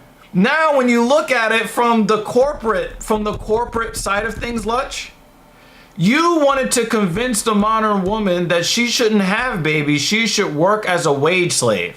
The problem is that who is going to be your wage slave tomorrow when this generation didn't have any babies? Everybody pays the piper. There's no free lunches. Not even for the super rich, not for the corporate structures, not for Shaka Quenisha that has 11 kids by 14 different men. Everybody pays the piper. Everybody. So how do you see that playing out in terms of, you know, saying that they'll have to pay? Like, how do you think that's going to eventually come back on the modern woman? Well, the thing is, we're already seeing it. The rates of homelessness among modern women are skyrocketing. The rates of women being incarcerated for violent felonies is on the rise. All of the women that were like, you know, so proud to buy houses without men, they're all getting foreclosed on. Like, you know, the eviction pandemic spreading across the United States, even here in New York. It's really brutal stuff, man. It's super brutal stuff. And you hear all of these women talk about how they don't need a man, they don't need a man, they don't need a man, but then they get into their golden years, right? And then, you know, we know that Social Security is also bottoming out. So the women don't have the husband that has the pension to help them get through those years. They're going to be trying to rely on Social Security, because a lot of these women are telling you that they're making six figures. They're not. They're fucking lying. The data on that is true, right? And what you're going to see, Lutch, is you're going to see a lot of these women who are going to petition Big Daddy government to try to redistribute the wealth that men have kept for themselves as they remain single, and try to find some way to funnel it to these women who are going to be alone, age 60 to 85. That literally sounds like Kamala. And the thing is, there are going to be no babies because they thought that they were strong and independent, didn't need no man, and they're childless and they're happy and blue fucking who is going to be there for them in their golden years? I mean, I definitely agree with you. I do think, though, that, you know, the way that feminism has affected society and women in particular in general, I think that or the negative side of that is starting to become a little bit more clear to younger women, and I'm hoping that some, but not most. Yeah. Gen Z women are becoming more liberal, and Gen Z young men are becoming more conservative. Yeah, well, I mean, I'm not even necessarily the Zoomers, but if we look at you know, the younger, like the Gen Alpha kids, you see the boys are definitely picking up this Andrew Tate red pill, manosphere type stuff. But I He's think turned out to be a real piece of shit, though, huh? Yeah. Yeesh. Yeah. That's why. Why does he keep telling on himself? He's stupid. It's crazy. It's still. It's to the point where we're like, okay, well, like he wouldn't be out here like that if all this was real, right? So, like, nobody would do that, and so we're covering him and covering him, and covering like, oh no, he's just really out here like that. Okay, all right, well, screw you, bro. Yeah, but when he does get convicted, that dude will never see the light of day again. Both Tate brothers. Good. Yeah. I remember when I first covered him, and I started the thing up like saying, hey, I know these kinds of accusations are out there. I don't know what's good. I know that if you're in, the cam business, that you're probably going to get accusations like this. Do you know who's also leveled accusations against them? Themselves. They keep saying the shit fucking publicly. Yeah. And so, but that's what I'm saying before all that stuff was readily available. And so, yeah, I was always like, hey, I'm just taking it at face value. If it comes out that he's a scumbag, then no love us. Exactly. I don't understand that every time they level a charge, they confiscate some more of their cars. I don't understand that. Like, what are you doing with that? You haven't convicted the guys yet. And you're just out here grabbing their cars? Like, do you really want a supercar that bad? I do. Romanian government? That, hey, we're leveling a new charge. We haven't convicted him on anything. Every time we hit you with a new charge, we confiscate another hypercar.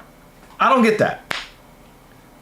Damn. I've lost the interest. I've lost the interest. I gave him so much grace. I gave him Nelson so much. got beat up? Nelson had one significant strike. Damn. Yeah, that was domination. And then the fuchsia dress lady comes out again. Look at that knot in the back of his head! Wow! But For those who don't know, this is episode 134 of the Filthy Casual MMA Watch Party. We do talk MMA on this, but when we got to Indian Jesus, the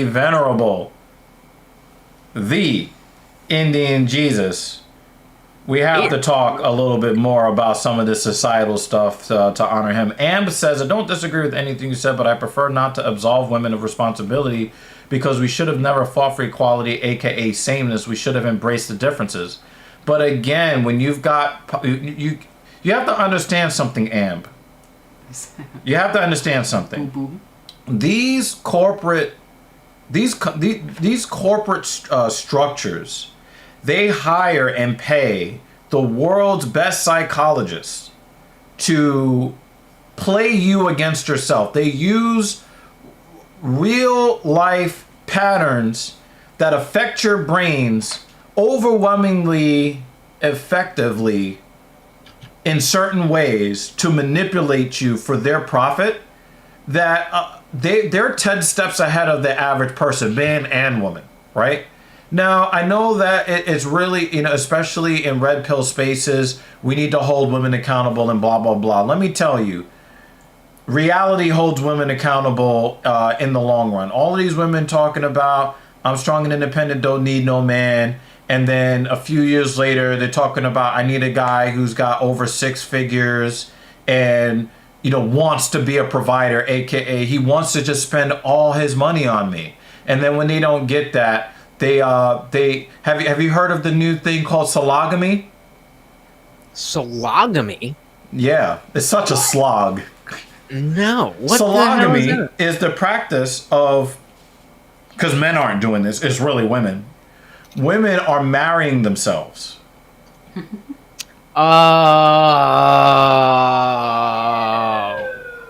Yes, I've heard of this. I don't get it. Like, just don't. How about just don't? Like, it's exactly the same, except you're just broadcasting to everybody, I'm a fucking loser! And then you go back to your life. Why would you do that? Like, buy yourself a piece of cake, a dress, whatever it is, take a night off, the night off work, the day off work, drink some champagne in your apartment, and do you. Why is this something that other people know about? The thing is that the modern woman is addicted to attention, and really what it looks to be is it's a cry for help. That's it. Yeah, that's it. It's like, Yo, that is a really interesting way to give somebody the Bronx ointment. That's the Danish ointment. Hold on, that's gonna be the comments of the stream. Yeah, men are not doing that, Sarah Marie. I need a pen so that we can. Life is hard, Bael. Life is hard. You got a note-taking app in your phone. I have 19% battery, and I'm trying. You can't type a note in your phone. And I have a stream going, and I don't want it to shut down. Oh my God, you suck. I know. Oh yeah, I think that's the comment of the stream. I know. It's always coming from Dan Jensen. Good God. Jensen. And the thing is, one of the misnomers, you probably have heard me say this before, Lutch, that it's one of the ones that really grinds my gears. When they when they address women who don't have sexual access as female incels. You know why that annoys me, Lutch?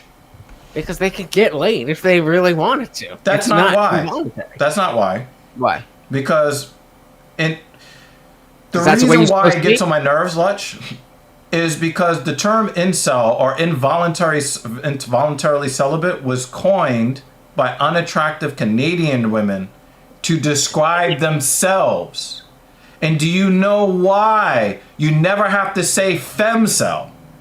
Because involuntarily celibate is the default position of men everywhere from when we are going through puberty, going through the rest of our lives. We don't need a special term to talk about the baseline position that we hold, which is getting no buns.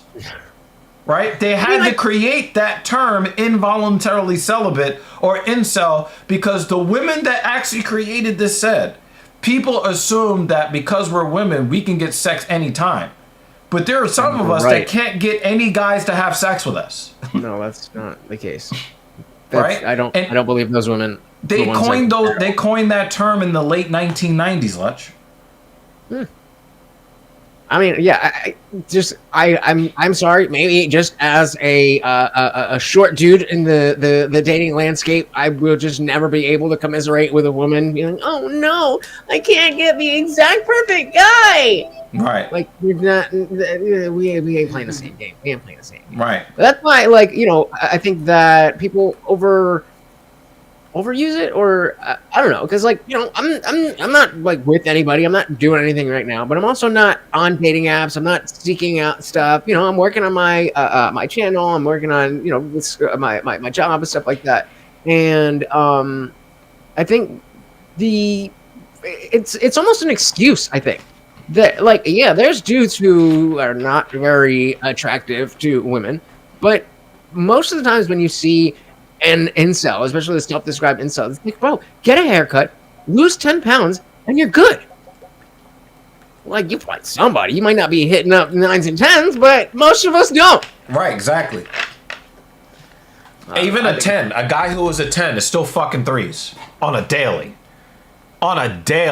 No, but apparently. But it was an absolute pleasure. Wait, where are you going? I gotta dip out. Hold on. Give him a second. I think he needs to blow his nose. Please hold.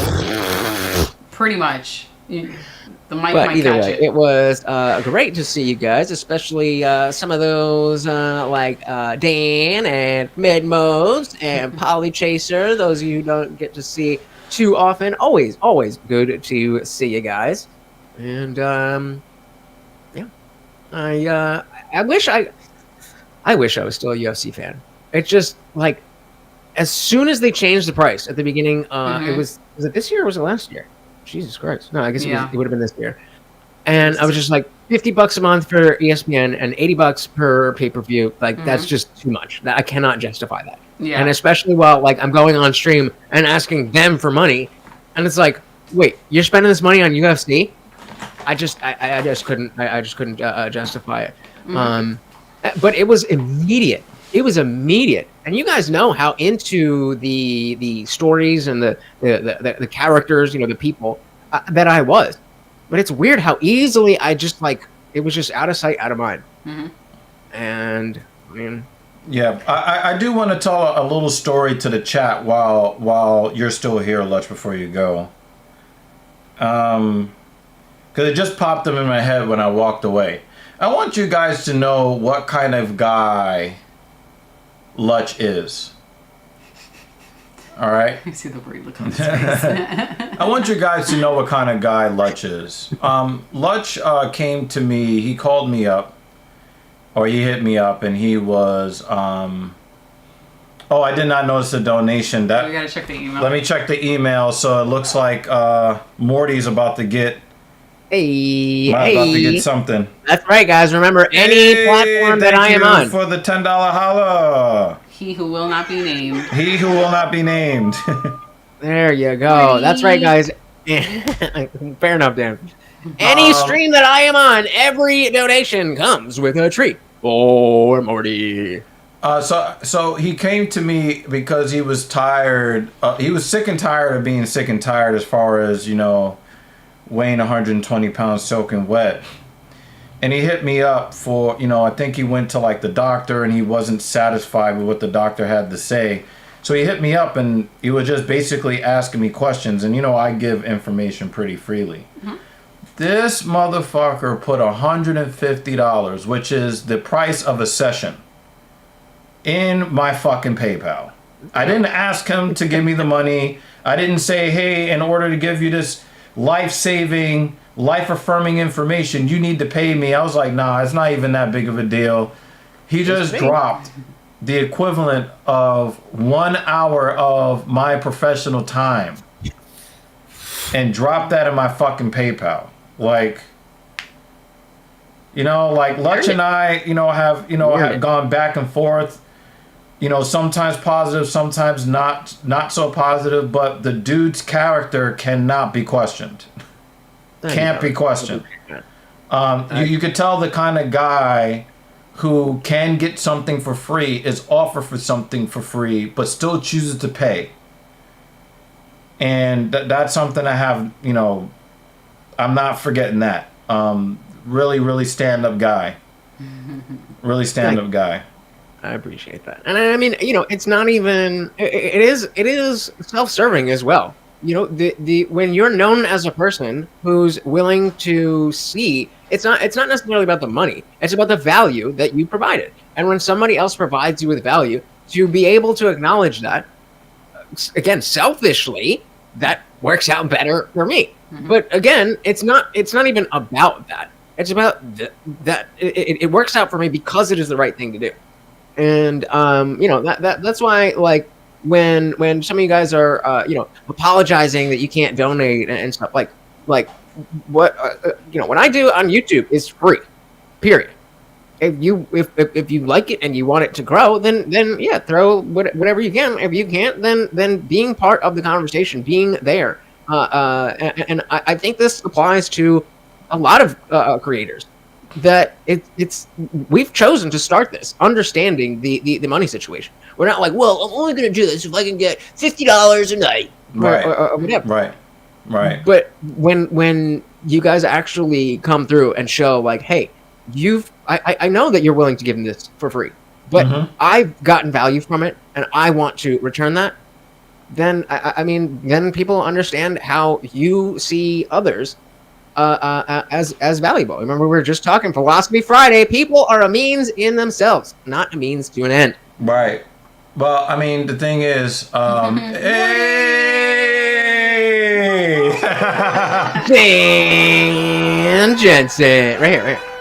Yeah, buddy. There you go. I definitely want him go. to stay around the channel because we don't just cover MMA on the channel. We cover a lot of different subjects. And I do have a couple of ideas already in the chamber. We got some videos we need to release. Definitely want your perspective, Amb, around here.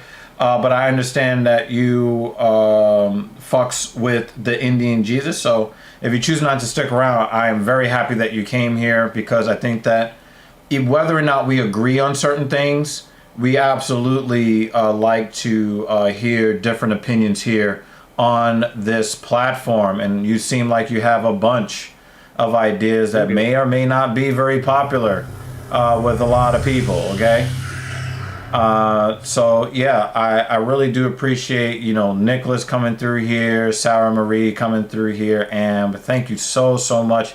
TIJ, we went through a lot technically to get you on the air, so your voice could be heard, and we finally got it to work. Yeah, we finally got it to work. I'm very happy. Because you might have also helped us fix another technical glitch, because me and Captain Paul actually did a whole video on Kamala Harris and Donald Trump, and there was no audio for him. Oh, yep. So in there. And the testing is actually best when it's live. Yeah. It looks like we're fumbling. It looks like we actually get real-time feedback. So yeah, hit me up, Lutch. I got some more ideas for you on comfortable ways to try to gain weight and to gain muscle mass. I've been trying out some new products and some new ways of training today. When I tell you what I did today, you'll be like, God damn. I'm just looking at you, bro. I'm like, yeah, damn. I mean, I have been doing better with eating more, but yeah, that's about it. Yeah, we definitely need to talk in back channels. But even though, like, I don't really check out your streams, and I'm just gonna be real gangster with it. I look at the topic. If the topic doesn't get me, I keep scrolling, right? But the thing is, like, I fucks with you on a personal level, and you know, I'm always going to support what you're doing. I always love to see, you know, you doing, oh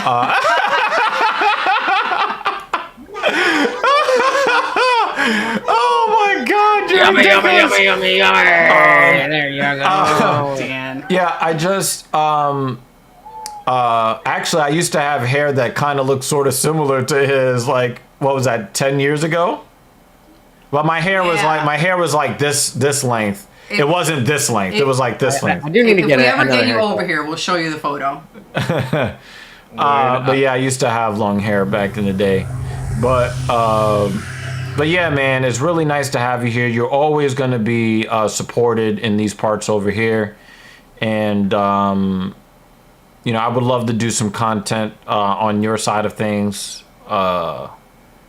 Soon. Yeah, so yeah, man, when I saw you in the chat, I was like, yeah, this has been a strange ass stream. Let's get lunch in here. Let's go. Man, I could feel it. I could feel the vibes. And I was like, let me come through. Guys, he was here for most of our first 100 episodes of the Filthy Casual MMA Watch Party. So he was a very frequent, regular contributor, and I cannot thank you enough for that. Of the Lutch scoring system, which I understand you still use today. It's still in use, yeah. Hey, there goes Vax per usual in the chat. Oh my God.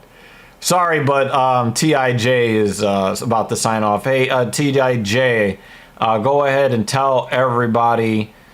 Everybody knows where you are, but maybe Polychaser doesn't yet.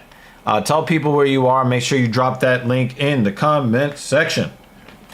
Will do, guys. Thank you so very, very much. This is Morty, and I am Lutch, a.k.a. the Indian Jesus, here to resurrect the second coming of Common Sense. I am live every Monday, Wednesday, Friday, 8 p.m. Eastern, and whenever I feel like it, I just did a stream just before this. We went over Trump on Lex Friedman, and even though I'm MAGA, he did not do well. But I try to go live 6 days a week, but I will always be there for the Monday, Wednesday, Friday, 8 p.m. Eastern. And we usually just break down some type of conversation and try to talk about how we can better communicate with each other. Regardless of if we agree, disagree, whatever, if we can communicate with each other, then it's just going to get much better. Much, much better. Thank you so much for having me up and listening to me, guys. It was a pleasure to see you again. Oh, and we got to talk behind the scenes about Just Now on Fire. Oh yeah, what? Oh yeah, because didn't he have like something with the blue-haired guy going on? Yup. Yeah. That's all I'm saying in front of the camera. That's all I'm saying in front of the camera. As of now, I did cover it in full. Okay. I did cover it in full, and I was, honest. But there's more. There's more. Yeah, I'm not gonna mess you up, man. I'm not gonna mess you up. You definitely hit me on the text because I gotta know. Yes, you do. Because You're gonna that love sounds it. fiery. Because remember, you brought Jesse on Fire onto this very platform once upon a time. That was very interesting. Yep. And yeah, he's well. We'll talk. Yeah, Thank yeah, you so much, definitely. guys. I really do appreciate it. Again, come on over and check out the channel, The Indian Jesus Official. And I'm live every Monday, Wednesday, Friday, 8 p.m. Eastern, and whenever else I feel like it. Thank you so much, guys. Until next time, we are out of here. All right. Bye. Yo, that was fucking fun, man. It's successful. I'm so glad it worked. I'm really glad it worked. Did I nail the right one? Yeah. Co-main. Yeah. You got This is the co-main already? Oh shit. Yeah, because we were chatting. However, you do need to update the ticker. Yes, because that would be Dan. Dan. There you go. Yep. It was right there. Ticker. Ticker. Okay. Yeah, that was really cool. Yeah, in that other page that we were on, Bathroom break. we could not BRB. we could not edit that, so we'll try to do that better next time. Sarah Marie, thank you so much. Nicholas Lucchetti, thank you so much. Polychaser, you stumbled into our stream on Twitch like more than 2 years ago, I think. Yeah, we were still living in Brooklyn. Yeah, so I really do appreciate all of the people that came over from TIJ today. You guys are like super awesome, and I love your perspectives. And so, you know, I try to think of things as expanded as I can, because I understand that a lot of times people make things black and white and very binary. I know you guys don't hate to hear that word, but there's a lot of nuance that is lost that I think might at least partially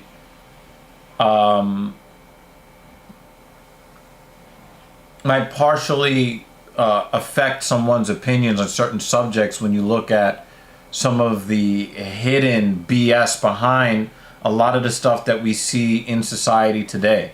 You know, there's a lot of social engineering, and I think that we all kind of need to know what's going on behind the scenes, whether what they're trying to do is something positive and it comes out wrong, or if they're looking to do something for their own benefit, short-sighted benefit, you know? So, you know, I hope that, you know, you guys, I hope you guys enjoyed the discourse. I really do. Vex says, what do you think about hopping on Dead by Daylight with me and Pac?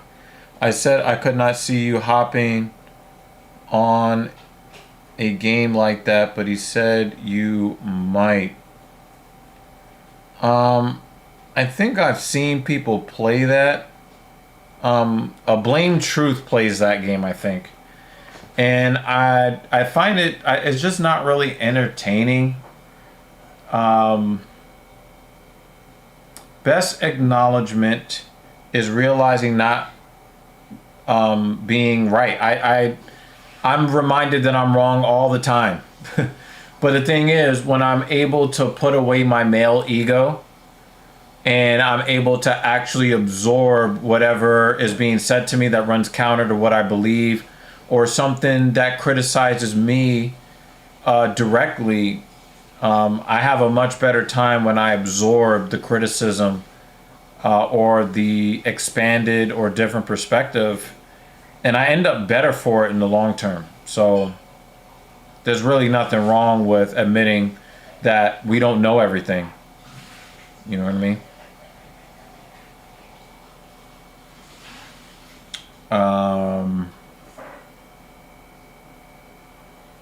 Yeah.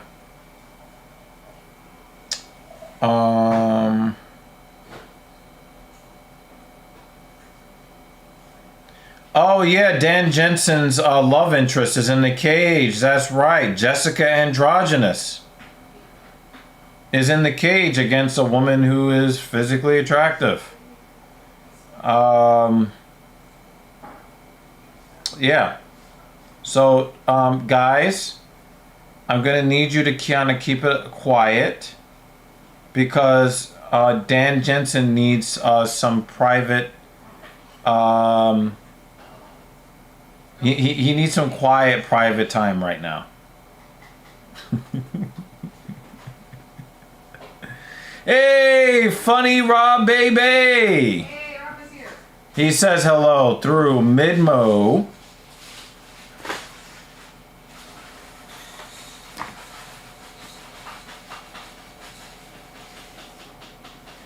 Silva is a pretty lady. She has a kind of like a young looking face, kind of sorta. She has nice legs, a nice build or whatever, but she's cute as hell. We gotta find something to get the boys back together. X Defiant ain't half bad.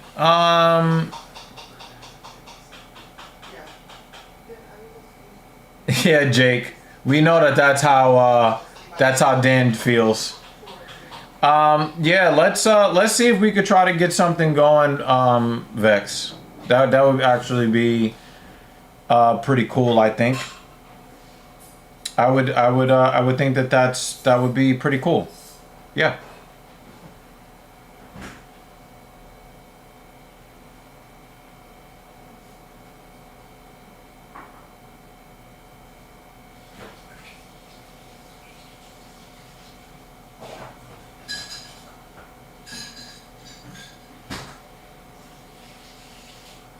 Nice outside leg kick from Silva. Silva does not want to just stand and trade, so she's definitely moving her feet laterally. But the problem is, once Andrade lands a hard shot, will she be sharp enough to continue to have this good footwork where she's basically trying to stick and move? Andrade right now, she's not doing a half bad job of trying to cut off the cage, but she's not actually really doing a whole lot offensively, so she's basically just kind of dancing with Silva. Now she opened up. I know that made Dan very excited. Again, guys, Dan needs some quiet time. Alright, he needs some private time with his Jessica Androgynous. I haven't seen Jessica Androgynous looking so fluffy. Do you see her belly? She does not look nearly as in shape as she normally does. Yeah, she hurt Silva. Oh! Silva said, Fuck out of here. "You gave her the Sparta kick! Stop it!" Jake Miller says, some say stance switching helps Jessica gender switches. Mrs. Evil was making a bowl of cereal, I think. Oh, cereal, yeah. I didn't want to get up in the middle of our guest combo. Oh, she's hooking off. Jessica finally started throwing her hands. Yeah, I kind of ate dinner a little early, maybe a couple of hours ago. And somebody was like, please give me some more food now. Alright, now she's going to try to wrestle here. Remember, she almost broke Nami Eunice's neck with her wrestling.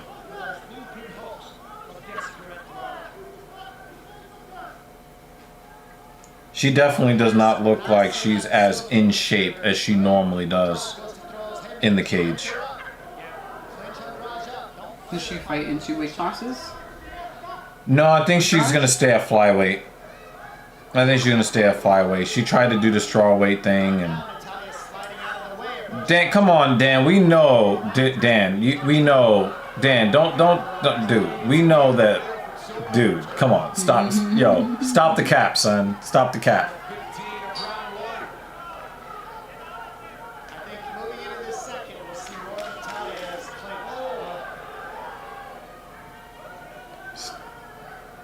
Stop the cap, Dan. She got Superman punched. That might cost her the round. When you catch a Roman Reigns in the face.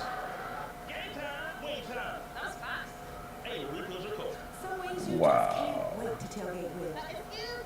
His presence in this Popeyes commercial is racist as hell. Mm-hmm. The shucking and jiving.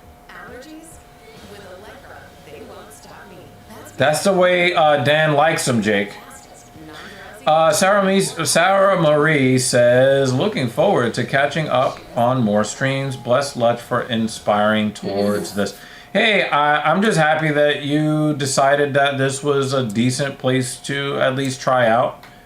You know, we do talk about a variety of different topics on this channel, but almost every Saturday night we're covering the UFC. Yep. So this is something that me and her got into back in 2015. Mm-hmm. And but only started live streaming in 2020. About 2021. Yeah, 2021. Damn, she got titty kicked. Well, there's not a lot. There's not really no titty there, but she got chest kicked. Oh, JL is here.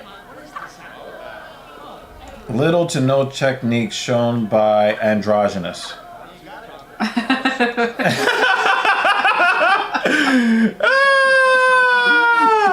And Sarah Marie, you know, your opinions are welcome here, whether we agree with them or not. Your opinions are welcome here, and I'm glad to we're glad to have the conversation. So yeah, we really do appreciate you. We gotta see if we can connect with Gottfried Wegenmuller to see if I mean I know he's nowhere near Berlin, but you know Yeah, but I'm not sure if he's like south of Berlin or west or yeah. Let's ask him. Yeah, it would be nice. It would be nice if we might be able to Dan. Yo, look at JL. I agree with. I know. I saw. I agree with Dan. Dan read my mind. Hope not. Yeah, I mean it's a Hispanic. It's the right thing to do. But we still hope it doesn't happen. Now, I just don't want Mark Smith or Herb Dean to be there because I just don't need to hear their names butchered. And if they do have him announced, he needs to look spiffy as fuck. No, he's gonna wear tweed. Shit. If they have him do that, I'm gonna fucking call the Dan bank. said it's never the right thing to do. Oh my god, that was funny.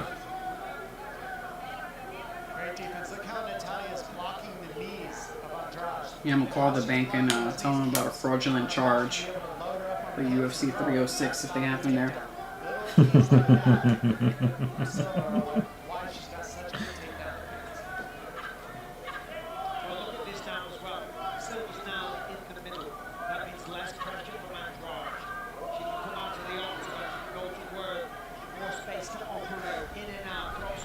It does look like Silva is winning this fight. She's been throwing some really nice snappy combos. The problem is that she, when you're fighting somebody like androgynous, her hands kind of look like pillow hands. Mm-hmm. The thing is that androgynous can still win rounds and only connect 1/3 of the time as often as Silva does, because of the power differential.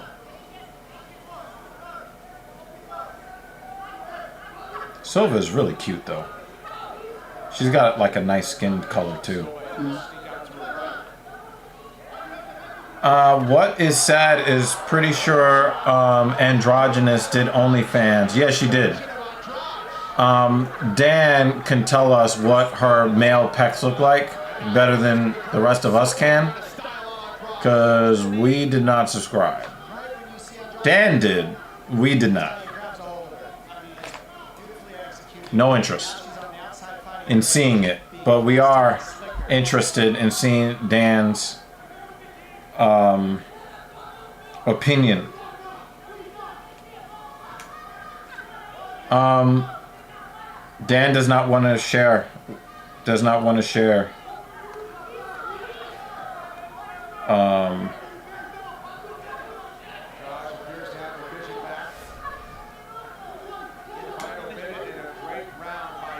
He does not want to share the details. I guess he doesn't OF and tell.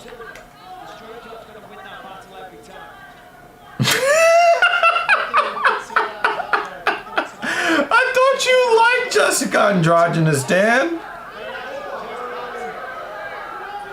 Wow, it looked like she was afraid that she actually connected with Sova and she froze after she hit Sova.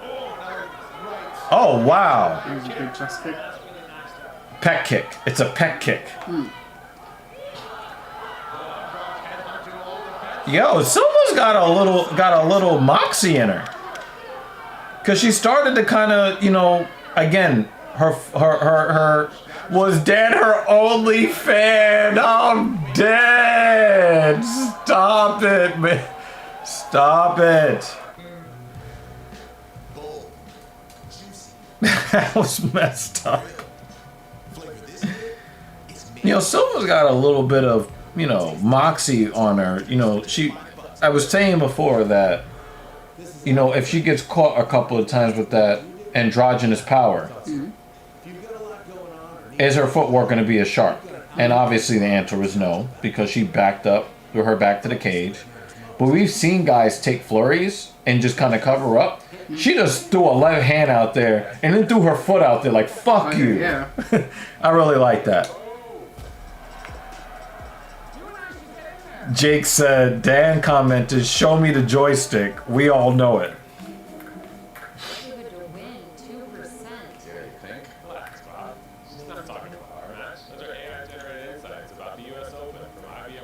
So you're saying I still have a chance? Slim enough.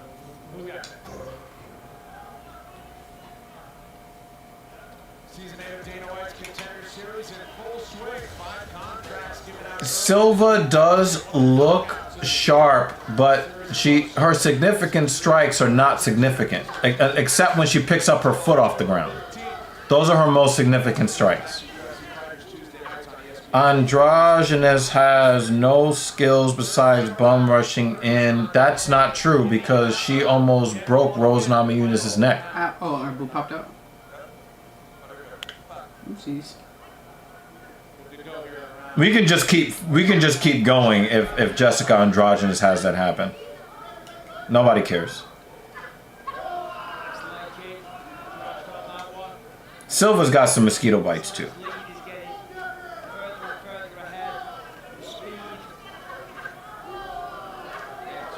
She's throwing with a little bit more heat now. She's fighting like she's losing. Even though a lot of them seem to have her ahead on the scorecards. Oh! I think it's too risky Nice of a fight so combo! Yeah. Because remember, Andrade has cage control. So we could all think 2 rounds to nothing for Silva or whatever. But not only is Andrade a threat to end the fight at any time herself, but we don't know how the judges are going to look at Silva constantly being on her back foot. And when you're talking about effective strikes, wow. Jake says Silva should try a groin kick and test some things. Oh, man.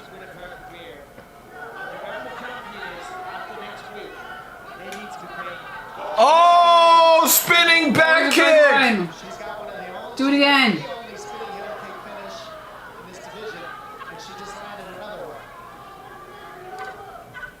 Oh, axe kick.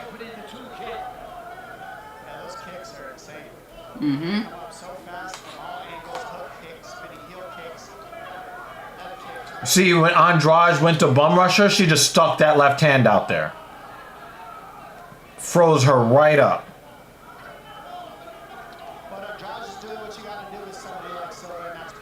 Can the pretty girl get a win? That's the question. Oh, she just tried to put her foot. Oh, wow. The right hand and the circle. Silva's starting to smile a little bit. Don't get caught. She's really fast with those kicks, too. Yeah. And they're actually landing. They're not just flashy kicks. Well, some of them are landing like jabs here in the third. Oh, oh! They both traded. Looks like Andrade got the better of that exchange. They traded left hands there. Silva's way up on the significant strike numbers. But again, her strikes are not as significant as Androgenous's. She got a takedown? No, I think Androgynous pulled guard. But it's hard to tell because of the camera angle.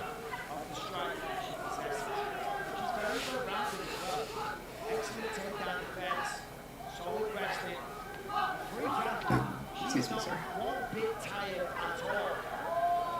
I don't really know who Will Ospreay is, really.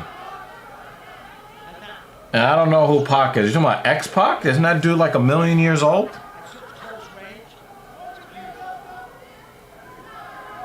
We got some androgynous blood spilled in the cage. Her blood type is OF negative.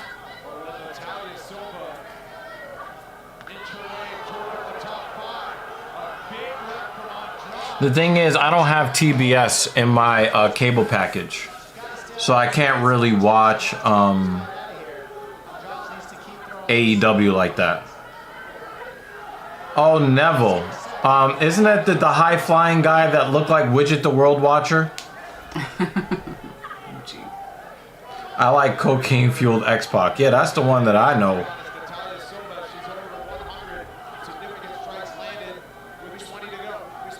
Yeah, she added up a lot of damage over time just to get some blood going.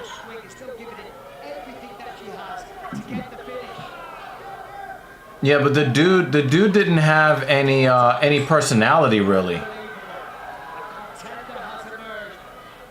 Yo, Silva is very tired, and she's still moving way better than Androgynous. Androgynous knows that she lost the fight. Probably 29-28 on at least one scorecard. You might get a 30-27 in there. The first round was really like the difference, you know? She looks too happy.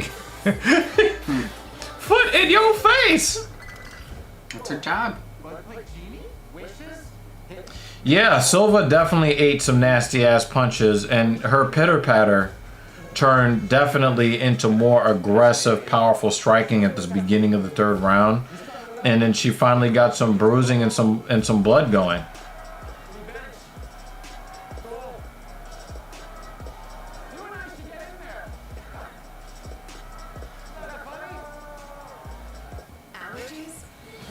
That was the fakest commercial. That was the fakest let's go I've ever seen in my life.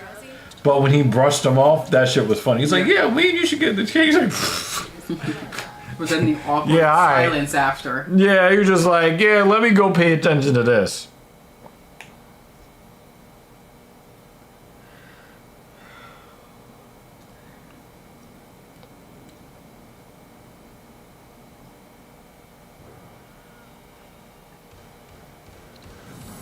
UFC Fight Night is presented by Bud Light, who reminds you to drink responsibly. Co-main event is in the books. Let's find out how the judges saw this one with Joe Martinez. Ladies and gentlemen, after 3 rounds, we go to the scorecard. Your winner by unanimous decision. All 3 judges have it 30-27 for Natalia. Oh, wow. Wow. I'm here with the winner, a very impressive Natalia Silva. How does that feel? That former champion. How does this moment feel right now?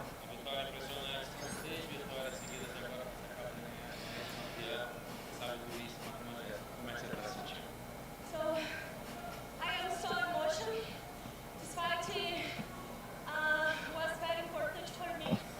I just want to say, doesn't matter what you are going through, Jesus can help you. No, you ruined it with religion. Shut up. Oh my God.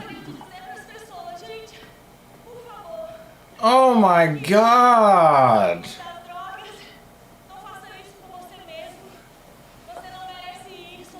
Did she really win? She got in the cage talking about religion, man.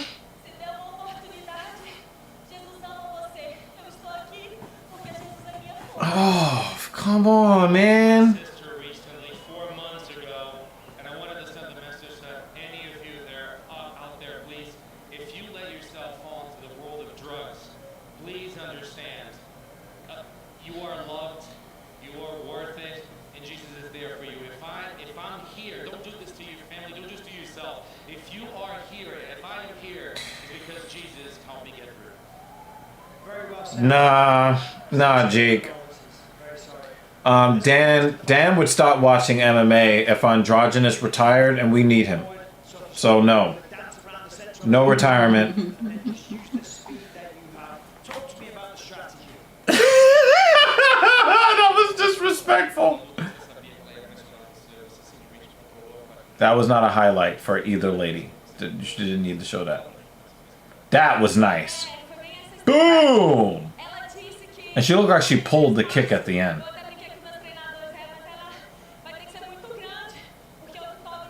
A lot of them look like pulled shots. Yeah.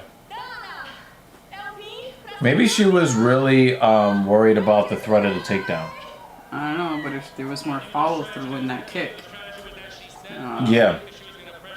But the thing is, if you have too much follow through, that's when your opponent can change levels and then ground you. Mm. Oh yeah, Dan definitely. Dan is gonna go to bed satisfied tonight. He's got a lot of Jessica Androgynous to look at to fuel his ability to sleep tonight or in the morning. Morning. Sky's the limit for the 27-year-old from Minas Gerais, Brazil.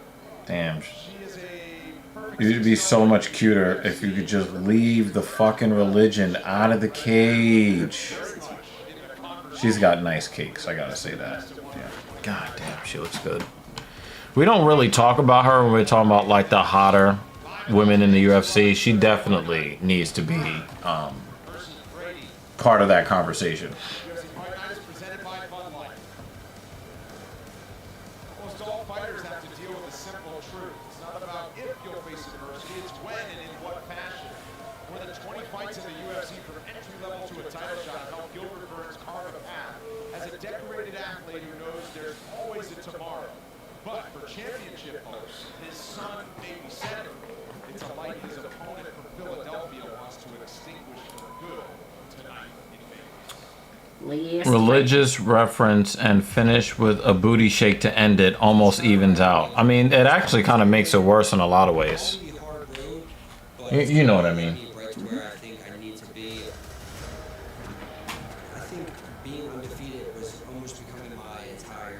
You can't twerk for Jesus. Someone probably says that. No, I know they do.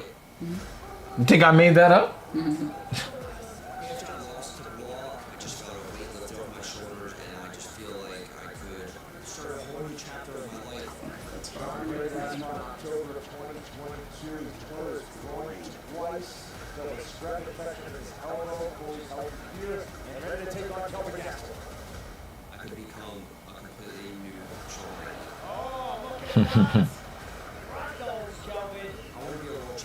Nah, she twerks for Kamala.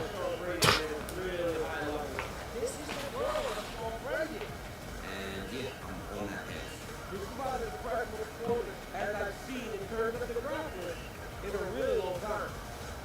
And now you have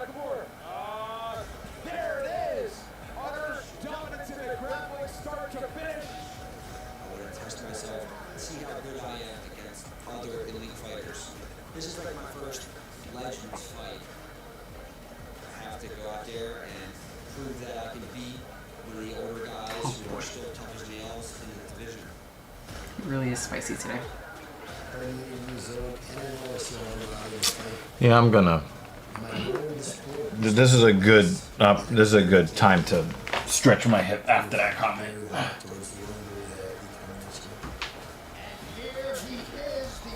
Put my bowl away in a minute.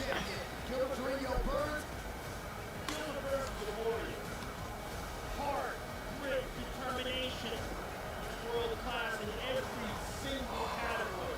He puts it on people like a seasoned striker. Oh! And if you go to the ground, this guy's a nightmare. That's height. Done. Gilbert Torino Birds! I've been put so much work for so many years, coach of fights in the UFC, the last 10 opponents, the all top 10 former champions. I think she was a tough competitor, a great fighter, but I'm going there tonight to finish. I think Gilbert has great skills and quality comparison to mine. I just What'd she say? The pottery, that grows. better version of Gilbert. Oh, it's tight. That's tight. Oh, you're snorting. It's over. I'm trained to kill you. If he holds that neck, you're in trouble, man. He's out! Sean Brady! Oh, I thought you were talking about her hair. Oh, what the fuck is happening? He's going to make a mistake and I'm going to capitalize on it. I'm going to fix this guy today. No one can stop me, whether it's Gilbert, King Kong, it doesn't matter who it is, I'm beating that tonight. Come on. Super chats, this is what I wanted.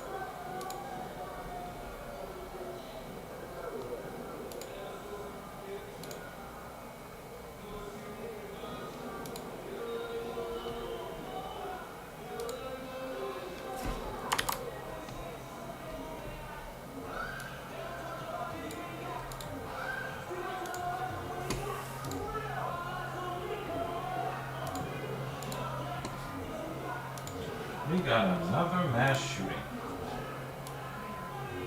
in Kentucky.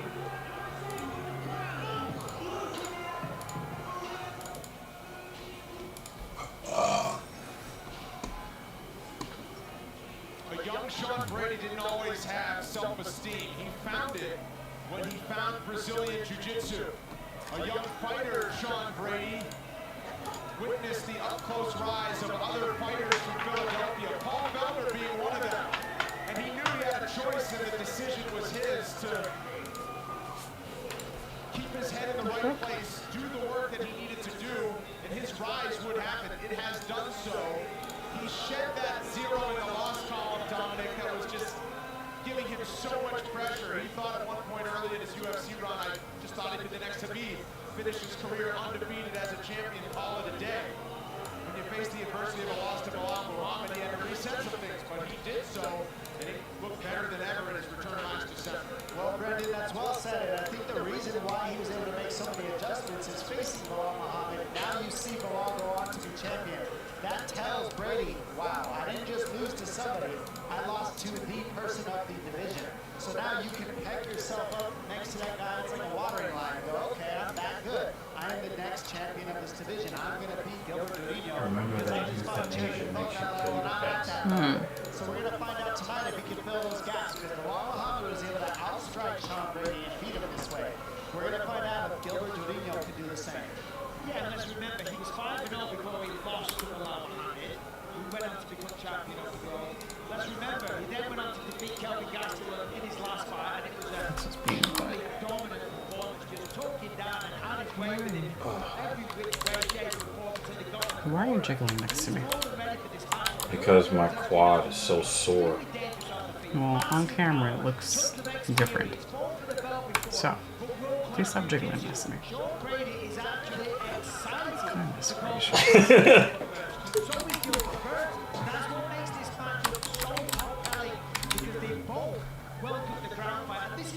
Was making you too excited?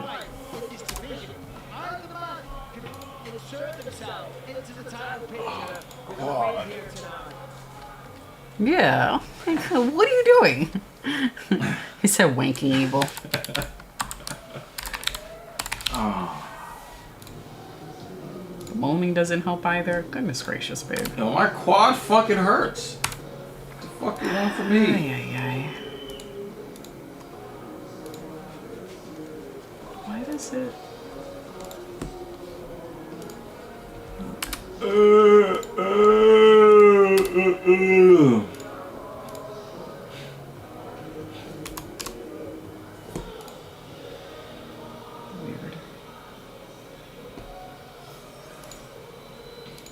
UFC appearance number 23 upcoming for Gilbert Torino. No, like, just... Who has now spent 10 years Photoshop is being on the butt. roster fighting the best fighters in the world in the octagon. Like, what? You want to add another layer? No. Stop. That's Photoshop? Yeah. Oh. That's how I make the text. And then I save it as a PNG. Oh, okay. So all I'm doing is displaying an image on the screen. If I do a text box, I can't control. Oh yeah, I just say it was interesting. What? Huh? Oh, I'm just doing this this text thingy, and it was just being annoying. No biggie. Anyway, sorry.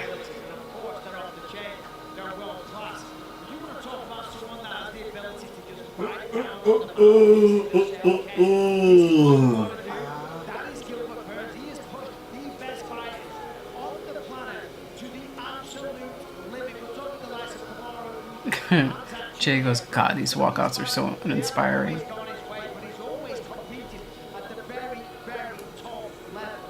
Alright, JL gave us picks.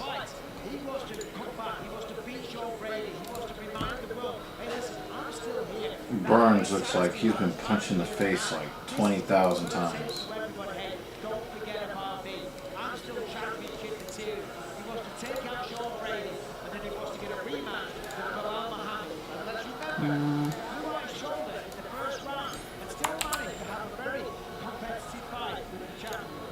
Yeah, Gilbert Burns is definitely.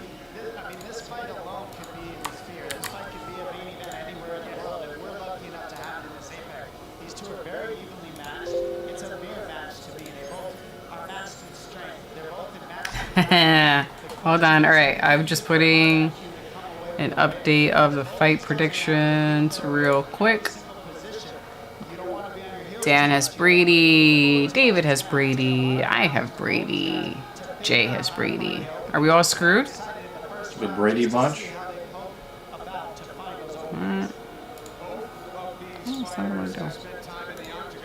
Why is everything, like, just technology is being a butt right now? I need you to work for me. Thank you. Goodness gracious. Okay. Sorry. Just doing a little text box housekeeping.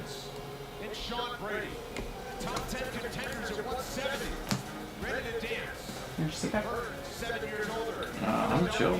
Cool. I'm gonna keep the throne.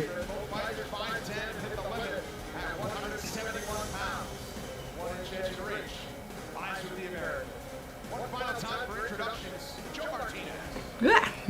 You want to hit that mute button right Oh, I quick? am. Oh, that's Herb Dean. I heard him say, Yeah, "Here we we can't. go." Yeah, I'd rather not hear that. It's all you, Jay. All yeah, you enjoy that, Jay. Just don't get your screen all sticky.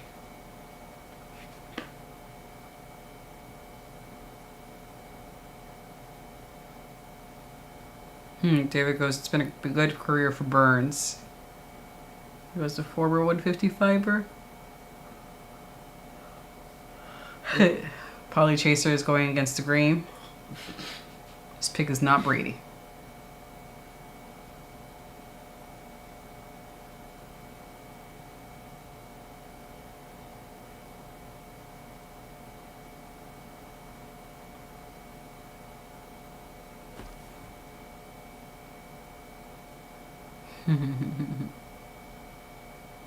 What is mutant?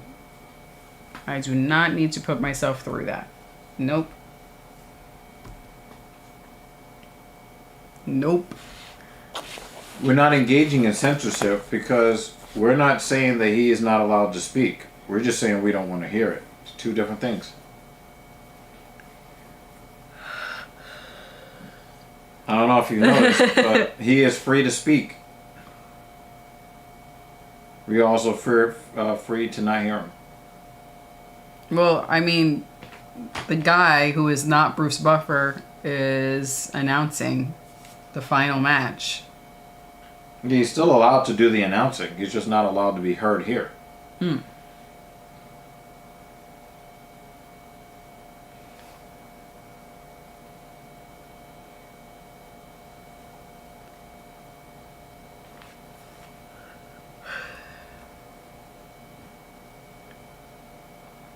I think if we ever look like we have tons of energy at the very last fight of a card, it has to be like one of the greatest matchups. Yeah. Ever. You'll see me fucking like... Everyone else, we're gonna look like we're just... He said, Especially when it he who takes shall so not be long. named. Hey, you can put the... Okay.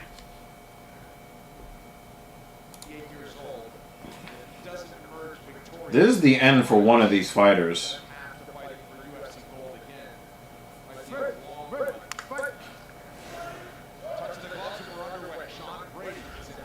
Sorry.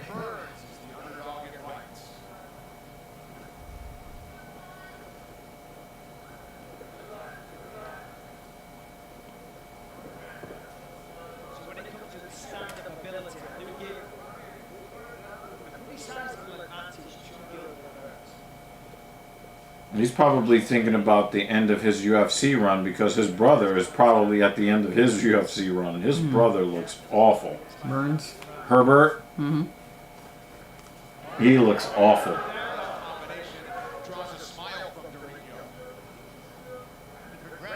Jake says Brady's still young. Burns is 38.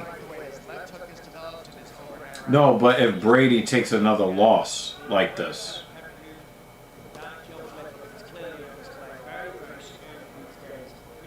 Midmo really likes the wrestling match that's going on right now.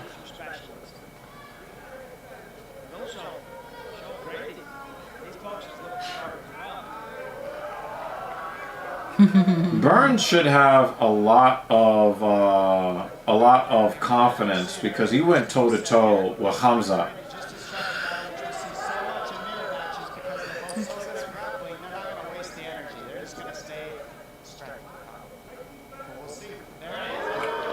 There's a level change. You got so many things right down your line for that. Don't never get anything on goal line. Oh, come on.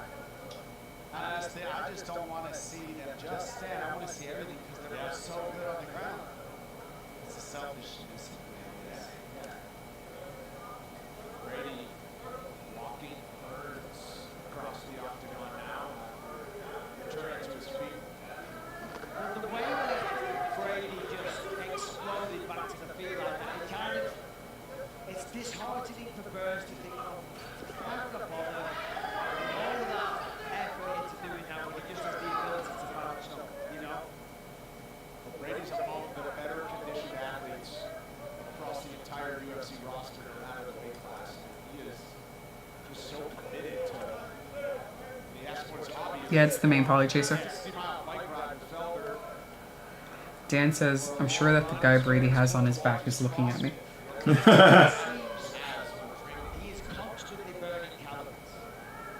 That's a great tattoo. I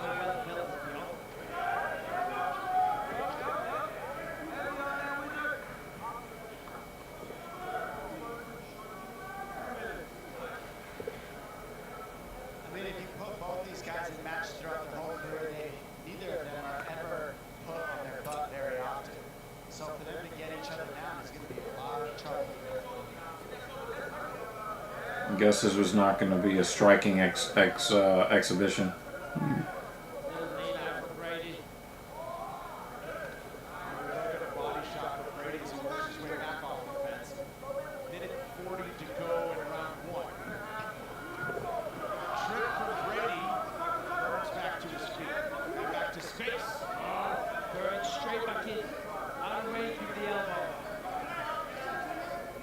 the situation like what we just saw there that happened in Burns' last fight against Jack Keller Madeleine. It was just the fact that Jack was able to get back to the feet quickly, being much younger. That's just a sad reality. Oh. Alright, backed him up to the cage. You start to slow down a little. Brady is younger. He is 31 years old. 7 years younger. With the most sprightlier. For me, it's fun to see the layers of this fight because It's hard to believe we've been watching Gilbert Burns this long for him to be 38 years old now. you can see when a fight starts on the feet and striking, and then Brady gets the takedown, it's been striking and wrestling the whole match. which is significant against a good wrestler like Burns. Yeah, but these are guys that can't wrestle. You know, often when we talk about guys with world-class jiu-jitsu that competes at a high level, But at least he got his takedown back. don't have the best wrestling. You know, these guys can do it all.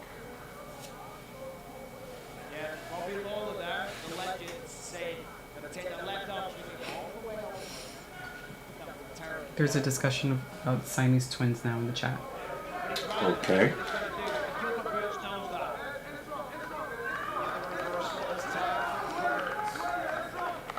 Well, people are allowed to talk about anything they want in the chat.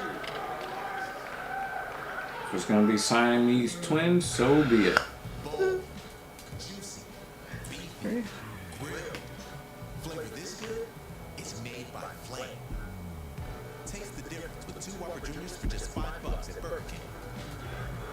Now it's about Siamese twins fighting themselves and knocking themselves out. For the fastest, non-drowsy, 24-hour allergy relief. Yeah, definitely the stream has gone left.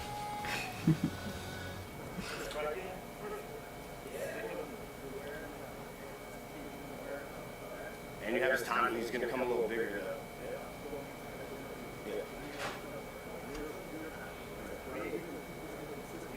Brady's schnoz is permanently to the right. I never thought of his nose as a schnoz. It's not that big. No, but it is when you see it crooked. at this angle and then you see it, it looks really different at every angle. Like Poirier's nose. His face completely changes. Oh, what a body kick. Oh, he hurt him.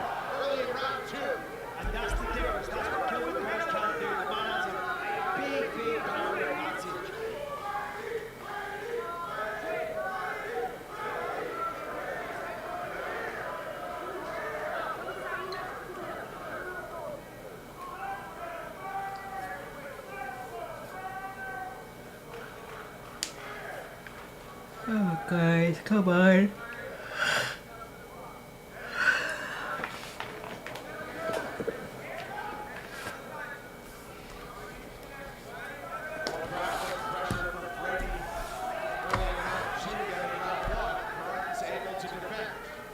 Yeah, so far, let's remember, this is a 5-round affair. You know, so can Brady sustain this kind of output? Brady has the crazy tattoos. Burns, no tattoos.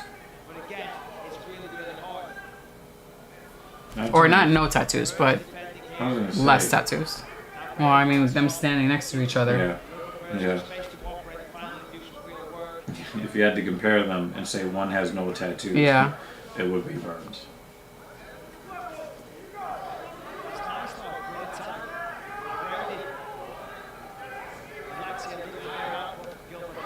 Oh, what a left hand from Brady. He's got Robbie Lawler in his corner, so there's something that tells me he's waiting to unload at the end of this fight in the last 2 rounds. If you ever watch him, that's what he does. He holds back the whole fight, and at the end of it, he unloads. He's won a lot of fights this way, and Gilbert Trevino is not keeping a clear distance. He's defending really well, but really, this fight has been Brady with all the offense. Oh, right cross. Left hook. That's what he's got to do. He's got to be first. He's waiting a lot. You know, it's interesting this week. Sean Brady went off. So he throws a couple of big shots and then grabs his opponent. Misses those big shots.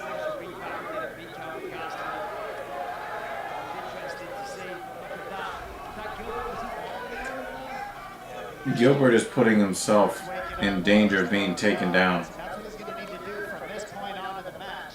He's going to need to let that offense go because Brady has really been wrestling a lot. Yes.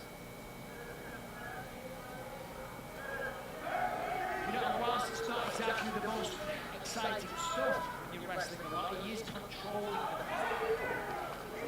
And I tell you what, when it goes into those tricky positions, he's punching his way in. Look at Gilbert Burns, man, look at that. Every time he's been taken down, turning him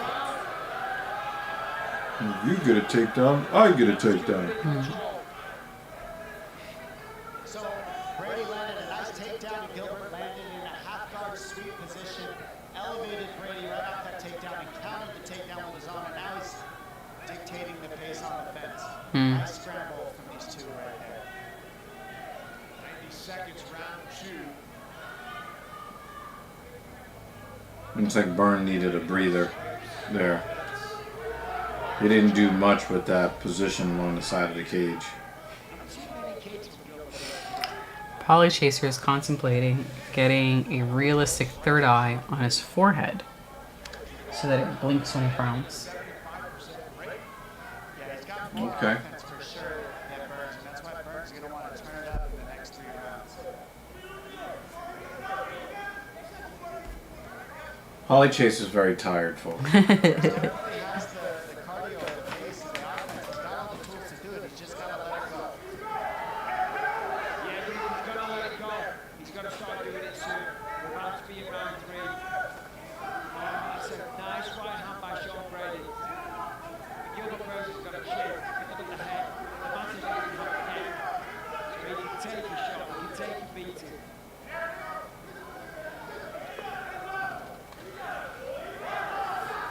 Burns is not looking sharp right now in his striking.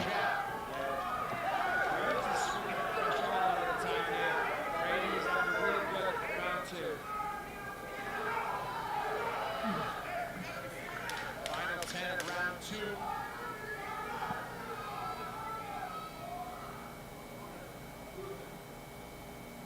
We'll enter a third. Alright, we can end it at round 3. Alright, look at this prodigy here. Sean Brady. Just a little bit of the striking that was told. Yeah, he hurt Brady with that right hand. Left, right, goes forward. Here's a takedown. Sean Brady. It's a single leg. Look at that Gilbert Burns. He was like, yo, I need that takedown back. What the fuck? Back to the feet, forces him down.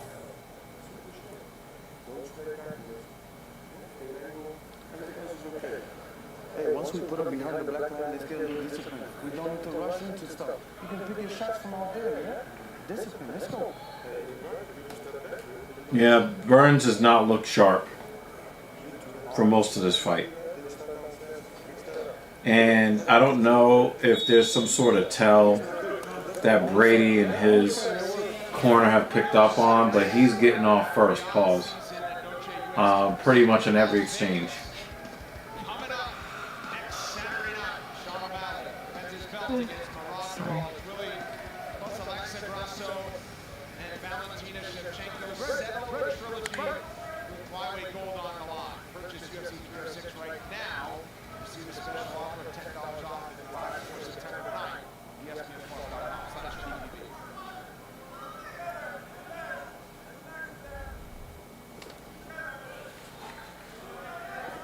Seemingly Gilbert Burns is playing captain here. Yeah, Aaron Brown. Yeah, I think it's pretty easy to see. It's 20-18 for Brady. Perhaps things really start heating up and the plan was for Burns to really turn it on late in the fight. You can't give away another round. Not that he's giving him away a round, but No. been measured through the first 10 minutes. Yeah, listen, it's a 5-round fight. Gilbert Burns has been in there with some of the best people in the world. Sean Brady, you know, he's having a good fight so far.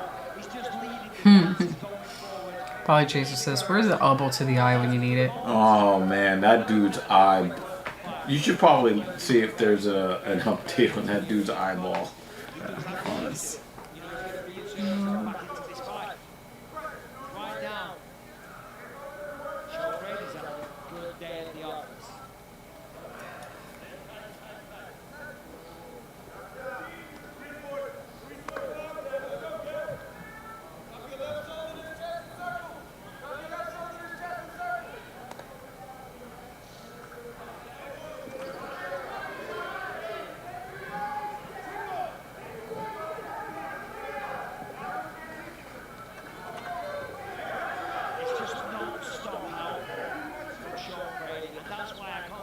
It's almost like Sean Brady is doing his best Bilal Muhammad impression. That's what it seems like to me. Oh, good footwork for Burns. Good footwork.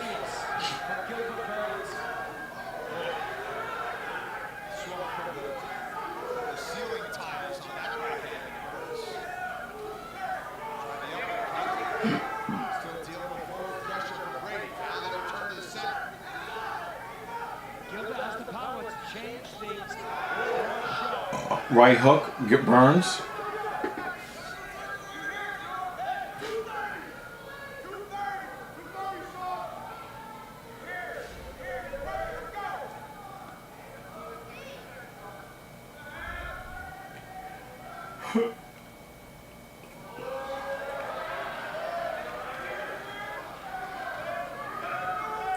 Yeah, this card does end a little early. We are not unhappy about that. Next week's gonna be tough. Hopefully it'll be exciting and keep us awake. Because of how late next week's card's gonna be. Is it like normal late or even later than that? No, it's like normal pay-per-view late. Oh, okay. Normal pay-per-view hours.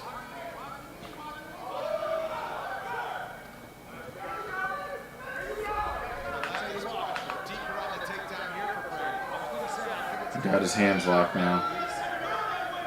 He's gonna try to spin him down. And he failed.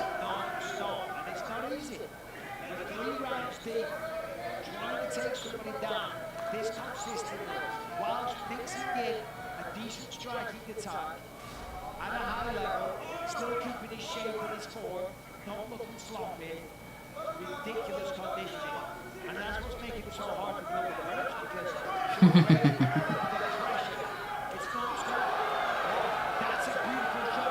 there are some cards, Poly Chaser, where that's exactly how we feel. Burns with the dirty boxing, tie clinching. Some fights are so bad, we're like, you know what, we should have been paid to watch that. Burns has identified some damage that can be done to the body of Brady. Let's see if he does something with it, or if he gets stuck out here. Oh, that's a bad shot. Oh, big overhand right for Burns. And then he slams him down. Wow, I did not see that happening. Oh, it's gonna go to round 4. It's not even 10 o'clock yet, chill. No, I'm tired. I'm hungry. I'm gonna have to get up and do a race and then go to work.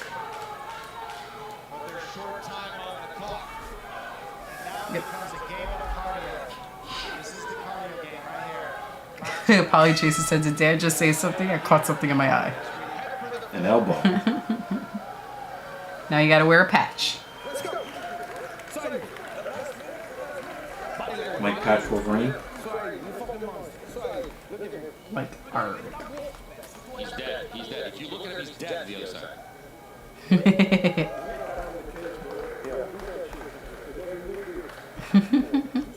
Polly Chaser goes, pirates are filthy criminals. I would never. Yeah, pirates actually think that what they do is fair. That's crazy to me. Sean going into the 4th round.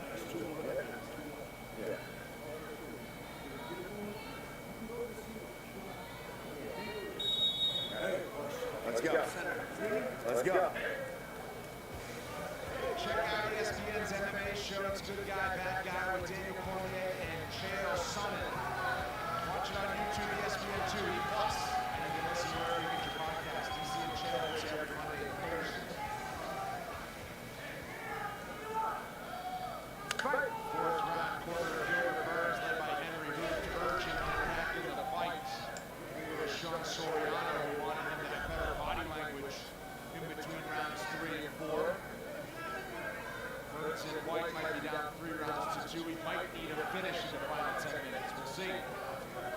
Yeah, it's imperative for Gilbert Burns that he goes for. The problem is that. Cup shot. Oh, we got a Victor Henry? Was it all dick and balls? All dick, not sure about balls. Nope.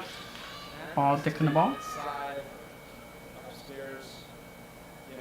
He's nut hugging with his knees?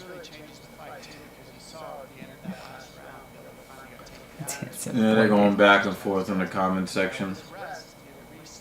They're doing what they do.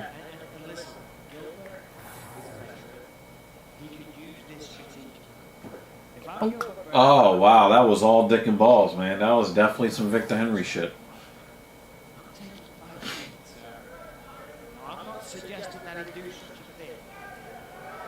But don't be surprised if he does. Oh. Go on, Gilbert. Let's go. He's not that fast. No. I mean, you think about a whole extra minute in the middle of the round. That's 2 minute rest. He gets a minute rest. You're great.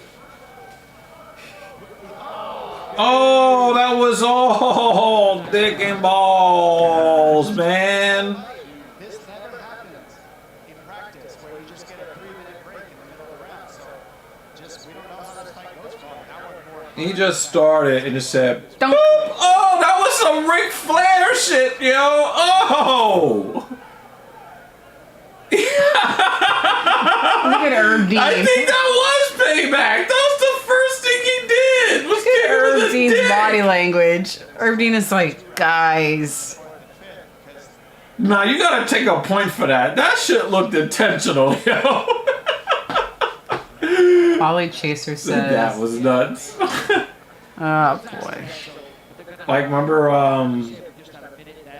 Full House? Ah, nuts. Woo! I gotta take a point for that. That looked intentional, yo. Alright. Are we done kicking each other in the nuts? Let's go. Victor Henry is out there somewhere arguing with a referee. Gilbert's got to be thinking though. Use that rest as an advantage, and now he's got to explode. I was saying before, the problem is Sean Brady's pressuring him so much. It's making it really hard for Burns to have any kind of offense. Now they really want to strike now?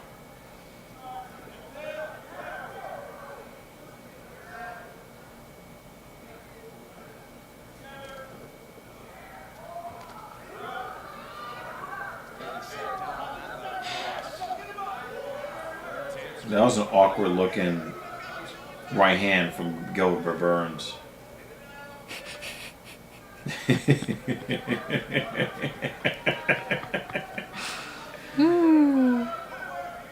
there's a lot of swelling in that area.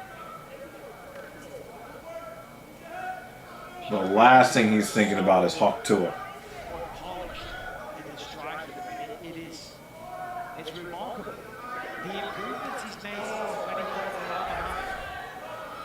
And it's because Gilbert's gotten stuck looking for the one big shot. He wants the one big right hand, the one big left hook. Whereas you're watching Brady, he's okay with touching and missing and touching different combinations. That's what Gilbert's You return with that overhand right. sometimes, but you live and you die by the sword. But Brady is literally beating him to the punch. See, Brady's okay with throwing a 6-punch combo to the clinch, whereas Gilbert's throwing 1 or 2, and then that's it. And so that's made the difference on the striking numbers. And that makes a difference in the control of the whole fight, plus the octagon control, ring generalship, as we call it. And it adds up throughout the fight. Gilbert Burns is fighting for that underhook to keep Brady from being able to get in on a single leg takedown attempt. This is a very true statement, Polly Chaser.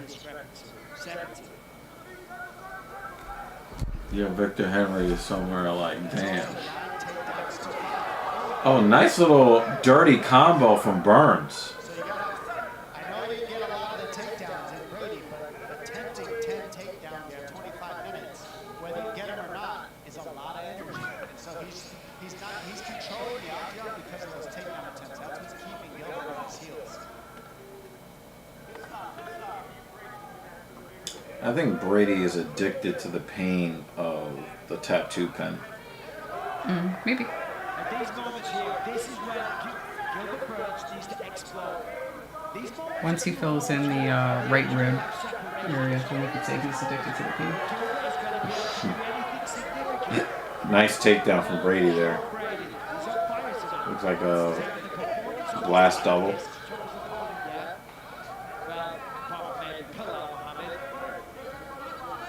Burns is trying to threaten, well, he was trying to threaten the guillotine.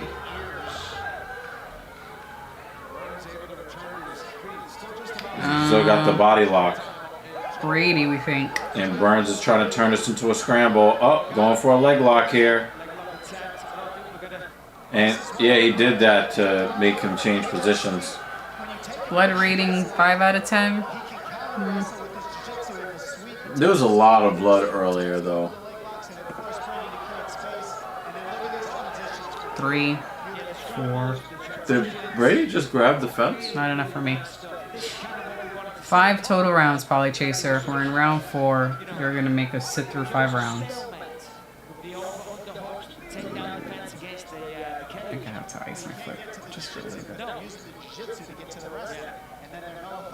I wasn't really bored with really any of the fights that I saw. So I'll probably give this card a 7. Jeremy said, I just saw a woman do the splits on a bunch of thumbtacks. I don't want to hear about blood from MMA right now. Well, she does that split every 28 days, man. There's nothing new to her. Tattoo rating 6.43.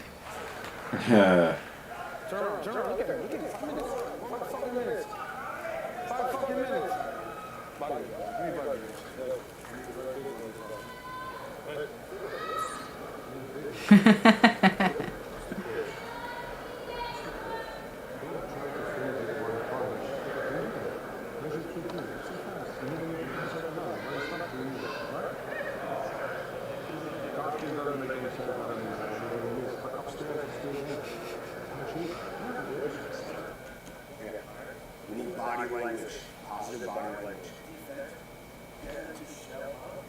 Look at him. This is where you're the best, he's the worst. This is where you're the best, this is your round. Total strikes more than 200 landed from Sean Brady. Gilbert Burns Wow, look at that. has never really turned Total strikes. As you said, he's trying to swing big and hope it ends the night early. Hasn't been able to do that through 20 minutes, and you'd think getting into the final round, he needs to end it to get a win. Just don't do it. Last, 5 minutes. The main event. Polly Chaser said, damn right I'm clicking on that. Oh, Lord.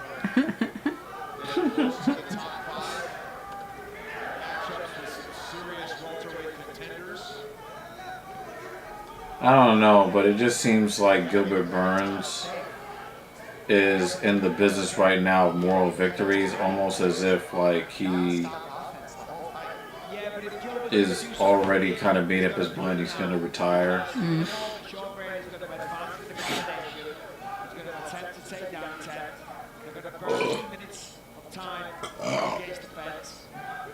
These are the moments. It's the final round. Gilbert Burns must enter the tank right now because Sean Brady, he's in cruise control. John Marquez wanted Brady to put punches up top. Shoot for takedowns in the middle of the octagon.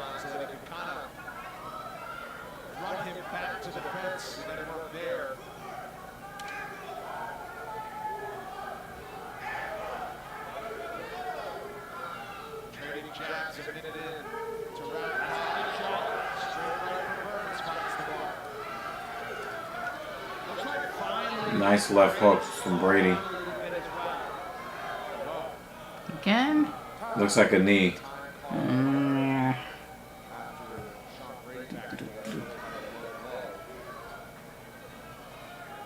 That did not look intentional. Nuts. Yeah, so it was a knee to the upper body, and the top of his foot kind of caught the cup a little bit.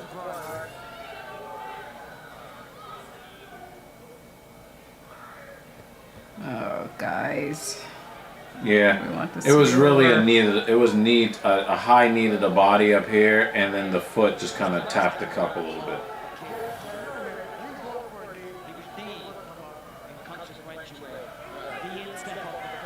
He said a slingshot.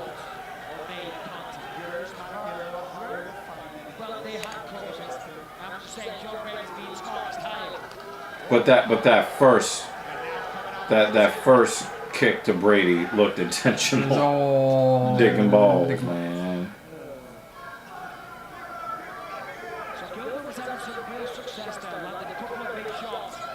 Wow, that second inside leg kick really hurt Burns.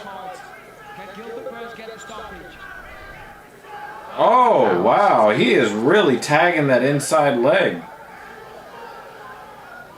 And now Burns is now looking at the leg kicks, and now he's getting hit up top. Oh, flying knee, Burns!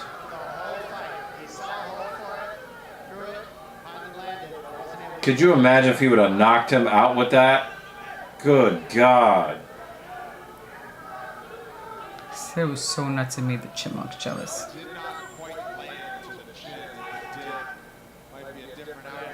If he would have knocked Brady out after losing the first 4 rounds in somewhat dominant fashion, wow, Burns just tried to take his head off.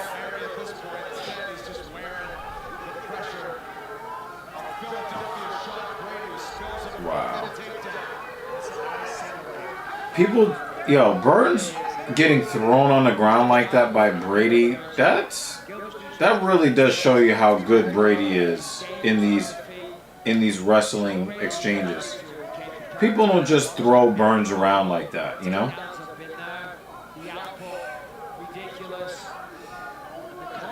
I was about to make a real racist, sexist comment, and I was like,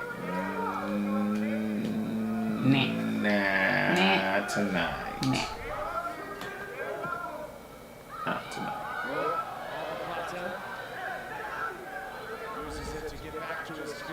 It really does seem like in MMA, a lot of people are using BJJ just to force position changes. They're not even really doing this stuff to really look for a submission. Yeah, he's worn Burns down. He's worn Burns down. Burns needs to look for a limb to isolate or something, because he's got very, very few opportunities here.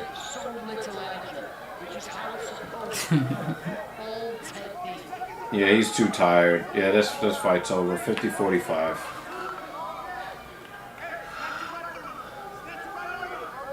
All right, 30 seconds. Let's go, guys. That shin is on that cup.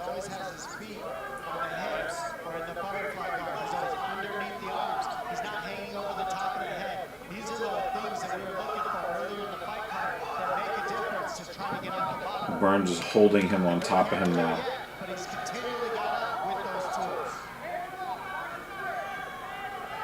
He grabbed the fence too.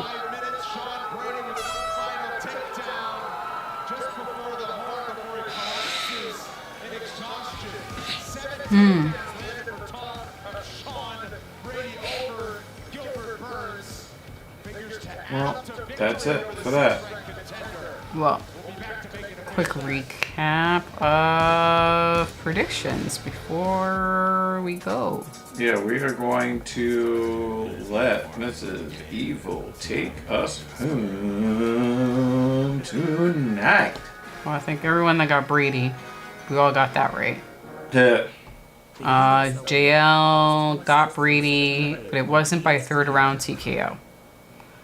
I would have loved if it was a third round TKO. Or a first round TKO. Or a first round TKO. She wants to go lay down, y'all. I am pooped. David Banner had Santos versus Lima as fight of the night. I don't think that one was fight of the night. It was good, but probably not. He had Ashmus. I don't remember who won that fight. Durden, Nelson, Andrade, and Brady. Who? Who said what?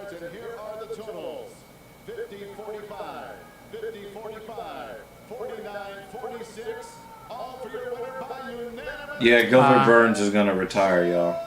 David Banner. These were his predictions. Burns got his gloves in hand. Congratulations. A huge win over a very, very tough opponent, Gilbert. Oh, it looks like he's leaving the cage. Oh, he's leaving the cage. Okay, yeah, he took it off, but he's leaving the cage. I knew that coming into this. I knew I was going to train so hard for this fight. It's 5-5 in the gym. It's a lot different than Well, 5-5 here. guys. I just stayed mentally and physically focused. Coming into this camp, I had a little bit more of a motivation. Ready for end stream text? Wait a minute. What was Banner's predictions? Oh, sorry. Banner had Ashmus. He did win his fight, right? Durden, yeah, I think so. Thank God. Durden, I think, won his fight too. Nelson? By submission. Did Nelson win his fight? I don't remember. We had Lutch on during his fight. Mason DeMaio. Mason DeMaio. Are you in Funny Rob stream? He and Jeremy are doing a watch party. Well, I was going to say, everything looked improved. Durden, yes, Durden won. He got that right. He had Nelson winning. He did not get that right. Garcia got that. Yeah, Steve Garcia did win. He had Andrade winning. That was a no. He had Brady winning. That's a yes. All right, so still good picks. Glad you were able to pop in at least at the last minute, Mason. UFC's about to end, as you can see from us being I hope that you sleepy. guys will be so kind as to hit the like button on the way out if you haven't done so already. Yes, please. But you can take us home, Mrs. Evil. What was I gonna say? I don't know. I just got a brain fart. Anyway, guys. Thank you for coming. I'm gonna leave these quotes up here anyway. Yeah, the quote. Dan had a good quote. Life's hard. Wear a helmet. Thank you, Dan, for providing the quote of the nights every night. See you guys next weekend. Make sure you drink lots of coffee because we will be up for about 6 to 7 hours. We do appreciate you, Polly Chaser. We want you to know that. Have a great evening, a great morning. Dan is having a rough weekend. night. Jessica Androgynous got beat up by a pretty woman. Polychaser goes, life's a bitch. And then you marry one? Hey, yo, that sucks. He goes, how about that one? Ouch. Ouch. We're going to save that for one of the evenings where we're feeling really savage. And then it'll fit. So keep that one in your back pocket. Smart hit us with the super chat today? I think that was a carryover from last week. Oh, well, but yeah, we'll let you live. Photoshop was Stream being a butt. sponsors Dan Jensen. At At least he was on the ticker. Yeah. I was fighting with Photoshop today and I just let it win. As long as this looks good. Anyway, I'm going to stop rambling. Guys, see you next week.